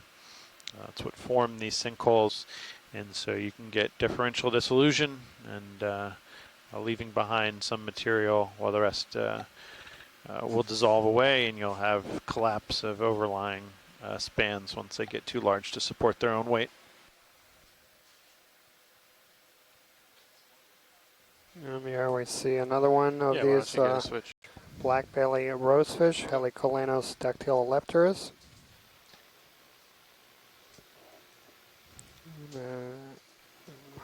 So here on this top feature, those and bearded codlings or Limonema burbatulum have been the dominant fish. We also see a couple of anthias.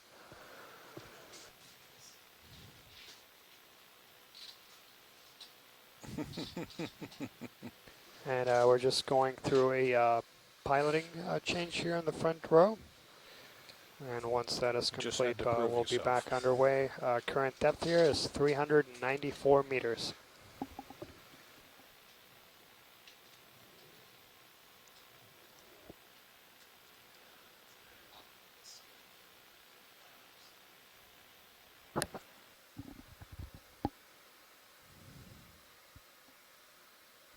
Pilot, I got you at 6-0. Copy that.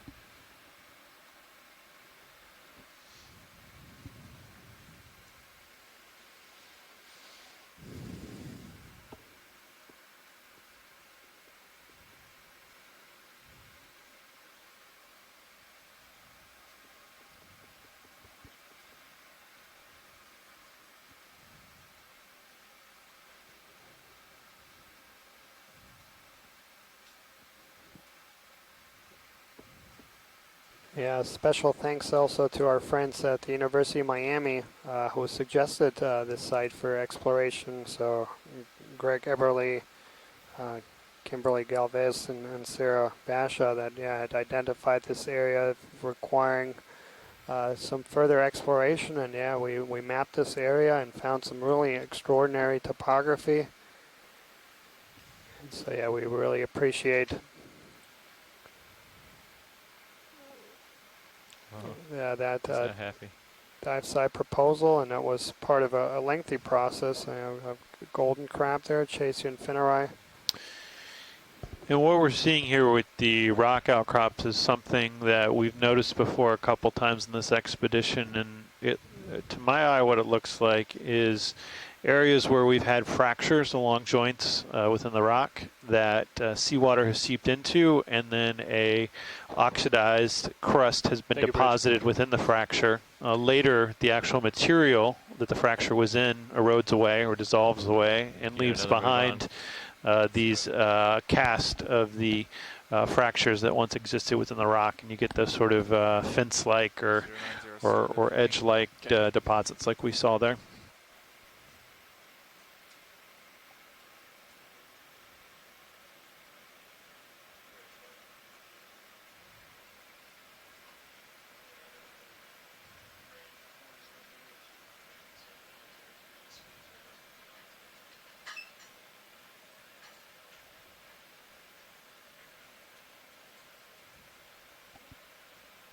Yeah, so I talked about that. Yeah, big thanks to our folks at the University of Miami and that identified this area. But yeah, thanks to the bigger community too that had identified areas for exploration for this and the previous mission. So for this expedition alone, we had over 100 proposed sites that were proposed for exploration based on limited information or non-existent information, and we had the very difficult task of narrowing it down to 20 sites. And but we really appreciate the community coming together and proposing all these sites. Yeah, can we take a quick look maybe on that, what looks like a crinoid? Sure. To the left is another one of those anthias and a black-belly rosefish, and we'll take a look at this crinoid. And that same anemone we keep seeing too next to it.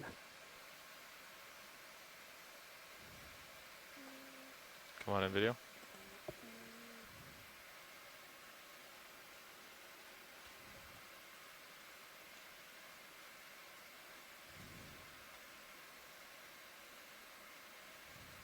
And I mentioned earlier in the dive that there has been quite a bit of work done up top of this feature on Pourtales Terrace, where we do see some crinoid gardens, and we've seen a few of these, but not many.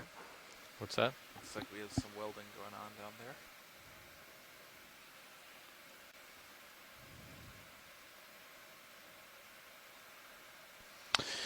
Yeah, and again, this crinoid and this crab we see in front of us are perched on a thin, darkly colored ledge. And again, my interpretation there is that this is an oxidized crust, probably a ferromanganese oxide that gives the dark coloration, is much stronger and more resistant to weathering and erosion than the carbonate that it forms on top of. It is a deposit of minerals that are dissolved in ocean water, so those minerals are not coming from the rock, rather they're metallic elements coming out of ocean water. They're deposited as oxide. Subsequent to their deposition, the rock that they're on will weather and erode away, leaving behind these sort of thinner shelves and blades of isolated oxide like we see here. Are we happy with that, watch leads? Yeah, excellent. Thank you. Okay, come on out video.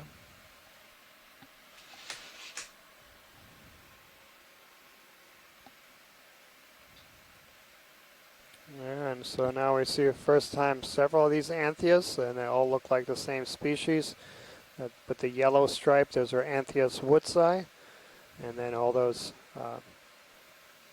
bearded fish, the bearded cotlings, those are Laemonema barbatulum. And then we also have a rat tail in front of us. Did you need to zoom on that or anything? No, yeah, Okay. it's fairly common. How about this coming up? So yeah, that's only our 5th stylasterid coral of today. So I take it we don't need that. Yeah, so we've seen a few, all of them small, and so again, that's consistent with previous explorations in sinkholes that on rock substrate these stylasterid have been recorded, but small. Up top here on the Pourtales Terrace, there's at least 4 or 5 different species and in different colors, and also some that grow a little bit bigger.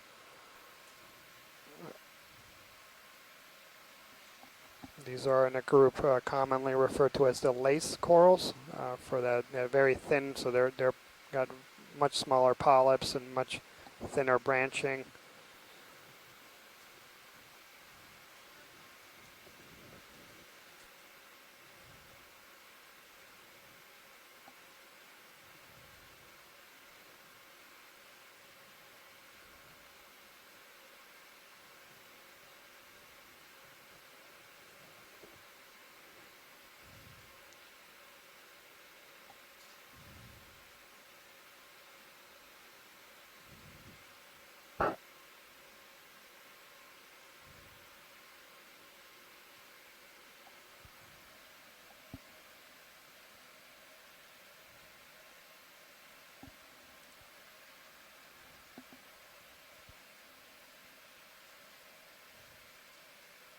I think our next move will be a little south of east.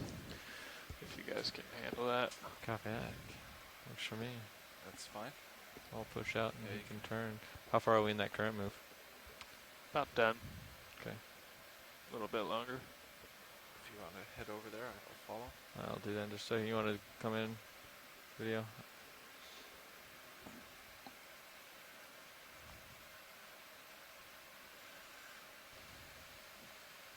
To our right is another anemone. So this is Liponema, the genus.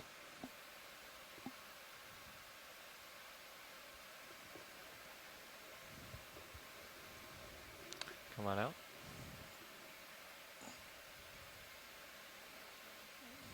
So yeah, interesting thing about anemones for What those heading am I trying to folks end up that on, are roughly?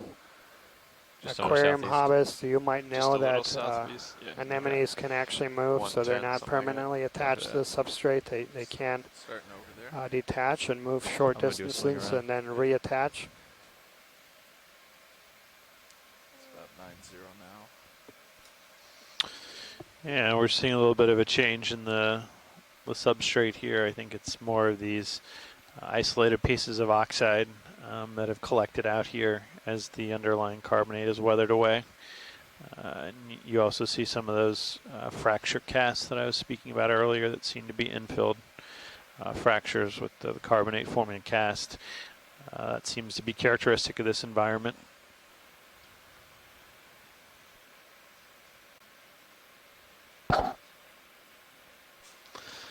That You want to take a look at that? sponge, perhaps? Yeah, and this is the first time we've seen that, and that's a group that was Hold up video.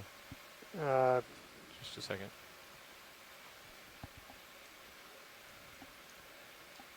so I believe this is going to be in the Okay, the go ahead. genus Lyodermatium. Sure. But we do have a couple folks in the chat room that are a bit more familiar with this group. So this is a demo sponge, and this has been out. Yeah, so Nolan has provided. Excellent, yeah. An ID there for this. Okay. Come on out video.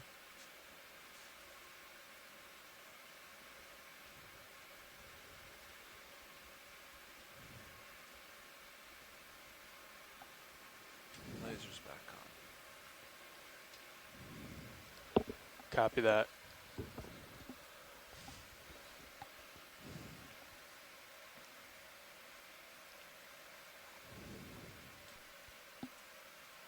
Okay, swinging around. Go ahead, Nav. Following you. Copy that. Another 100-meter transit complete. Set to 110. Copy that.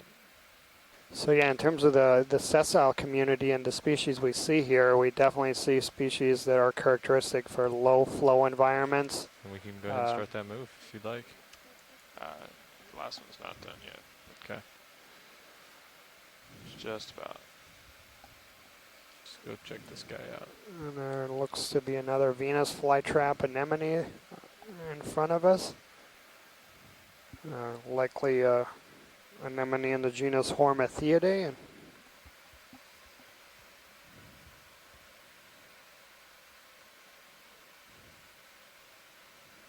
And then there's a couple little sponges to the left that I think are new for this dive. Yep.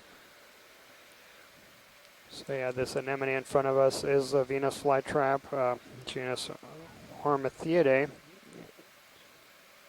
And those two sponges are new for today's dive. Okay, we'll go take a look at him.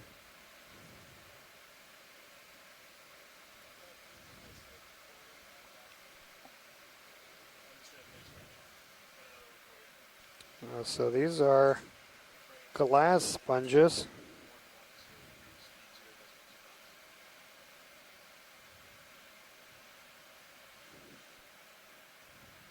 Come on in video.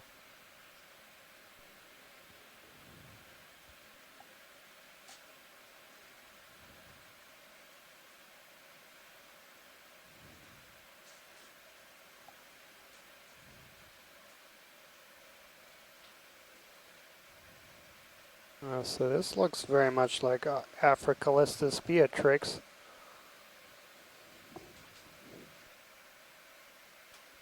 Copy bridge.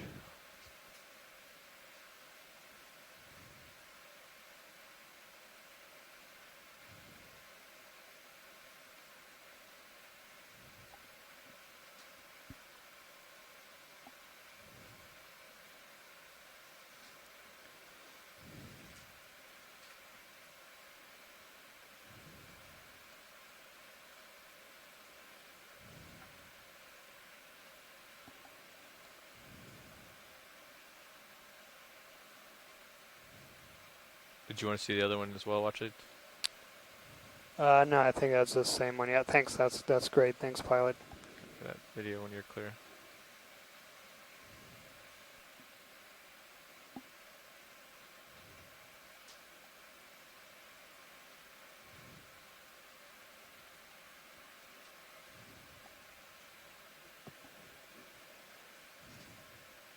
Current depth is 390 meters.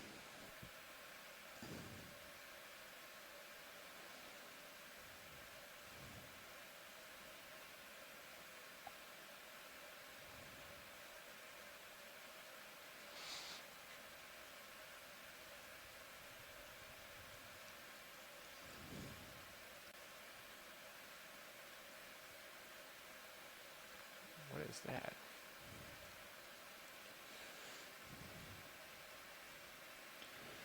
Come on in video.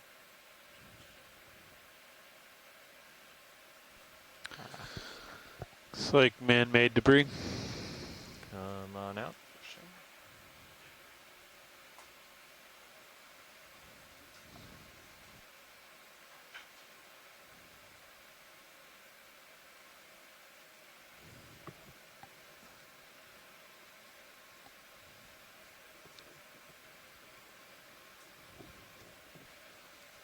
So yeah, just as a time check for our shore-based scientists, we'll be coming off the bottom about 2 hours, 20 minutes, something like that, a little after 4 o'clock Central Time. And the plan is to continue moving on, so we've passed waypoint 2, and we'll go towards waypoint 3, which would effectively take us out of this sinkhole, and then we'll try to spend some time on the top of the feature. A couple more crinoids.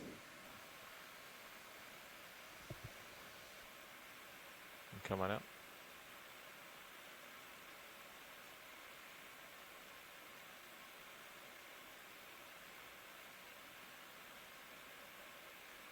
And just looking at HIPAC there, so Copy that. we're now looking directly north, and basically what you're seeing in front of you is the beginning of the other sinkhole. We're basically in this wall in between both of them, and we'll continue heading east along this hard substrate. And the substrate's fairly disorganized. It really suggests to me sort of that collapse. We're looking at collapse features. There's where we've had dissolution that's caused collapse of the carbonate surfaces and left behind as debris of the oxide crust that was once on the exposed surface of the carbonate.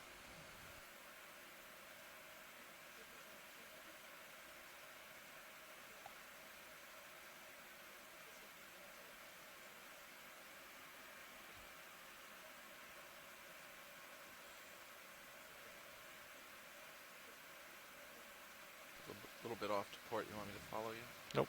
Coming back.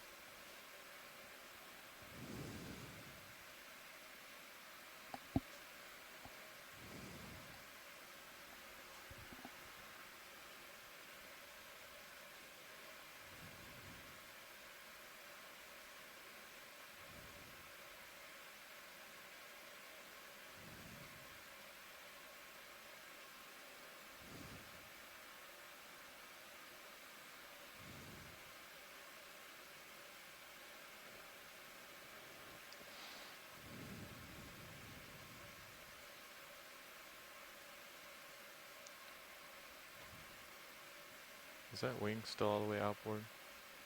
And I'm very happy to see that we got Just that way. A few of our sponge Another try. taxonomists joining us in the chat room, so this is definitely a field that requires a lot of attention. There's just a handful of folks working on classification of this highly diverse and highly problematic group of organisms. So yeah, thanks so much for Joanna and Shirley and Nolan joining us. He zoomed in a little bit.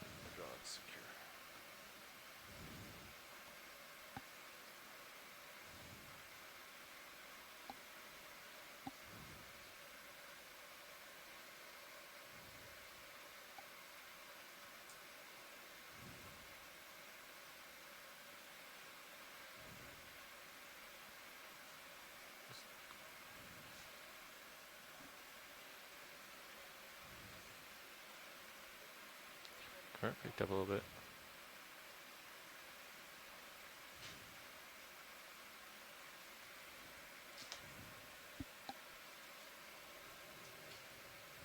Got some good returns ahead. I'm gonna go check them out.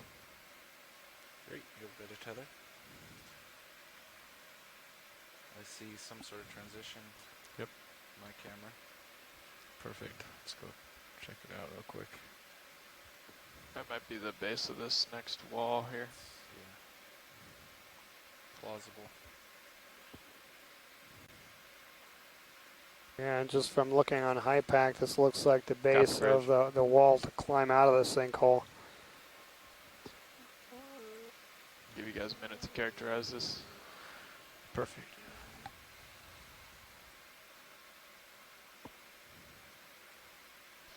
So we see another exposed wall, some small caves or dissolution features in it, and not a lot of encrusting organisms, but a slight sediment cover. As we move up slope, we'll watch to see if the sediment cover reduces and if we start to see the appearance of more attached organisms. I also noted immediately before we started climbing the wall, it did look like the bed was organized into a bit of a organized bed form pattern, suggesting some current flow around the base of this wall, which would not be surprising at all. So some indications there that there are currents sufficient to move the sediments at the base of this wall. Looks like up is a little more southeast. Yeah. That makes sense. If you want to turn, I'll turn it there. We'll come back over there. It's about 120.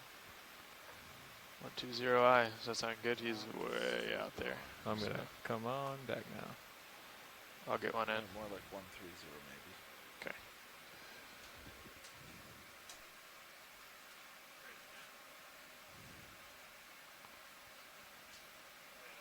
Let's take a look at this.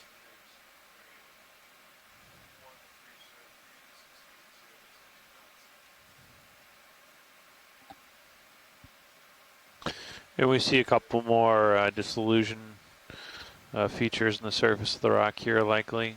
Probably forming some habitat. We've seen fishes within these little caves, and we see some attached organisms on the overhang. That very small area free of sediment. That gives us a sense that these are creating habitat along this rock wall.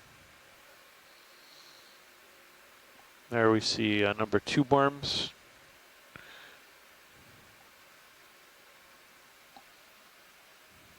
Perhaps some hydroids. So in essence, these are sinkholes in sinkholes. It's sinkhole inception.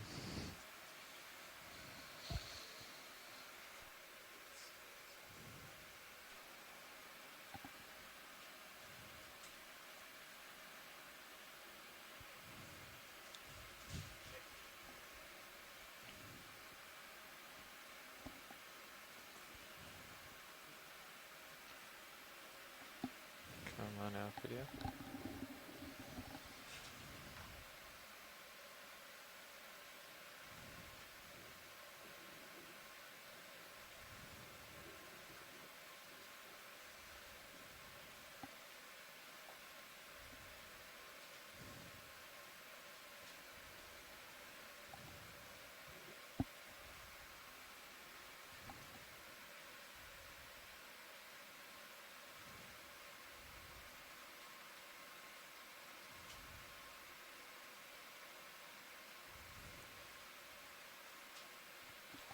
Current depth is 380 meters.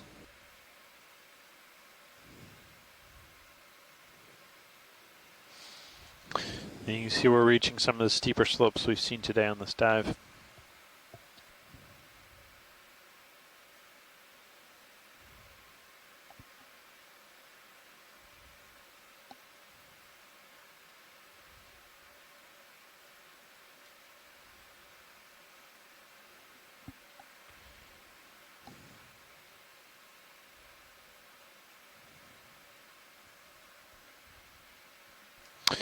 It's a bit surprising, Daniel, to see this much exposed rock with almost no attached organisms.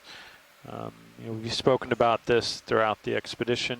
You need more than just exposed rock. You need the right kind of conditions, the right currents, not too much, not too little. Video. Right. You need an exposed rock surface, but one that's not eroding too fast, that organisms can't attach to it. So interesting as we move up to see if we find more attached organisms. You might want to come a little wider. And one of those small sea stars there. Come wide video.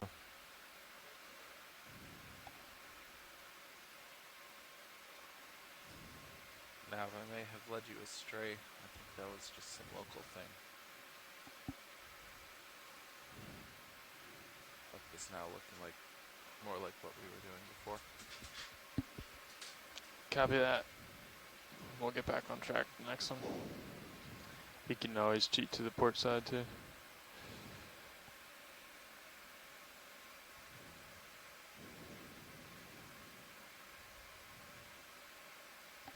Excellent, and yeah, our sponge taxonomist here in the chat room. So that highly folded demo sponge, they believe is in the family Corostalidae. So yeah, thanks for that ID.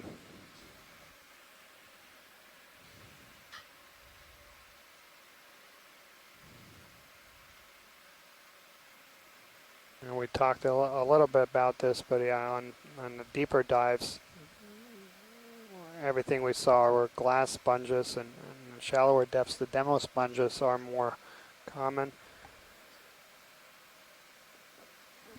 And there's also the more species-rich group, about 7,000 of the currently described 10,000 species of sponges are demo sponges.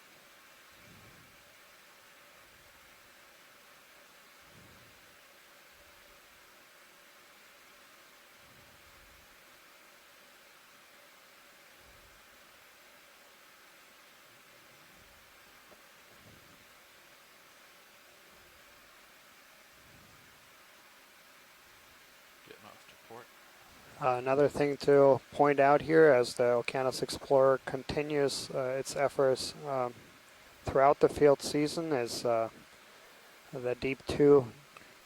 So the Deep Discoverer D2, we're just a few dives shy of its 400th dive. And so we reached that important anniversary later in the field season with an incredible success rate, and what's that? Thanks in large part to the incredibly hardworking and talented team from the Global Foundation of Ocean Exploration and the wonderful crew at the Noaa ship Okeanos Explorer.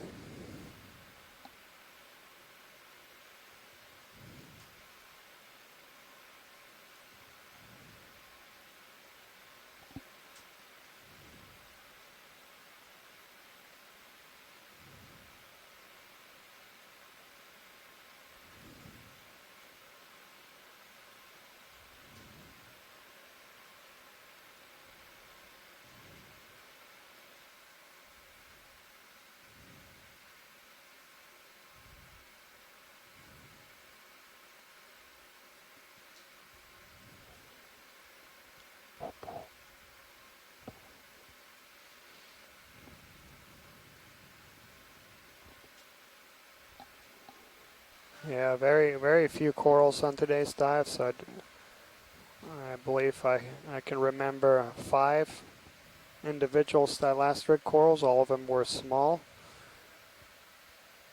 And we'll see as quick zoom how here, this video. changes. Same as before. So this is again that Thumb wide. sea anemone in the genus Liponema. Yeah, and we'll see how this community changes and whether it changes. We expect it to change, of course, once we come Yes. I'm not sure. out of the sinkhole and on top of it, where we expect to find the strongest currents. I think that sounds great. I'll turn to it now. Can we take a quick snap zoom on this fish in front of us? Absolutely. We can do that move now.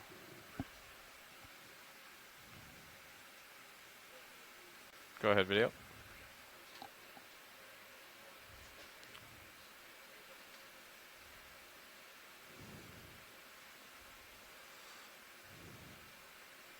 Want me to lose the lasers? I'm already in, past him. Okay. So this looks like Merluccius albidus, or commonly known as hake.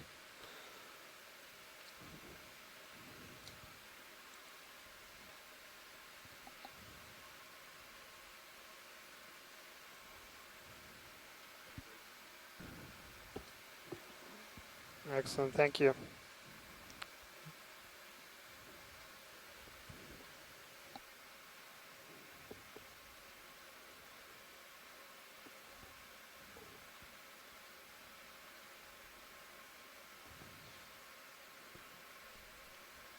Watch lead nav.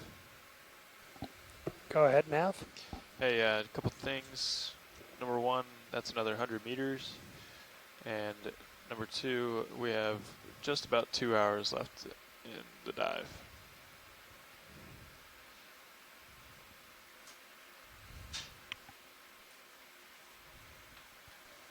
So yeah, we've completed another 100-meter transit. And so we're approaching waypoint 3 here. So we're still below it, but we're steadily climbing. Current depth here is 368 meters. And we'll continue to climb up here. We have 2 hours remaining of dive time. And we'll try to cover some ground here. We do want to try to make it to the top to see what the community looks like up on top. But it's definitely been a very interesting dive here, and very diverse, and something that sharp contrast to all the previous dives. And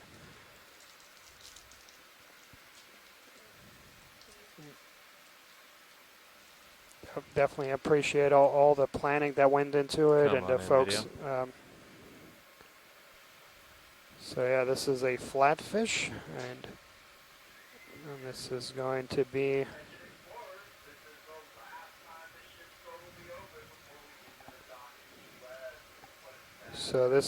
in the genus Chescanopseta, I believe. Eyes. Rotating. I believe. That is pretty cool. His eye just going. Just washing machine. Crazy. Get closer to those eyes. Huh. That is insane. Whoops.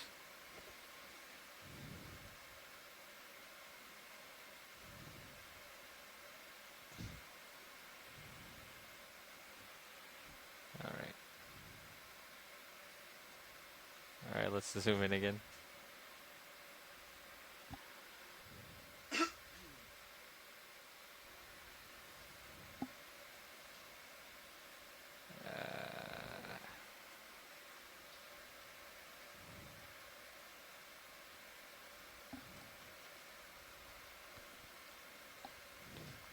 I'm just skidding along there, coming out.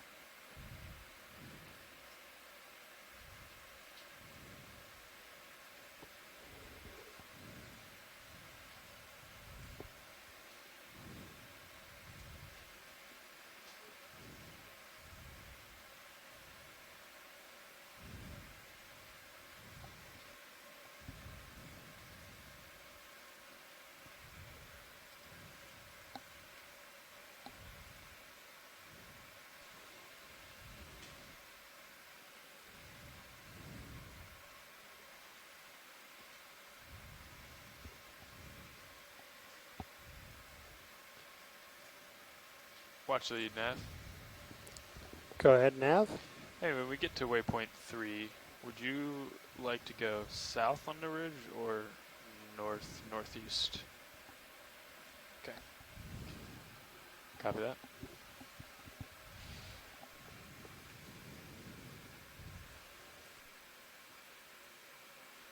Go ahead. Just about 50 meters. Yeah, D2 is actually less. D2 is about 40. Yep. Yeah, so for those following in on the dive plan, we are approaching waypoint 3, so that's great. So we're just about 50 meters short of waypoint 3, and after that we'll head northeast, basically climbing towards the top of the Pourtales Terrace, and that should bring us across another completely different environment. And that was something that we were hoping to accomplish with today's dive, is to traverse multiple different environments across this very interesting topography. And yeah, it's great. Two of them. I wonder if they have the same eyes. That we've been able to cover all this ground. Better, yeah. Another flatfish For here. science. Yeah, let's get a close-up. Andrea wanted to see a close-up because, yeah, I think there might be a different ID.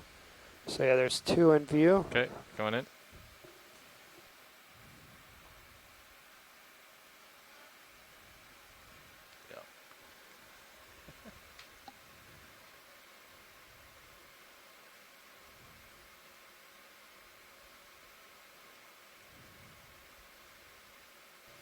So yeah, we had Andrea Quattrini watching this very closely.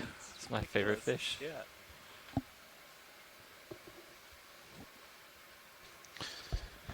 This fish's eyes are just scanning back and forth like the scanning sonar on our ROV. Just running across the landscape looking for predator or prey.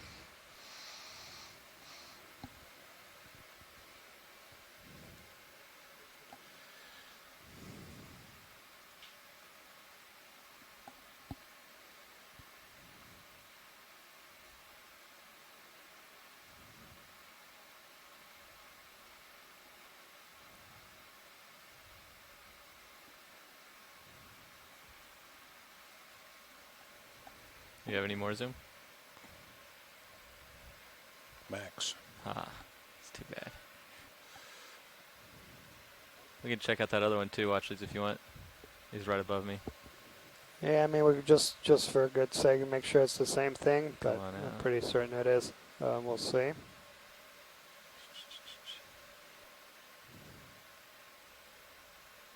Yeah, that does look like it's the same. Come on in. Check the eyes just to make sure. Oh yes. Gotta be sure. Yep. Yep. There he is. Not scanning quite as much. Excellent, and we got a couple folks here All right. Video, browsing through their guides. How'd 120 treat you, co-pilot? Let's come out wide video. I'd love to do it again. Why do Let's I it want to again. go flat fishing when I get home? Okay. Let's see what's ahead.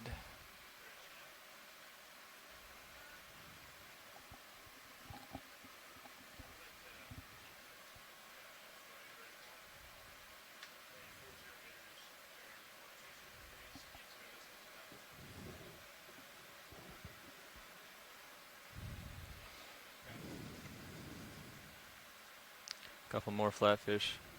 Looks like we have a bunch of them now.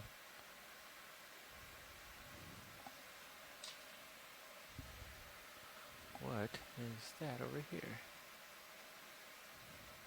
Ah. Yeah, another black belly or rosefish. And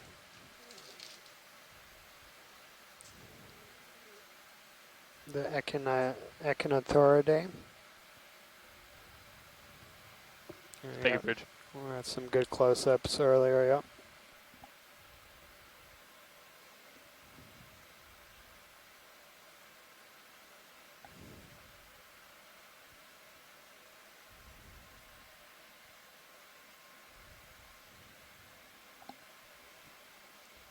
The move is in, pilots. Thank you. Copy that.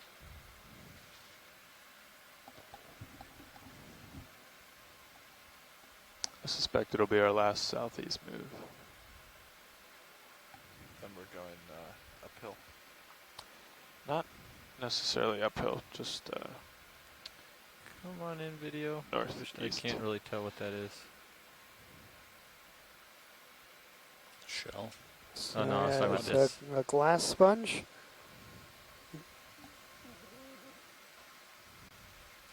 So, yeah, Is that Afrocalistes? yeah, I believe so. And some anemones on there.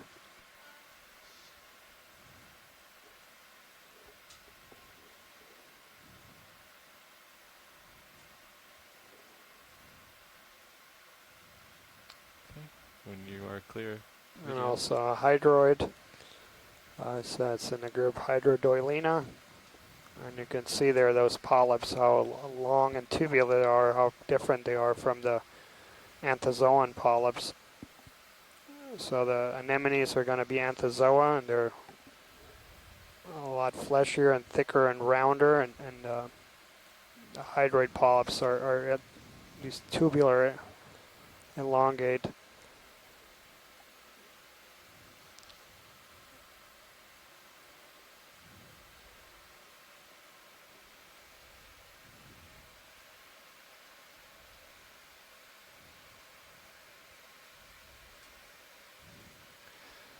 Watch lead nav.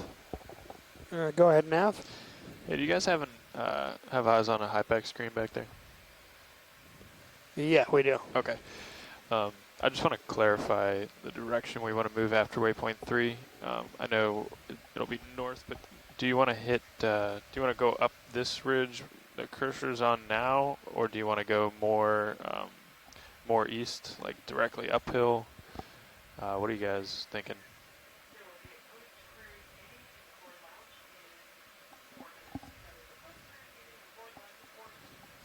Yeah, I think the east one. Okay, so kind of like up uphill this way. Though I think that'd be easier for us to. Perfect. So okay, cool. So we'll go a little north of east after waypoint 3. Thank you. Watch these. Thanks, Nav. Yeah, so we're quite pleased here with the area we covered. Can we just get a quick snap zoom on the bottom to see what these little dots are? Oh, just anywhere here? Yeah, just anywhere. Come on in, video.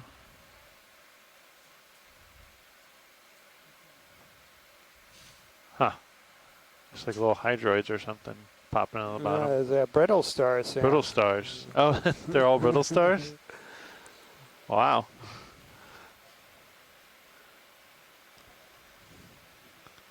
I'll land and get a stable shot.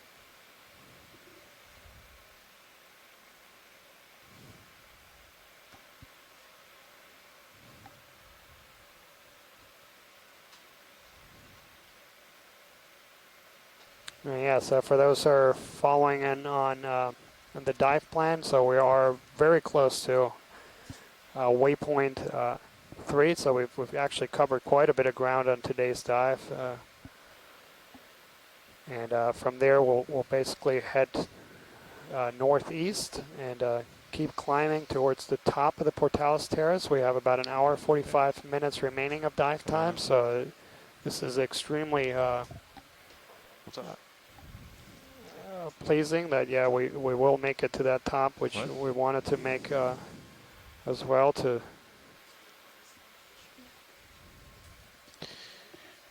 is a lot of brittle stars.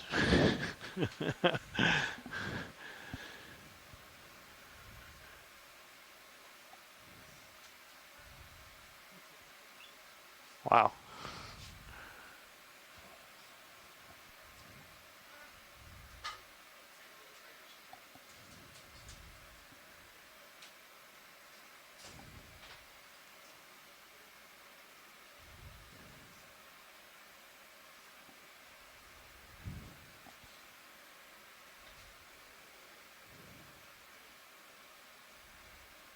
So do you think should be off more to the east now, maybe even a little north of east?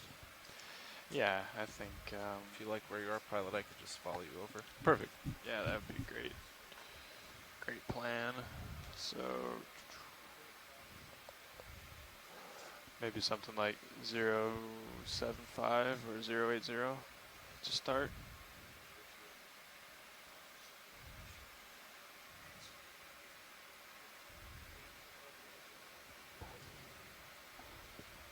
Still showing uphill, more east, possibly even a little bit south of there. Okay. Maybe one more east.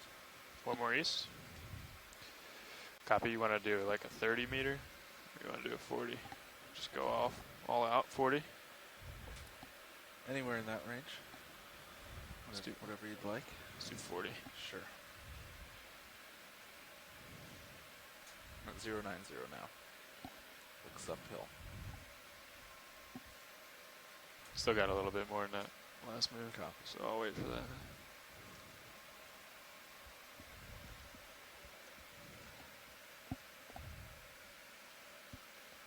Yeah, this is quite impressive, and I noted that on a few of the vertical faces where we had, some of those undercut ledges. You'd see in a lot of these brittle stars. Thank you, Bridge. But yeah, this is quite a field.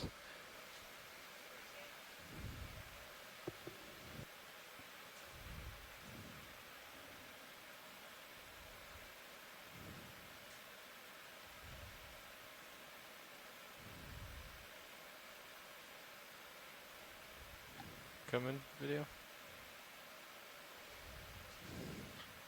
Oh, same as before, right? Yeah, this. Yep. Come on out. This is going to be a cardinal fish.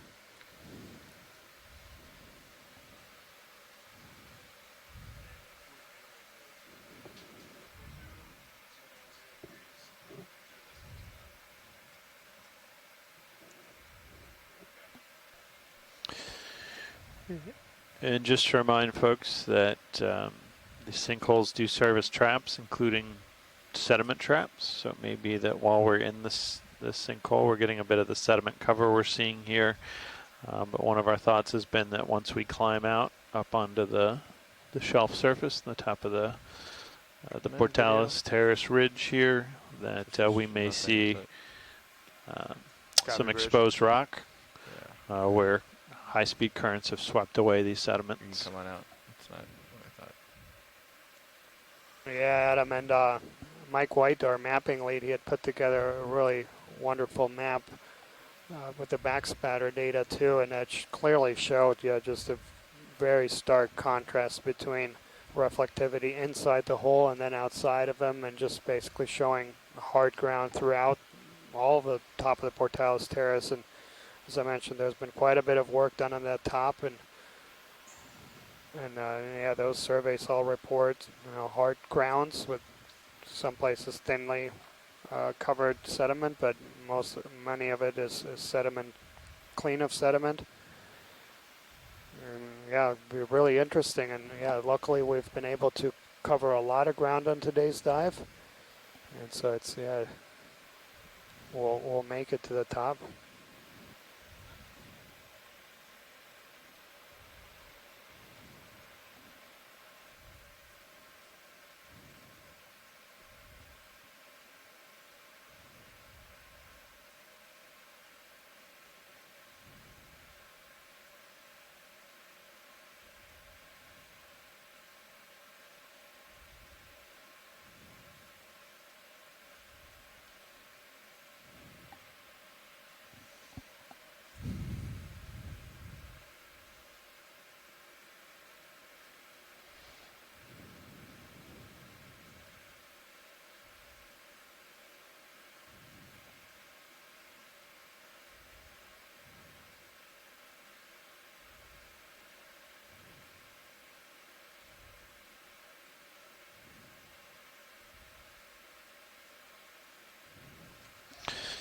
So Bill Shedd has left a message in the chat room.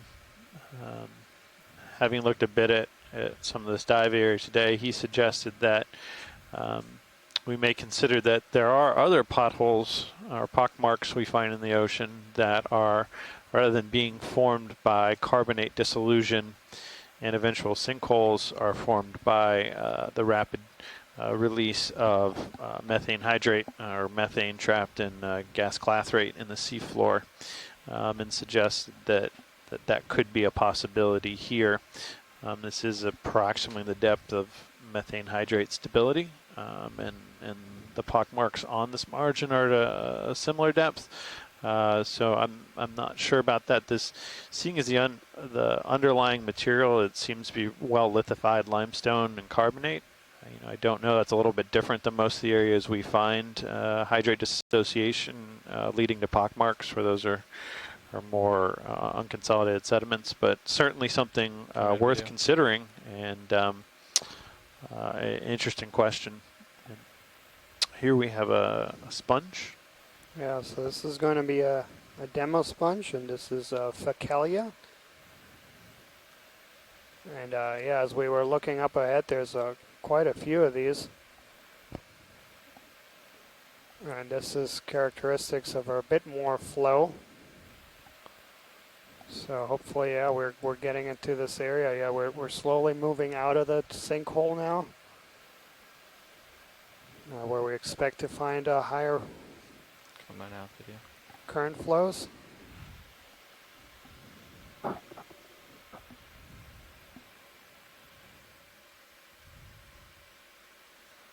Yeah, and out in the distance we can see a lot of them, and yeah, so these fan-shaped organisms, both corals and sponges, are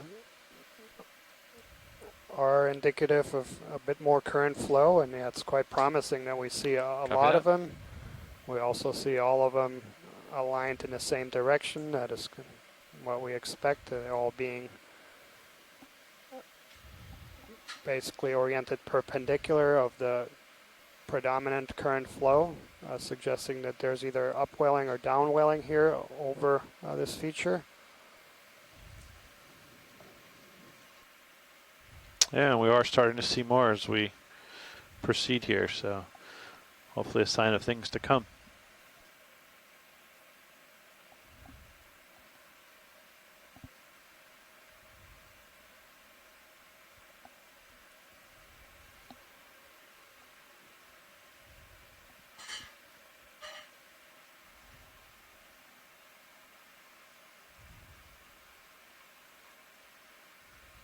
Yeah, this has always just personally interested me as these zonation and these patterns. In terrestrial systems, we have these very well marked delineations in some cases, just really narrow, like shorelines or tree lines where go a couple meters higher or lower, and it's completely different.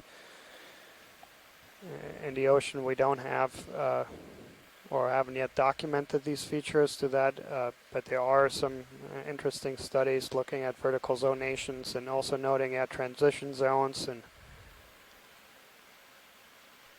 yeah, today's dive was a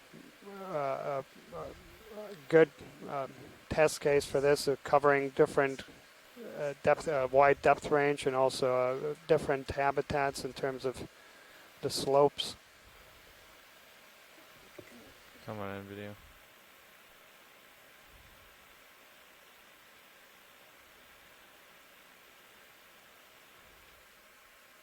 Yeah, this looks like something else. So this is a glass sponge.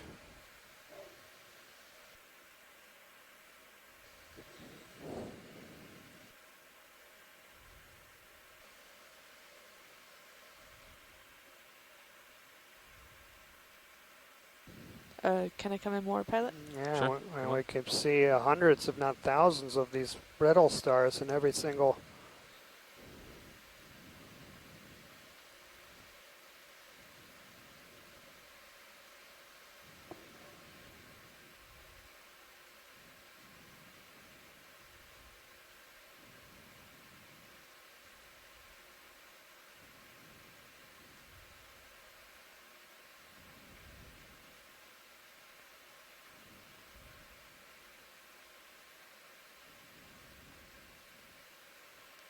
Okay, come on out.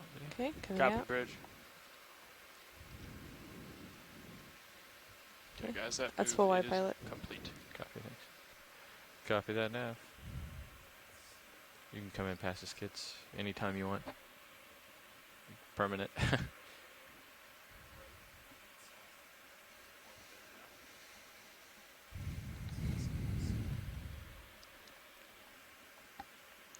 Okay. You want to line up there?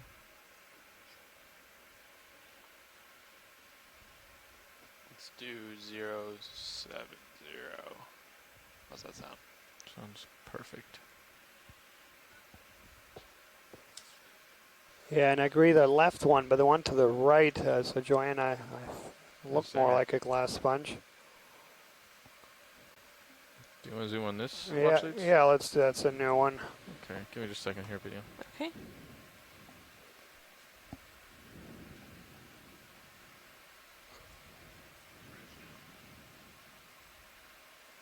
Okay, go ahead. Okay, zooming in.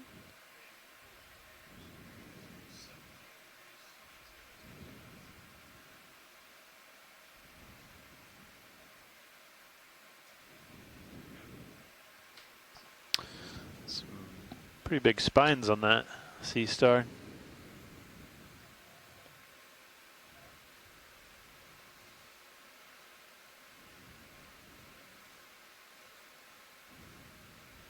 That's full zoom, Violet. Copy that.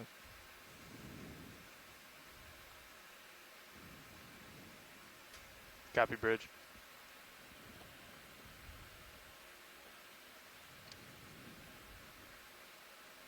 Are we happy with that, watch leads? Yeah, excellent, thank you. Great, come on, wide. Minus the skids. Watch leads, that's another 100 meters. Perfect. Copy that. We've covered another 100 meters.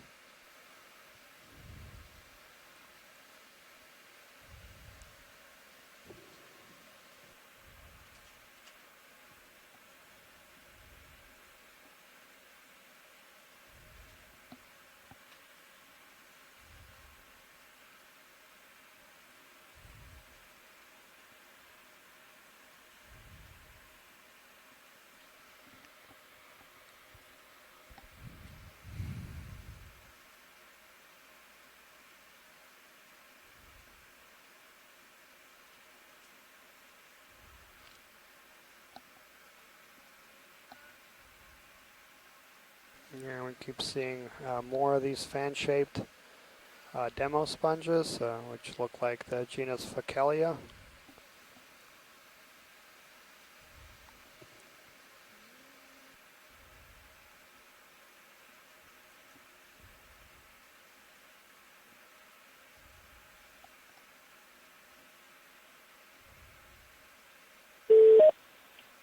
Hello. Hey, Chris. Hi there. I see that even down to the tooth, we are still seeing sea stars, and I'm happy for it. So the thing that we were just looking at is definitely in the family Benthopectinidae, which is sort of one of the classic deep sea groups. They're not very well known, but they're often collected quite abundantly. They have that very distinctive sort of marginal plate spine series around the edge, and they're often very spiny and have lots of sort of sharp projections coming off of them. That one, I think if we're in 300-ish meters, is probably in the genus Chiraster. There's very little known about them other than the fact that they are present in these muddy substrates or like sediment to sort of loosely consolidated substrates. They're related to astropectinids and other sort of Paxillosida. They were recently put there into that large mud star group by some work that I just did. So they're right at home in this kind of habitat. They're probably feeding on things in the mud and the sediment and so forth. I'd also add a comment. I think that, and I obviously we haven't collected any of them, but if I was going to put a few bucks down on what those brittle stars are that you're seeing, they're probably in the family Amphiuridae. Those are often quite abundant, and they're known to inhabit sort of sediment in the way that I've seen you guys image what you're seeing. So the disc is down in the bottom, and then the 5 arms are extending up into the, I guess that would probably be the flow layer right around the surface. And they're probably catching food or some other nutrition or perhaps even gas exchange. Amphiurids also tend to be quite numerous when they're collected from muddy substrates. And they're considerably important in bioturbation and other studies where they're looking at which animals are important to moving around the sediment and that sort of thing. There's a couple of YouTube videos which actually have observations of amphiurid brittle stars. Sometimes quite a long distance below the surface. Yeah, we're about halfway through but showing how they move and how they aerate and how they interact with other organisms in the substrate.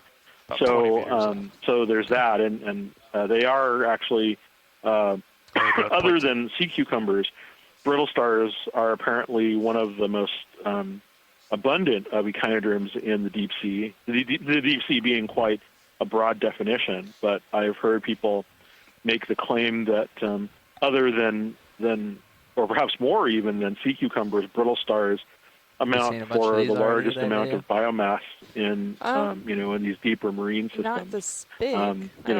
We haven't really seen we can zoom in on it. Let me get a little closer. The kind of dense aggregates that we've seen in some other places. But up until this point, and they're all cryptic. But apparently they're supposed to rival the amount of sheer biomass that, say, some of the sea cucumbers are supposed to have. We haven't seen this yet, but apparently there are pictures of sea pigs, sea cucumbers, which are just present. They literally just cover the bottom, and these brittle stars are supposed to be this distance light looks good. At least tracking along. Across taxa. There's a lot of them, and they make up a lot of the biomass in this ecosystem. So what you're seeing might not sort of jump right out at you, but it's definitely important. We're seeing the primary forms of life which occur at this level, and how. And the fact that there's so many of them is almost certainly important to I think it's eating to how this setting functions and so forth. Well, hello. It's interesting to see this all in situ and alive as it were. Turn back around. Come back, crab. Absolutely, Chris. Well, thank you again. In spite, it's been very interesting watching these shallower systems and having seen the museum side of it for so long. Watching them as living and sponge. As living, as I've always said, is quite a treat. So thank you. All right. Thank you. We always appreciate you calling in. That's probably good. Thank you. Okay. Who knows if I'll I think I got call. Something else. Hopefully, I'll catch you again before the end of the day. Have a good remainder, and congrats to everyone on a successful expedition. I don't think it's going to thanks, Chris. I'll see if I can get around. I wish you a speedy trip home and a good visit to a refreshment facility when you get back to shore. That important. Yeah, thanks so much. Thank you. Have a good one. Bye-bye. Copy bridge.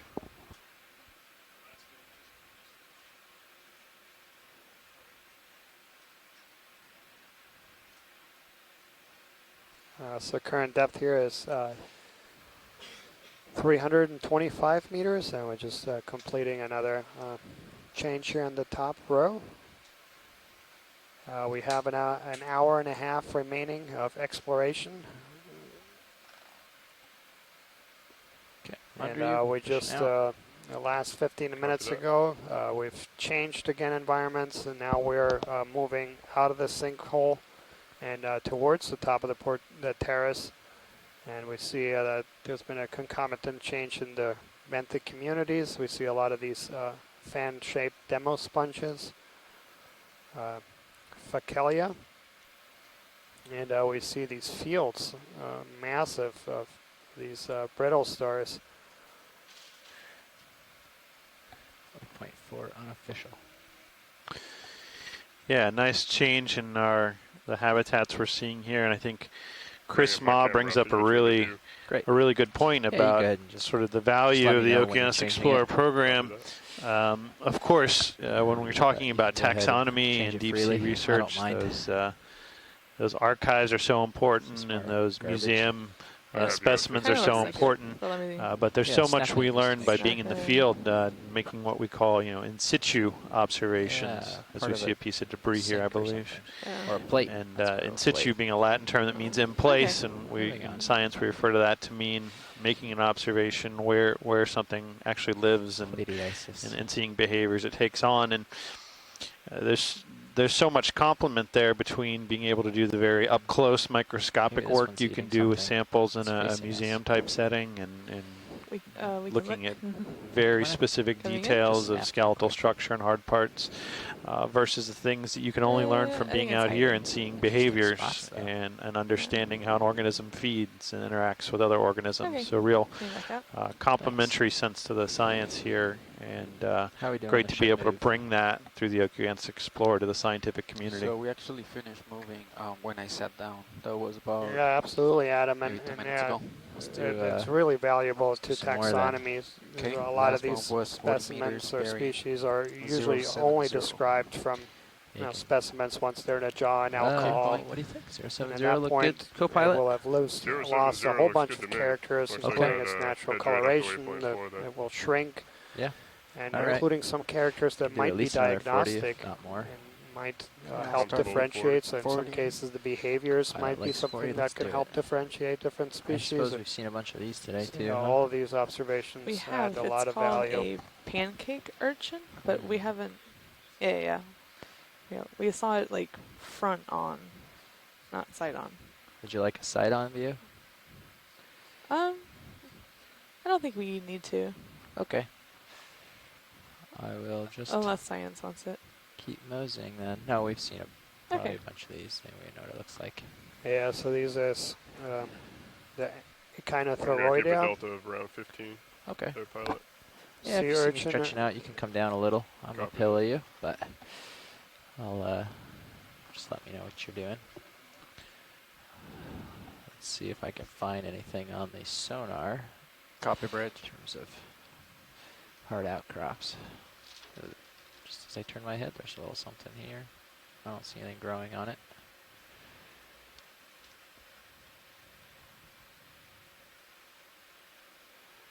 Lonely rock.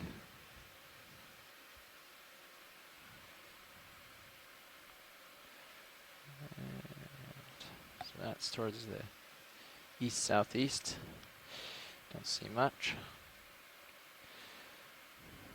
Come around to the northwest, see what we have out that way. Looks like there might be a little something at 345 on Sirius's. Okay. It's not a very strong return, but it's something. 3, 4, 5. Oh, at 050 or something. Yeah, just off your port side. You Oh, mean? excuse me, yes. Yeah, okay. Yeah, that might be the general upslope, maybe. Or there might be a hard return. That's basically where I am, so I don't see anything, but Is that too far out to... oh, this you mean? Go ahead, Nav. These are reflections of me, most likely. Versus this is like the uphill. That's me, and these are probably reflections of me. Likely. I'm not positive of that, but Yeah, copy that. Thanks, Nav. So yeah, we covered another 100 meters or so.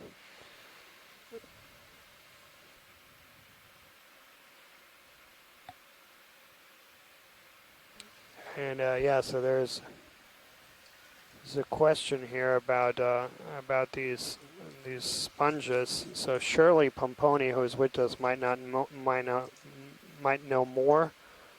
I know that these sponges have been collected from this region. I'm actually looking at a couple photos of specimens that look very similar to that. Whether there is a need to collect another one of these. would you like a closer look, watch lead? Yeah, let's get a One on zoom. the left or the right? Which one? Let's do bottom right. Bottom right. Okay.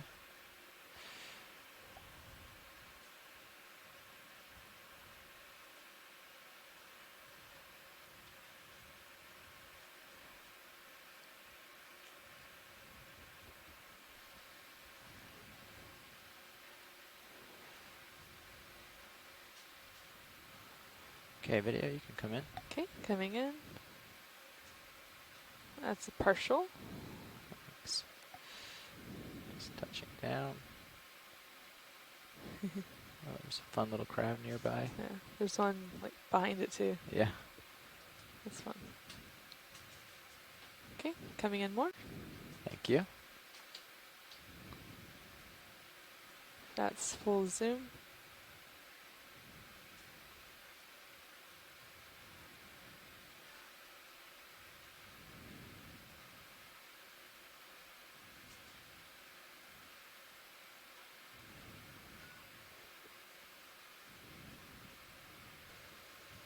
Yeah, I mean these are so common, and I'm looking at a couple specimens that look very much like that.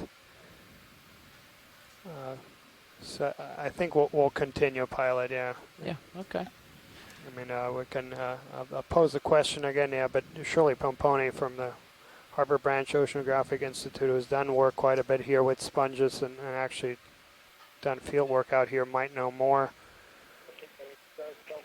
Well, there's no shortage of them, so. Hi guys, could you focus down on that hermit crab? I think I know what it is. Uh-oh. Okay, hey Mary. You moseyed away, sorry. We'll get a quick shot of it. Pose the question again, yeah, but surely Pomponi, Harbor Branch Oceanographic Institute, has done work. The one right next to the sponge? That's right. Field work out here might know more. Can't spend very much time here just because the ship's catching up, but. Okay. Bringing my camera down and keep doing Coming in Thank quickly. you.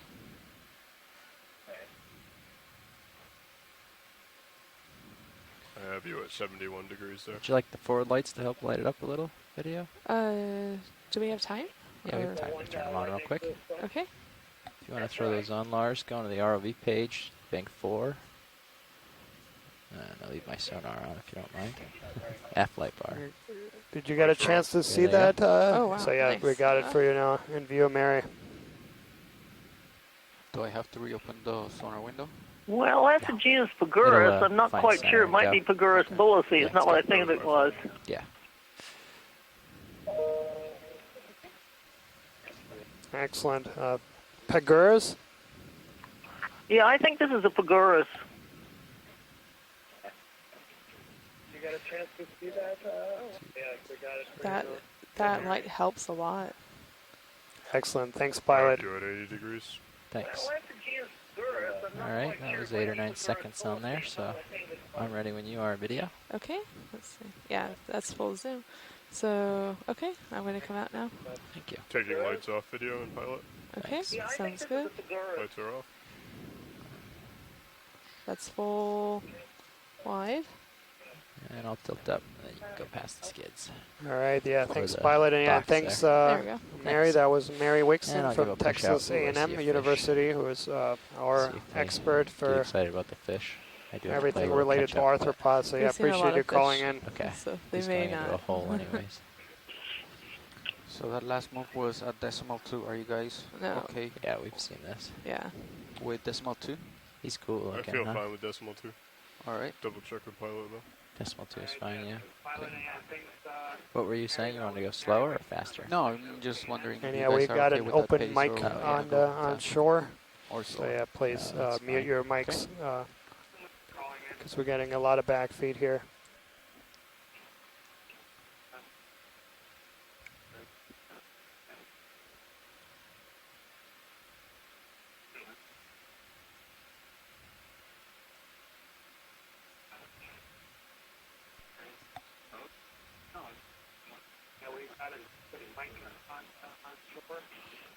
Yeah, go ahead, watch lead 2.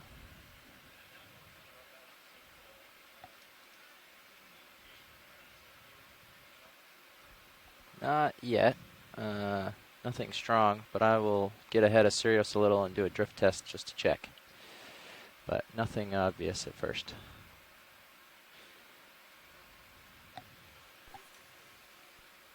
Following you Copy up with bridge, the camera, thank you. pilot. Thanks.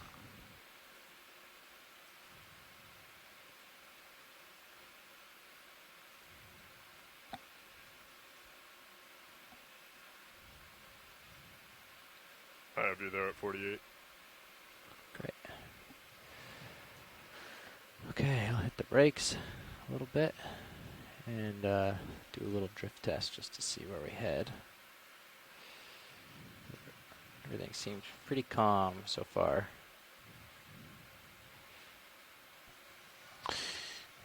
Yep, looks like there's not much current at all up here. Yeah. Good to know. Thank you, pilot. Are you both ready for the next move? Another 40 meters? I'm in a good position if pilot is. Yeah. Okay, coming up.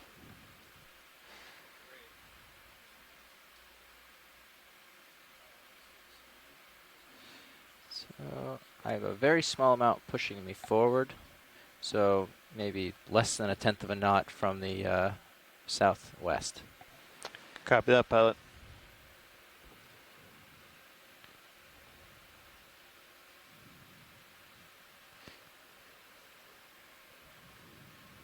Which I probably should have guessed because every time I stop, the little bit of dust that I carry with me when I drive all sort of pushes out in my screen. So it's an indication of current from behind.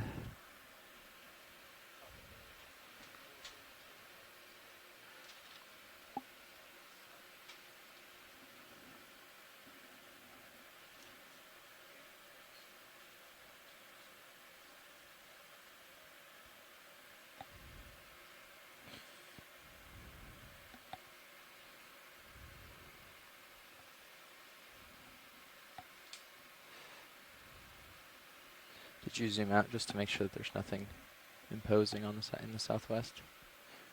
Nothing taller than. Oh yeah, that's the sinkhole. Yeah, it's a you're sinkhole, good. so we're good. Yeah. Okay. Thanks. I just didn't have my bearings. I wanted to make sure. Yep. You're starting to get a little far out, but I should be moving to catch up with you. Okay. Thanks.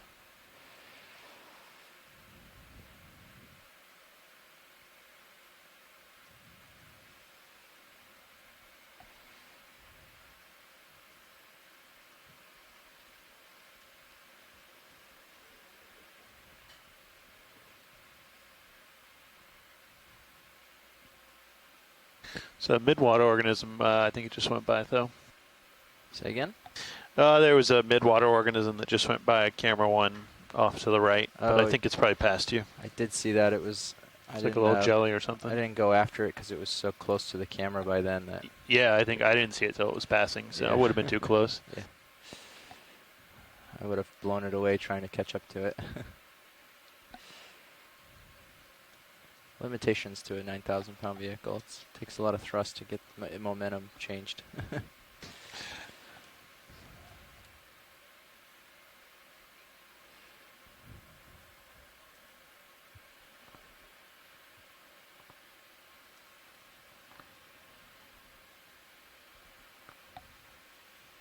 Current depth here is 318 meters.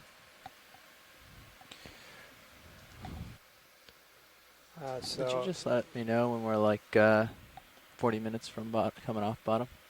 I mean, we're at this yeah, pace. for those that recently joined it's us. only like 9 minutes. What's that? This has been a really really just let me know exciting when dive. like very 40 minutes diverse, before we're coming off dive. bottom. All right. So we're diving. I know we'd just probably have off like the another Sinkhole hour on the or something at Pourtales least. Terrace, yeah, about yeah. 55 Hour 15 or kilometers something. southwest of Key West. And we started the dive on the very Keep track of how long there is on bottom. bottom of the sinkhole, close to 500-meter depth, and right from the get-go on the landing spot, there was swarms of fish and shrimp and squid. And then as we transitioned through that sinkhole and over and up of it, the community has changed to a hard bottom community here, where we see a lot of demo sponges, these fan-shaped organisms. We do still see these Another sponge. bearded codlings. Those two fishes you see in the background, those were common on the bottom as well as the black belly rose fish. Thanks. But also interesting here on the few zooms we've gotten on this substrate, there's thousands of little brittle stars. You can, every time we zoom in on them, the whole seafloor here is carpeted with There's them. something on the right, pilot lower right. We do have about an hour and 10 minutes dark, remaining of lower bottom screen. time. I see what you're talking about. I don't know what I that thought it was is. sargassum or something, so I didn't bother. And that will but unfortunately conclude something the interesting. 2018 Let me just check Gulf it of out. Mexico Yeah, I don't expedition recognize it. aboard Noaa ship Okeanos Explorer. You're right. It's sargassum. That's okay. But the Okay, ship never It's mind. worth the look. Nothing else to look at still here. has a lot of exploring to do this year. This is Pushing out. there'll be several mapping cruises as well as Getting ahead of the another train here. technology demonstration cruise, as well as 2 ROV cruises, including one focusing on the South Atlantic Bight and one focusing on the northeast U.S. and Canada and international waters.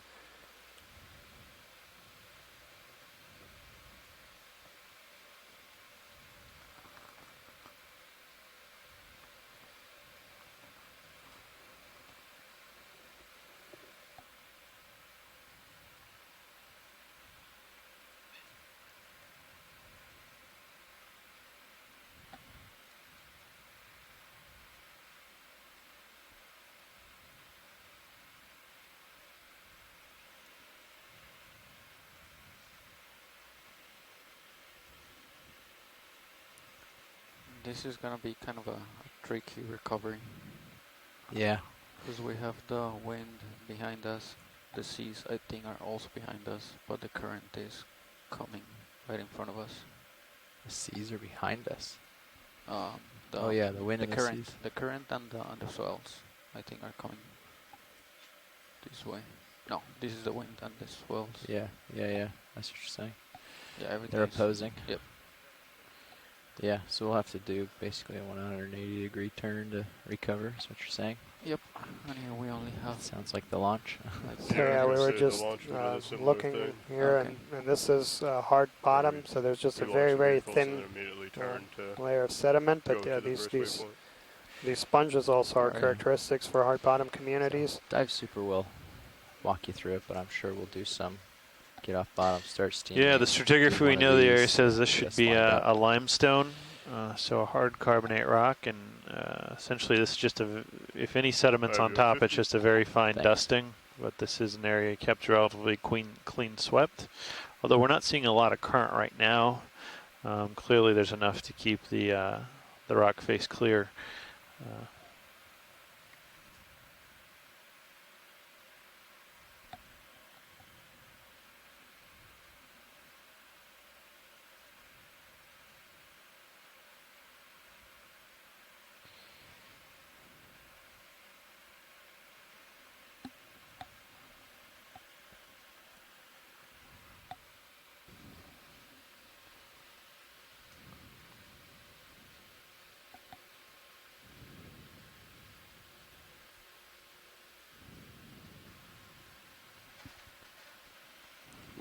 There's a good one. It might be eating that sargassum. Think so? I don't know. Yeah, I mean, we're seeing It's on an it. urchin there perched on top of some On it? sargassum weed.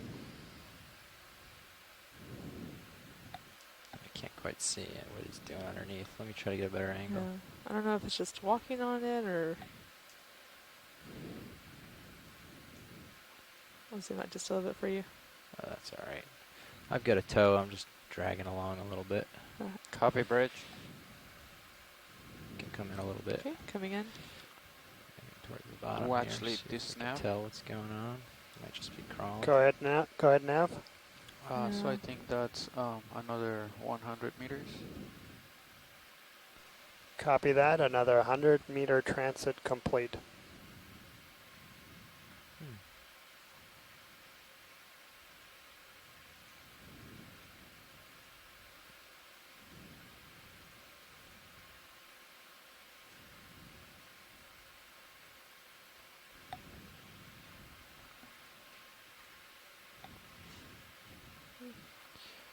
Okay. Camera is clear. Okay. Jeff. Thanks. And then, yeah, if we can just zoom on There the we go. sediments, maybe right next to it. Okay. Okay. Excellent, thank you. Come back in. Coming in.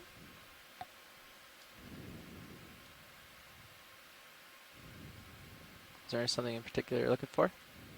No, just to get a general perspective there. Yeah. I'll pan around. See what you can see.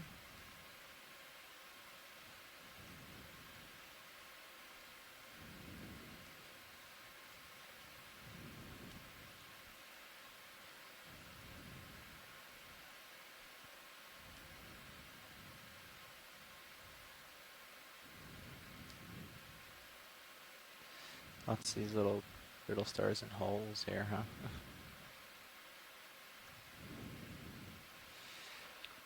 No, I'm assuming the camera in the winch room will bounce if the waves are strong enough. Alright. Just looks like the whole wheel is moving on me for a second. Yeah. Okay, I think that's good. Okay. Coming out. I have one little other perspective here. I can show you where my skid was down, and I ground at the sediment. We can see how soft it is and what might be underneath. Looks like it's not very soft. Doesn't look any different. All right, moving on. Excellent, thanks, pilot. Yeah. Yeah, and that's kind of to the Are you point guys there. ready for The the next pilot move? landed on the bottom and did not really make an impression with the skid of the ROV, indicating that there's almost no sediment cover right here over the rock substrate. So this is a limestone hard bottom here that we're looking at. According to your sonar, it also looks like, 6070, still uphill. I don't see anything. Yeah, maybe 6-0 just because of this, but Okay. we can keep heading just towards waypoint 4 if you want. That doesn't make a difference to me. Waypoint 4 looks a little more like 060. Yeah, we're just heading uphill. Yeah. Okay. Gotcha. So 060 sounds good. 40 meters coming up. Or do you guys want to do 50 meters? Maybe let's do 50-meter move. Either way. Okay.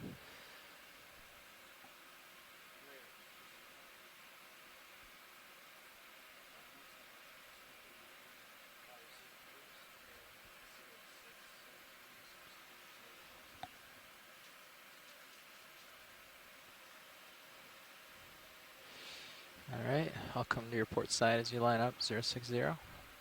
I am auto-headed towards 060. Great. Thank you, Bridge. Yeah, so based on our navigation, I think it's now safe to say that we have arrived on Pourtales Terrace proper. So we started to dive basically in a sinkhole that was right at the bottom and intersecting the escarpment.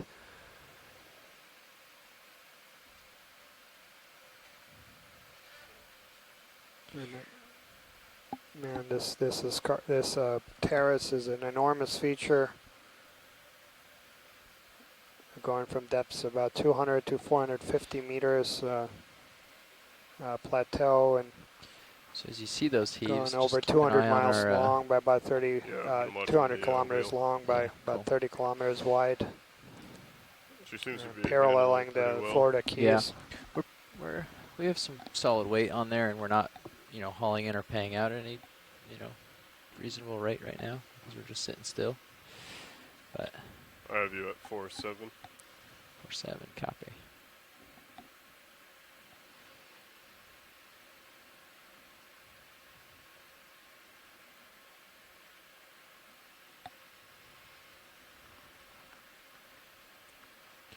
The biggest one is when you're paying out, you have to keep an eye to make sure the wheel isn't going slack and that the cable isn't going slack. 'Cause that's the most common time for that to happen. Copy that. Is when you're paying out at 30 meters a minute, it's heading towards the bottom. Usually on recovery and things like that, it's fine. There's less force on the wire. Well, it's just when the ship heaves, instead of you paying out a lot of extra line on deck, it's actually just like a little bit of extra tension. because the ship heaves. Whereas when you're laying out wire, the ship heaves, Cirrus floats basically for a second, or there's enough drag that Cirrus stops moving when it's shallow. There's not enough cable to, first of all, stretch, and second of all, have the weight to keep you, keep it from doing that. Copy that. And so you just basically are, for a second there, Cirrus doesn't move, and the stretch of the cable is shrinks a little bit, and anything you pay out just can swoop onto the deck. But that's like, you know, moving 5 or 10 meters a minute to move around here isn't going to really do that. It's going to be when you're doing the descent at 30 meters a minute that you have to really pay attention. Mm-hmm. But it's good to watch all the time whenever you have big heaves.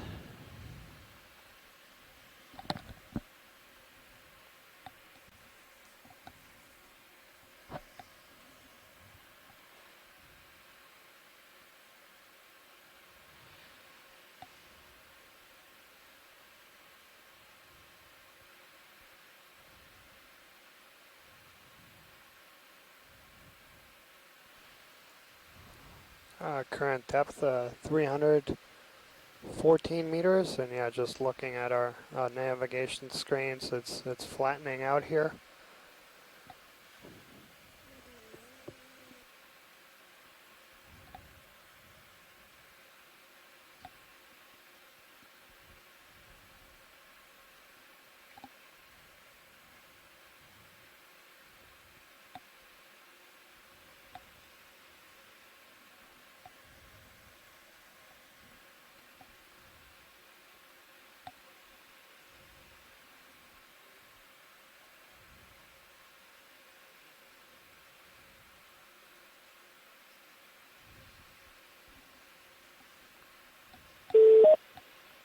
So just to have it in my mind, if we were to recover right now, all I would have to do is swing to port and pretty much just line up with the ship, correct? And then we would be good to go. Or you would be pretty much directly behind me. You mean for normal recovery or for like... Just a normal recovery, time's up, going up. So if you were to swing to port right now, you would end up... yeah, if you were to swing to port, you'd end up lining up, and your number would go backwards. Yes. Yep. So And then you would pretty much just sit right where you are, maybe go starboard a bit? No, I'd have to come around starboard with you, go through the head of the ship, and then all the way around. I have 3/4 of a turn in right now. So if both of our numbers are both positive, that means when so you go to take yours out, just you're gonna about make mine exactly 1 hour of bottom exploration left. So we'll be coming off the seafloor right around 4 o'clock Central Time. This is the last dive of the expedition, so we'll just have a short debrief call after today's dive. So just no more planning to do, but we'll just appreciate everybody tuning in and staying with us throughout the expedition. We've had tremendous participation, a dozen exploration command centers active, including on weekends throughout the country, even in Hawaii. And yeah, over 100 scientists altogether that participated on one or more dives from at least 4 different countries and many U.S. states. So really do appreciate everybody supporting this mission.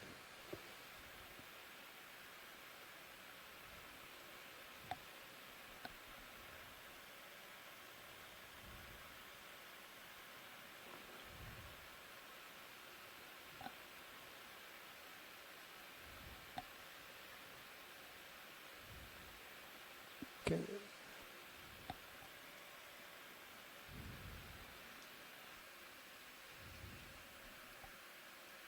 Yeah, if we got a second maybe on one of these, I think it's the same green eye, that fish on the lower left. Yep.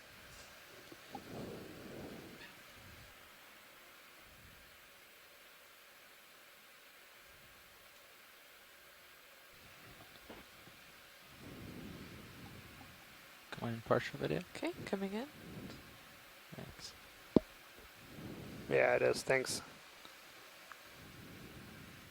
Okay. Coming back up, pilot? Okay.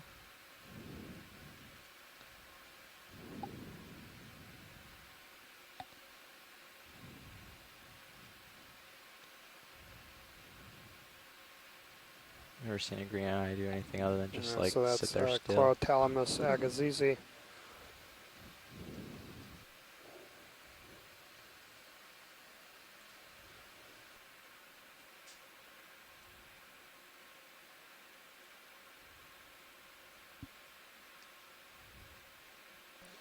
Yeah, and a couple of comments here in the chat room. Yeah, so absolutely, we did learn quite a bit. So before this morning, this sinkhole wasn't even mapped, and came across, mapped for a couple hours, and then got to dive on it and go through several different environments. Now we do know that there's these dense communities of corals just north of here, and we know that from previous dives in the area. But it's this escarpment that hadn't been dove on, and then the transition zone. So yeah, very valuable information indeed.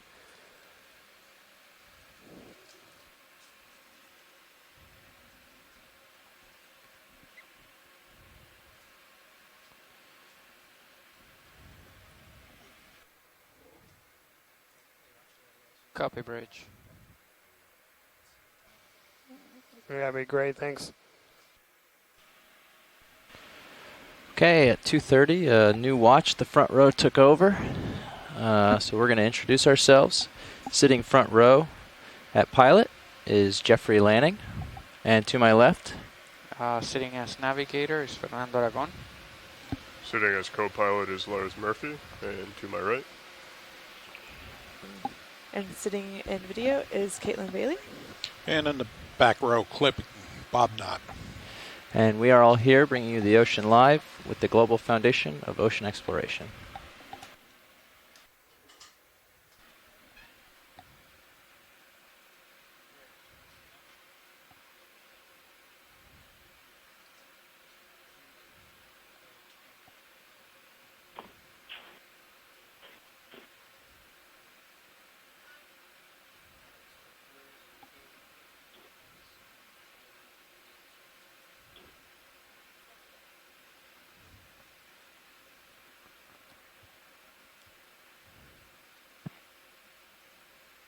Hi, guys. If you run across any one of those big hermit crabs, could you please take a close-up picture of it? Could be something rare or unusual. Thanks. Absolutely, Mary. The larger ones, right? And I think we see a couple now on screen. On the If you see a couple, point them out. I'm not sure. just left of Yeah, lasers. the larger ones would be better. Oh, So- yeah, I see it. Okay. So yeah, we'll come into view here shortly, Mary.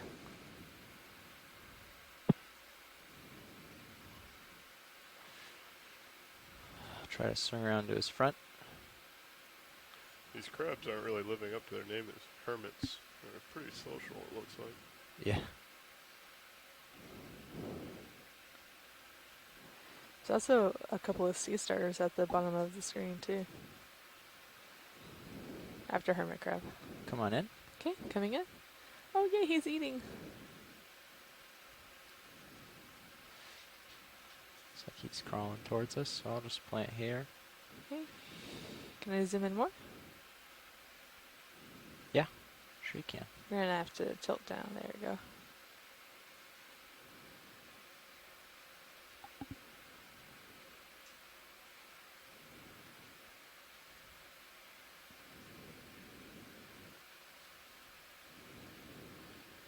Scooting a little closer just because he's no longer walking towards us.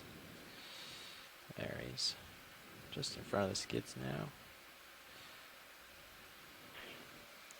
Yeah, and I think, Mary, we've seen a few of these today. Yeah, and this is not the same crab that was underneath that sponge earlier.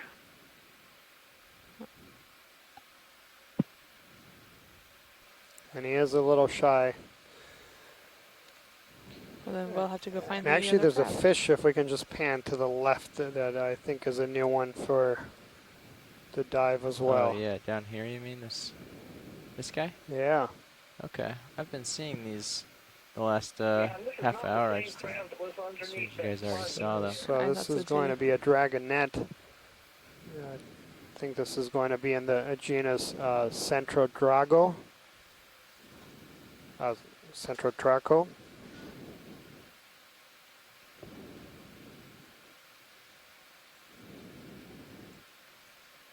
This might be Interesting to see this entertaining. interaction. Oh. Speed bump. Coming through, buddy. So much ocean floor. Did you really have to run into him? How rude.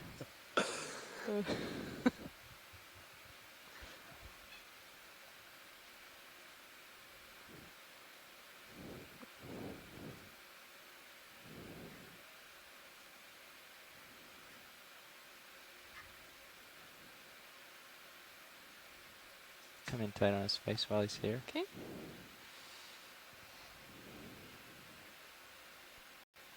I wonder what it's eating. Just picking stuff out of the sediment, huh?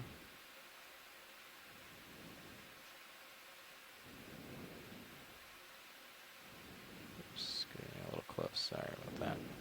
It's okay. Stabilize. By hermit crab standards, this guy is really making tracks.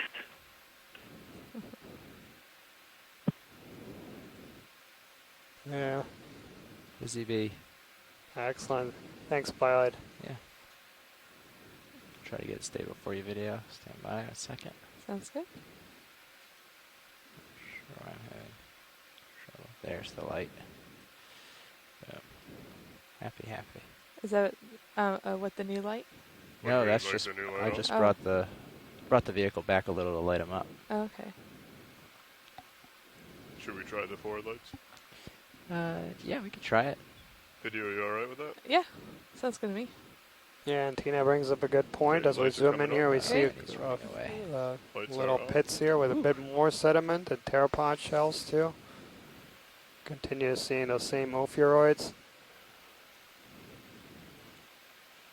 You can tell more Yeah, color. so these zooms are very with the new light. valuable. And I first didn't realize that there was a fish that we hadn't recorded there. That's a dragonette. Oh, that's the.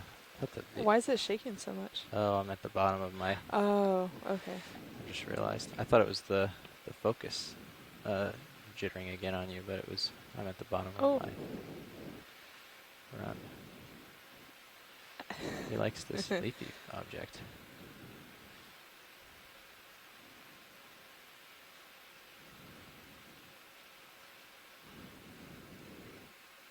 I'll let him crawl off. Okay. It'll be a funny highlight later, just to walk out. Cool. Thanks. Thank you, Violet. Yep. Okay, coming out now. Let's go back to that fish. It's really funny. And that was of interest. Oh yeah, it has better lighting now too. Yeah, if we can just get a good just side view like that, that'd be great. Yeah, start in video. Coming in.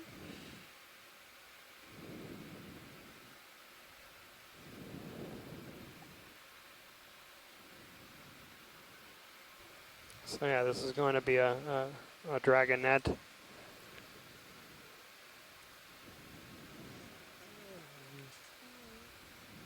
Central Draco.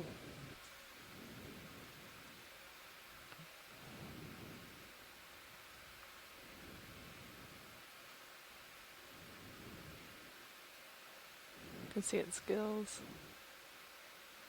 Pull out just a tad for its nose. There we go. I'll bring it left too for you so you can get that tight shot with the nose. How's that sound? Cool. Yeah. Nice. This is full zoom. Yeah. Oops. Oh. Oh look, there's a urchin to the right too. It's like hiding in that hole. Yeah. Oh yeah, there's a pencil urchin top right. A little tiny one. Yeah.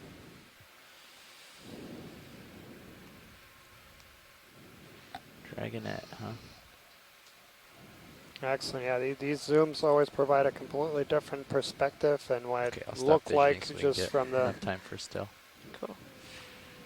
From the panned out view. It looked like this pretty monotonous landscape, lightly sedimented areas with a lot of these demo sponges and not much Can I come else. out for full yeah, once you specimen zoom in, you'll so you see can quite a its few other tail? things. There we go.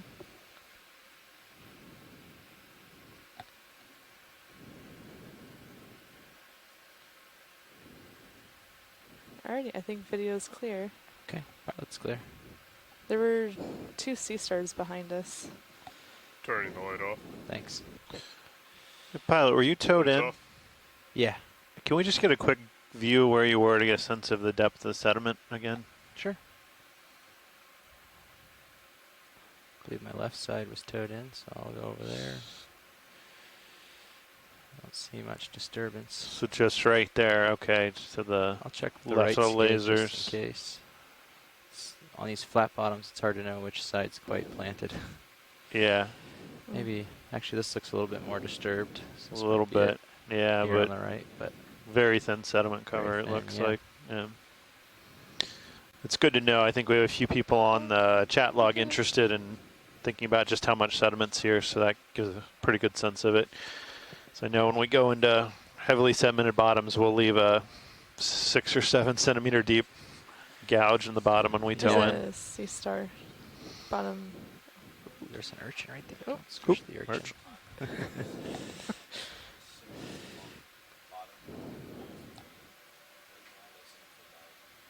There's another sea star to the right. I don't know. It's like a tiny little orange one.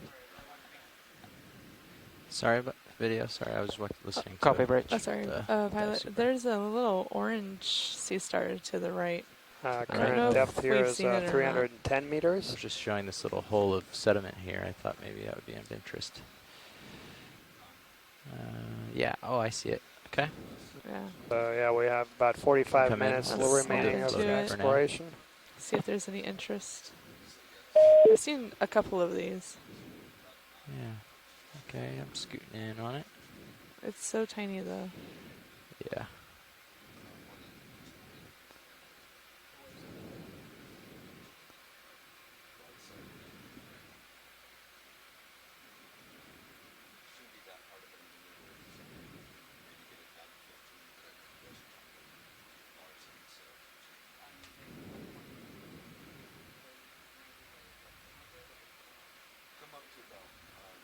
Very interesting. Yeah, so Chris will Yeah. probably Like call in polyps here, on the but surface. it Yeah, looks it's like weird. a slime star.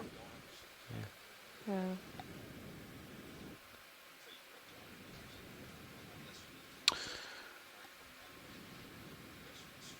Yeah, this is the one that I saw back by that hermit crab too. Okay. So there's I'm glad we got it. 2 in the vicinity. Nice. Hey, Pilot, quick question Yeah, here go ahead. from one of our scientists in the chat room. Yeah. How easy would it be to try and blow away some of the surface sediment with the thrusters? There's a question about what the underlying rock looks like since it's so thin here. I could scrape along with the skid a little, and I can also try to give a. Yeah, I can make a mess. That's, Okay. That's something that's We'll possible. try that after we look at the sea star. I think Chris Ma might have just joined us. Oh. Okay. Or maybe not. All right. Shall Well, I I think that's plenty of time, yeah? Zoom out for mess? Yeah. Yeah, excellent. That's a good Yeah. view. I'll try with the skid first. I haven't been pushing down very hard in the last few because we don't really need to, but so I'll just slide around with the skids and see what we get.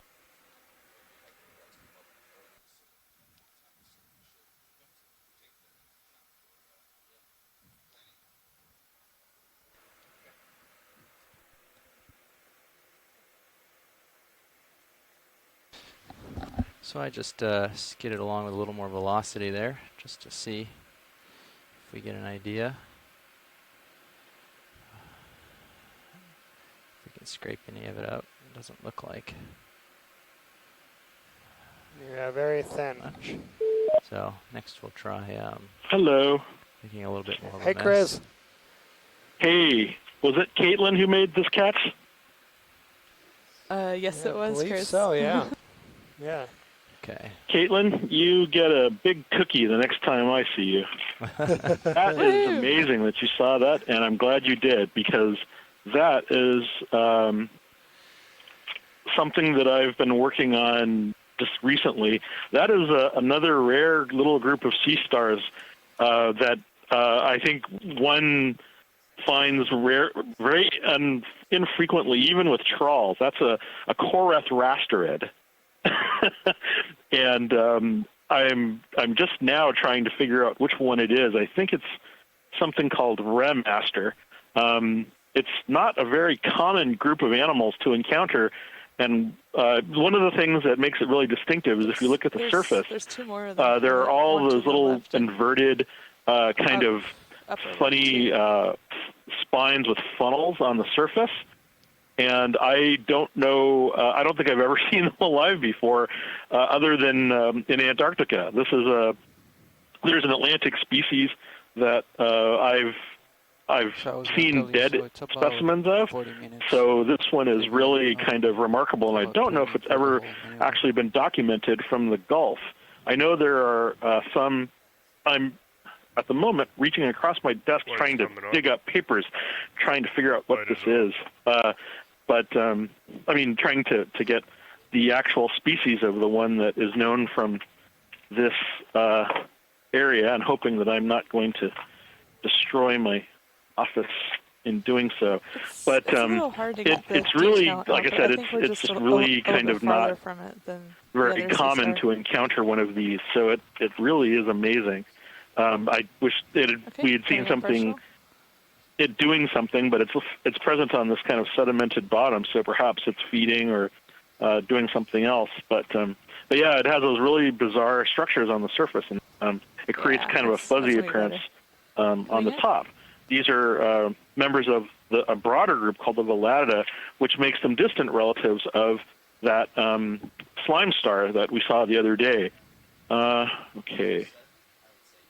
Yeah, I think that is called Remaster palmatus, and yeah, I think the last one that was collected was years ago. So in addition to just being the first timer, it's also quite rare. How big is this one? Are there lasers? Yeah, I guess less than 2 inches.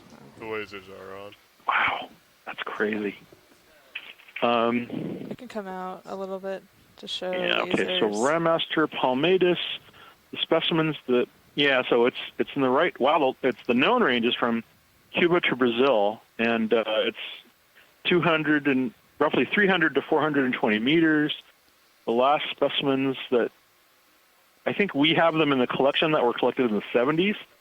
So wow. Yeah. So this would be the first record of this species in a long time, and probably something new from the Gulf. I'll have to double check whether or not they're actually from here.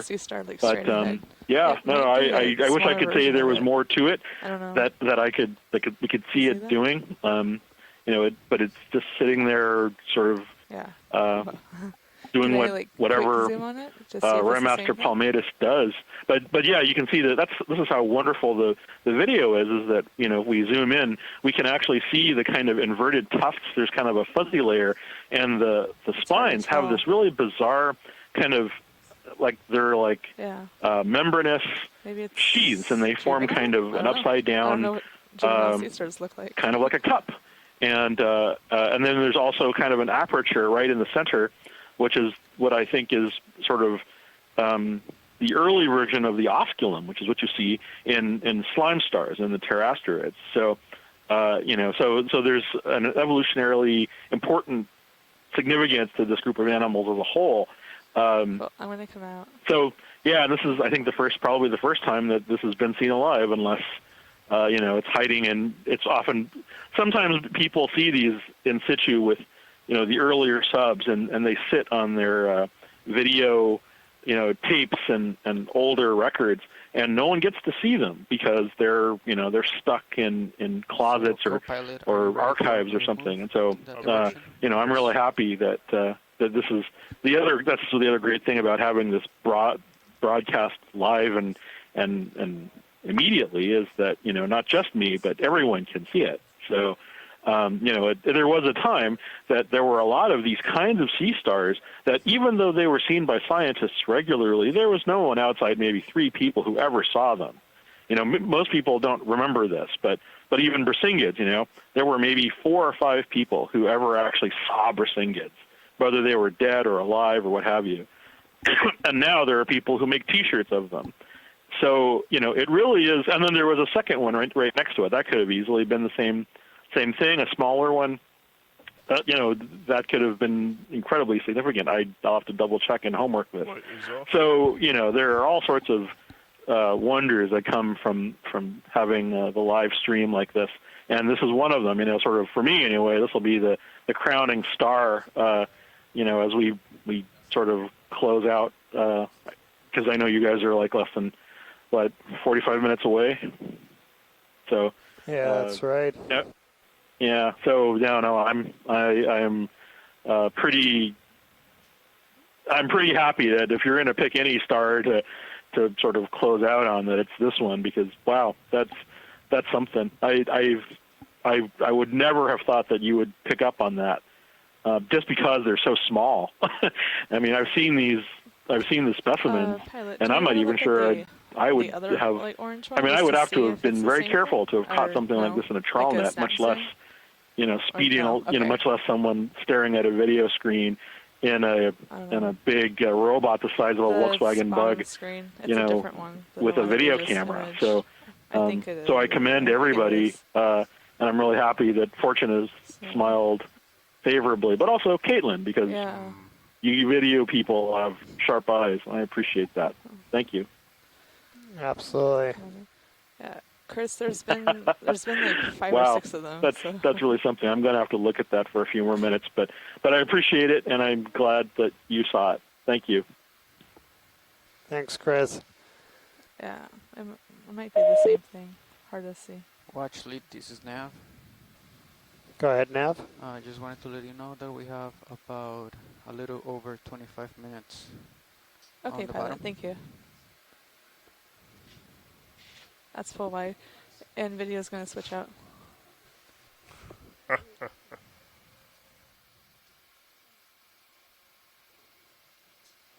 So current depth here is 309 meters.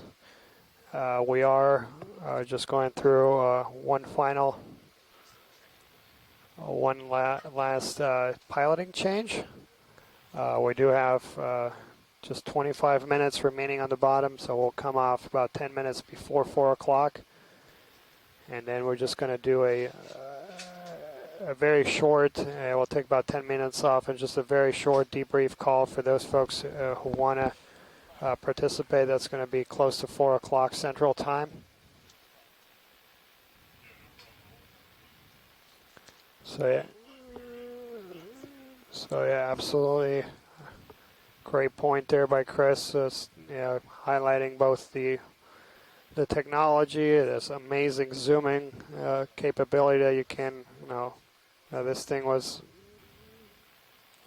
less than an inch in width, and then of course our very talented videographers and their sharp eyes to spot things like that.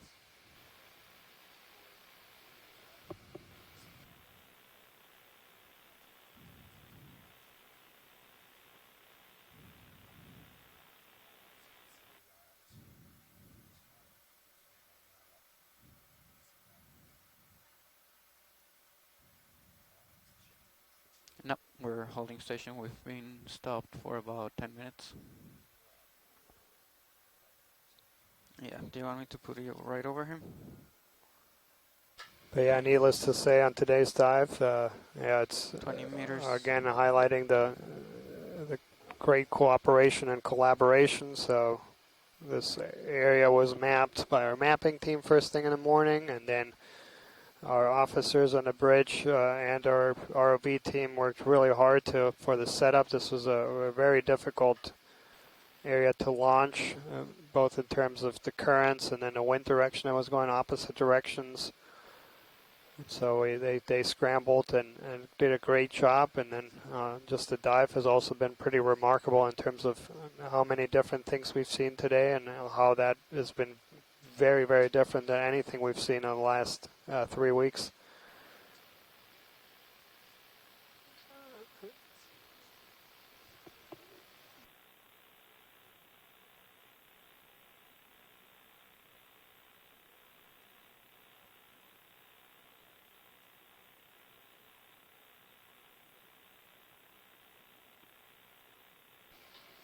We see again a couple of these demo sponges, and they have been the dominant taxa here on top of the terrace. We had little to no sponges inside the sinkhole. Just a few glass sponges, Africalistus, but here on top we see almost a monotypic aggregation, just that single species, and we see many of them.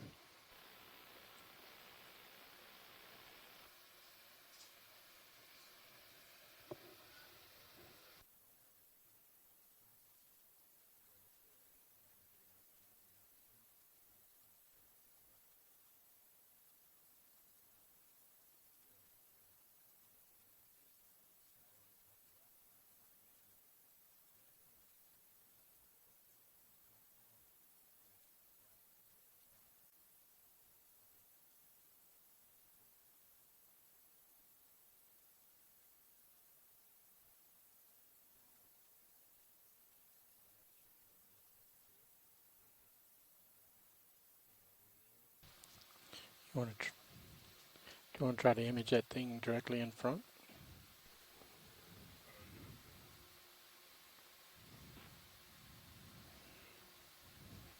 Fan-looking thing.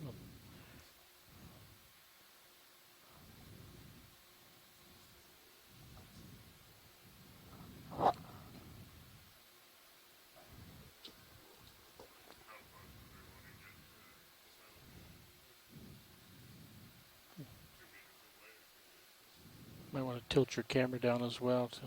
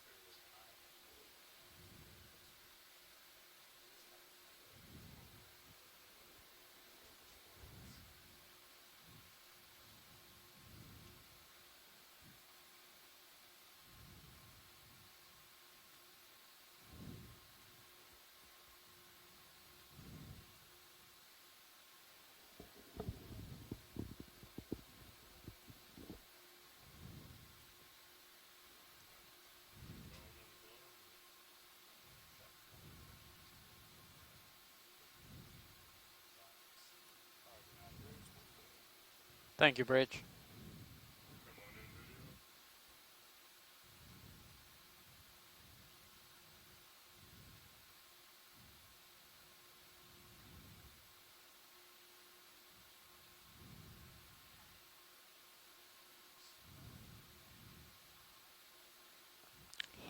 Lasers are clear.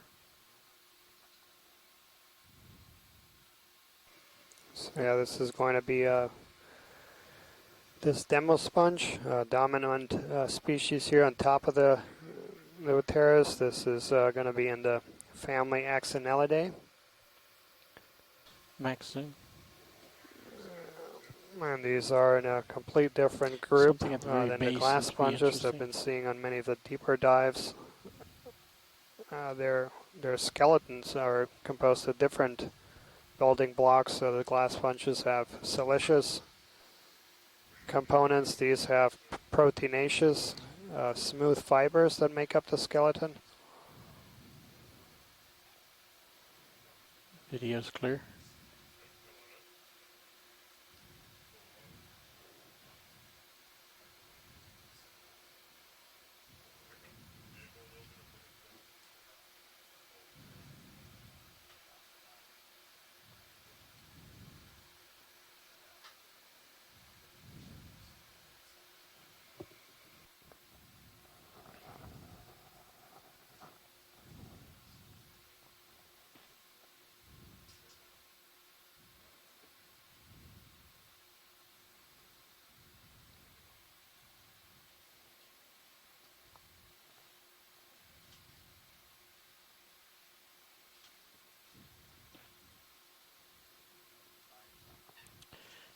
There's a fish behind that There's a sponge on fish the to upper your right. left. Bright eye.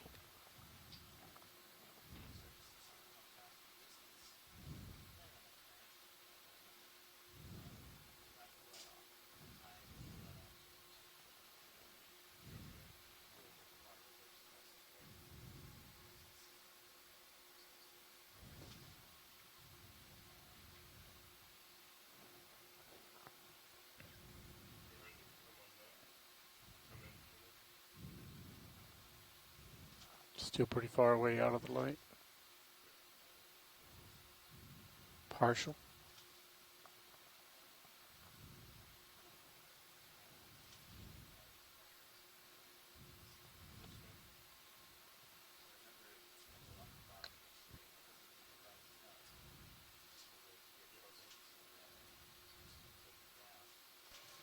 So this is a Chlorothalmus agassizi.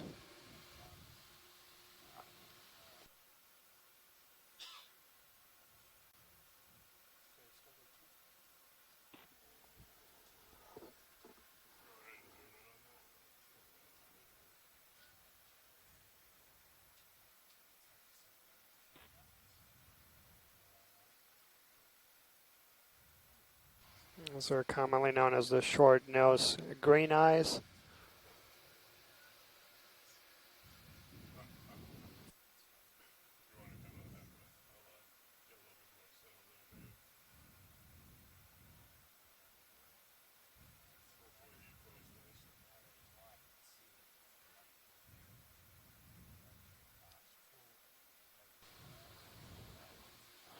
It's full wide. Pushing past the skids.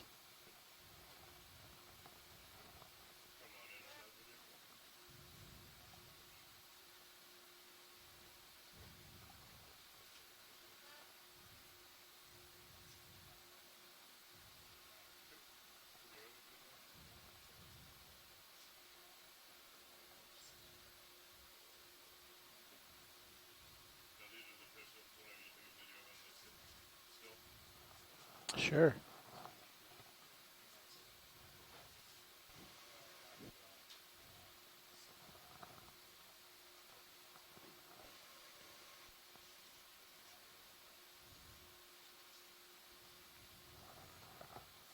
Okay, video's clear.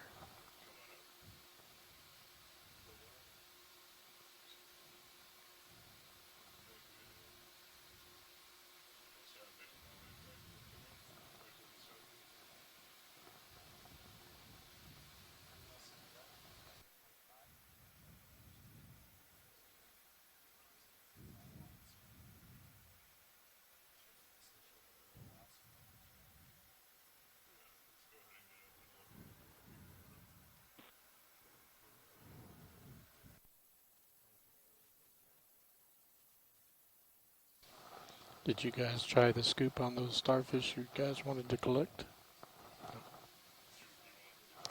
No, no. I was talking to what you guys did or didn't try earlier.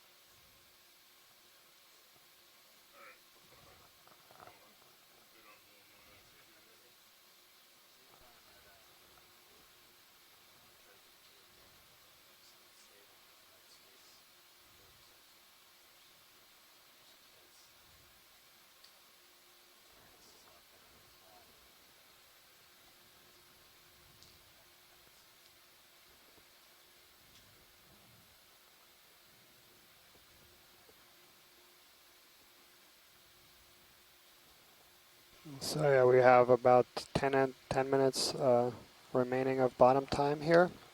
Something fluffy on the upper right. Yeah.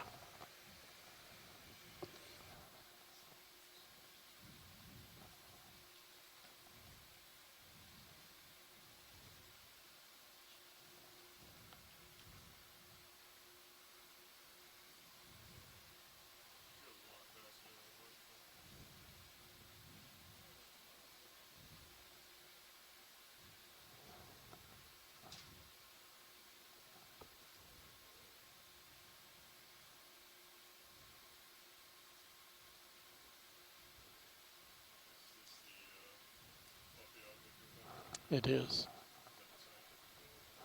That is the video engineering title description. So eating crab upper left. Yep.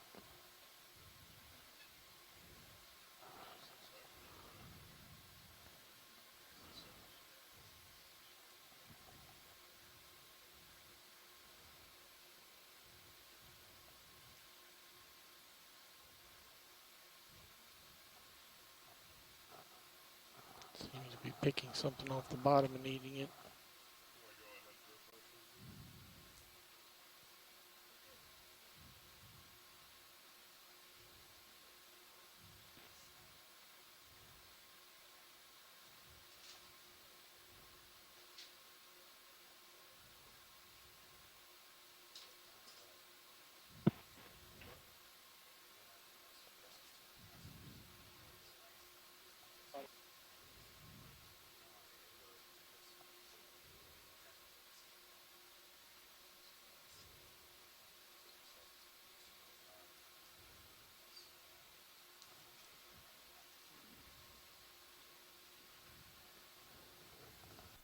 Looks like there's a tiny anemone on that hermit crab on the shell.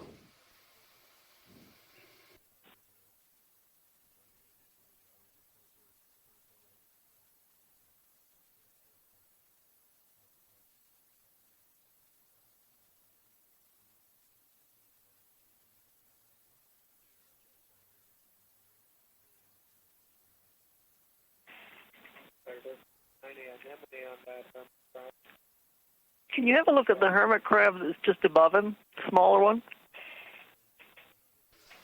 Yes, Tina. Just above, right? Yeah, that guy. Science was asking for that guy also. Yeah, the one up front.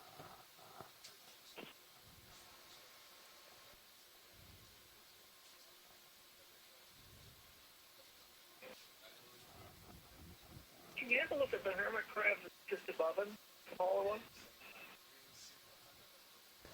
So yeah, we'll head that way, Mary. It's the one right behind it. Yeah, that crab.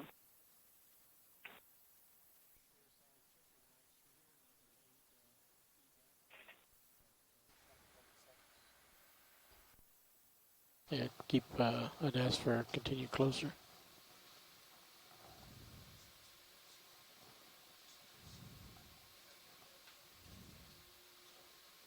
Set your skids down close to the crab that you just imaged. Yeah.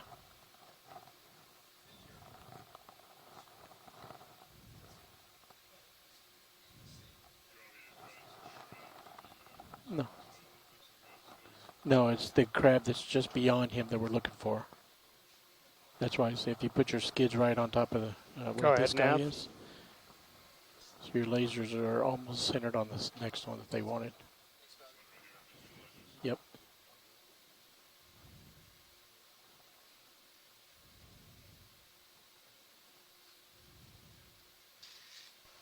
Good copy, Nav.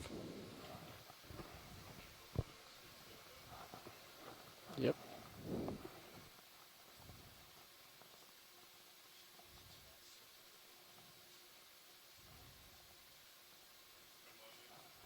Lasers are clear.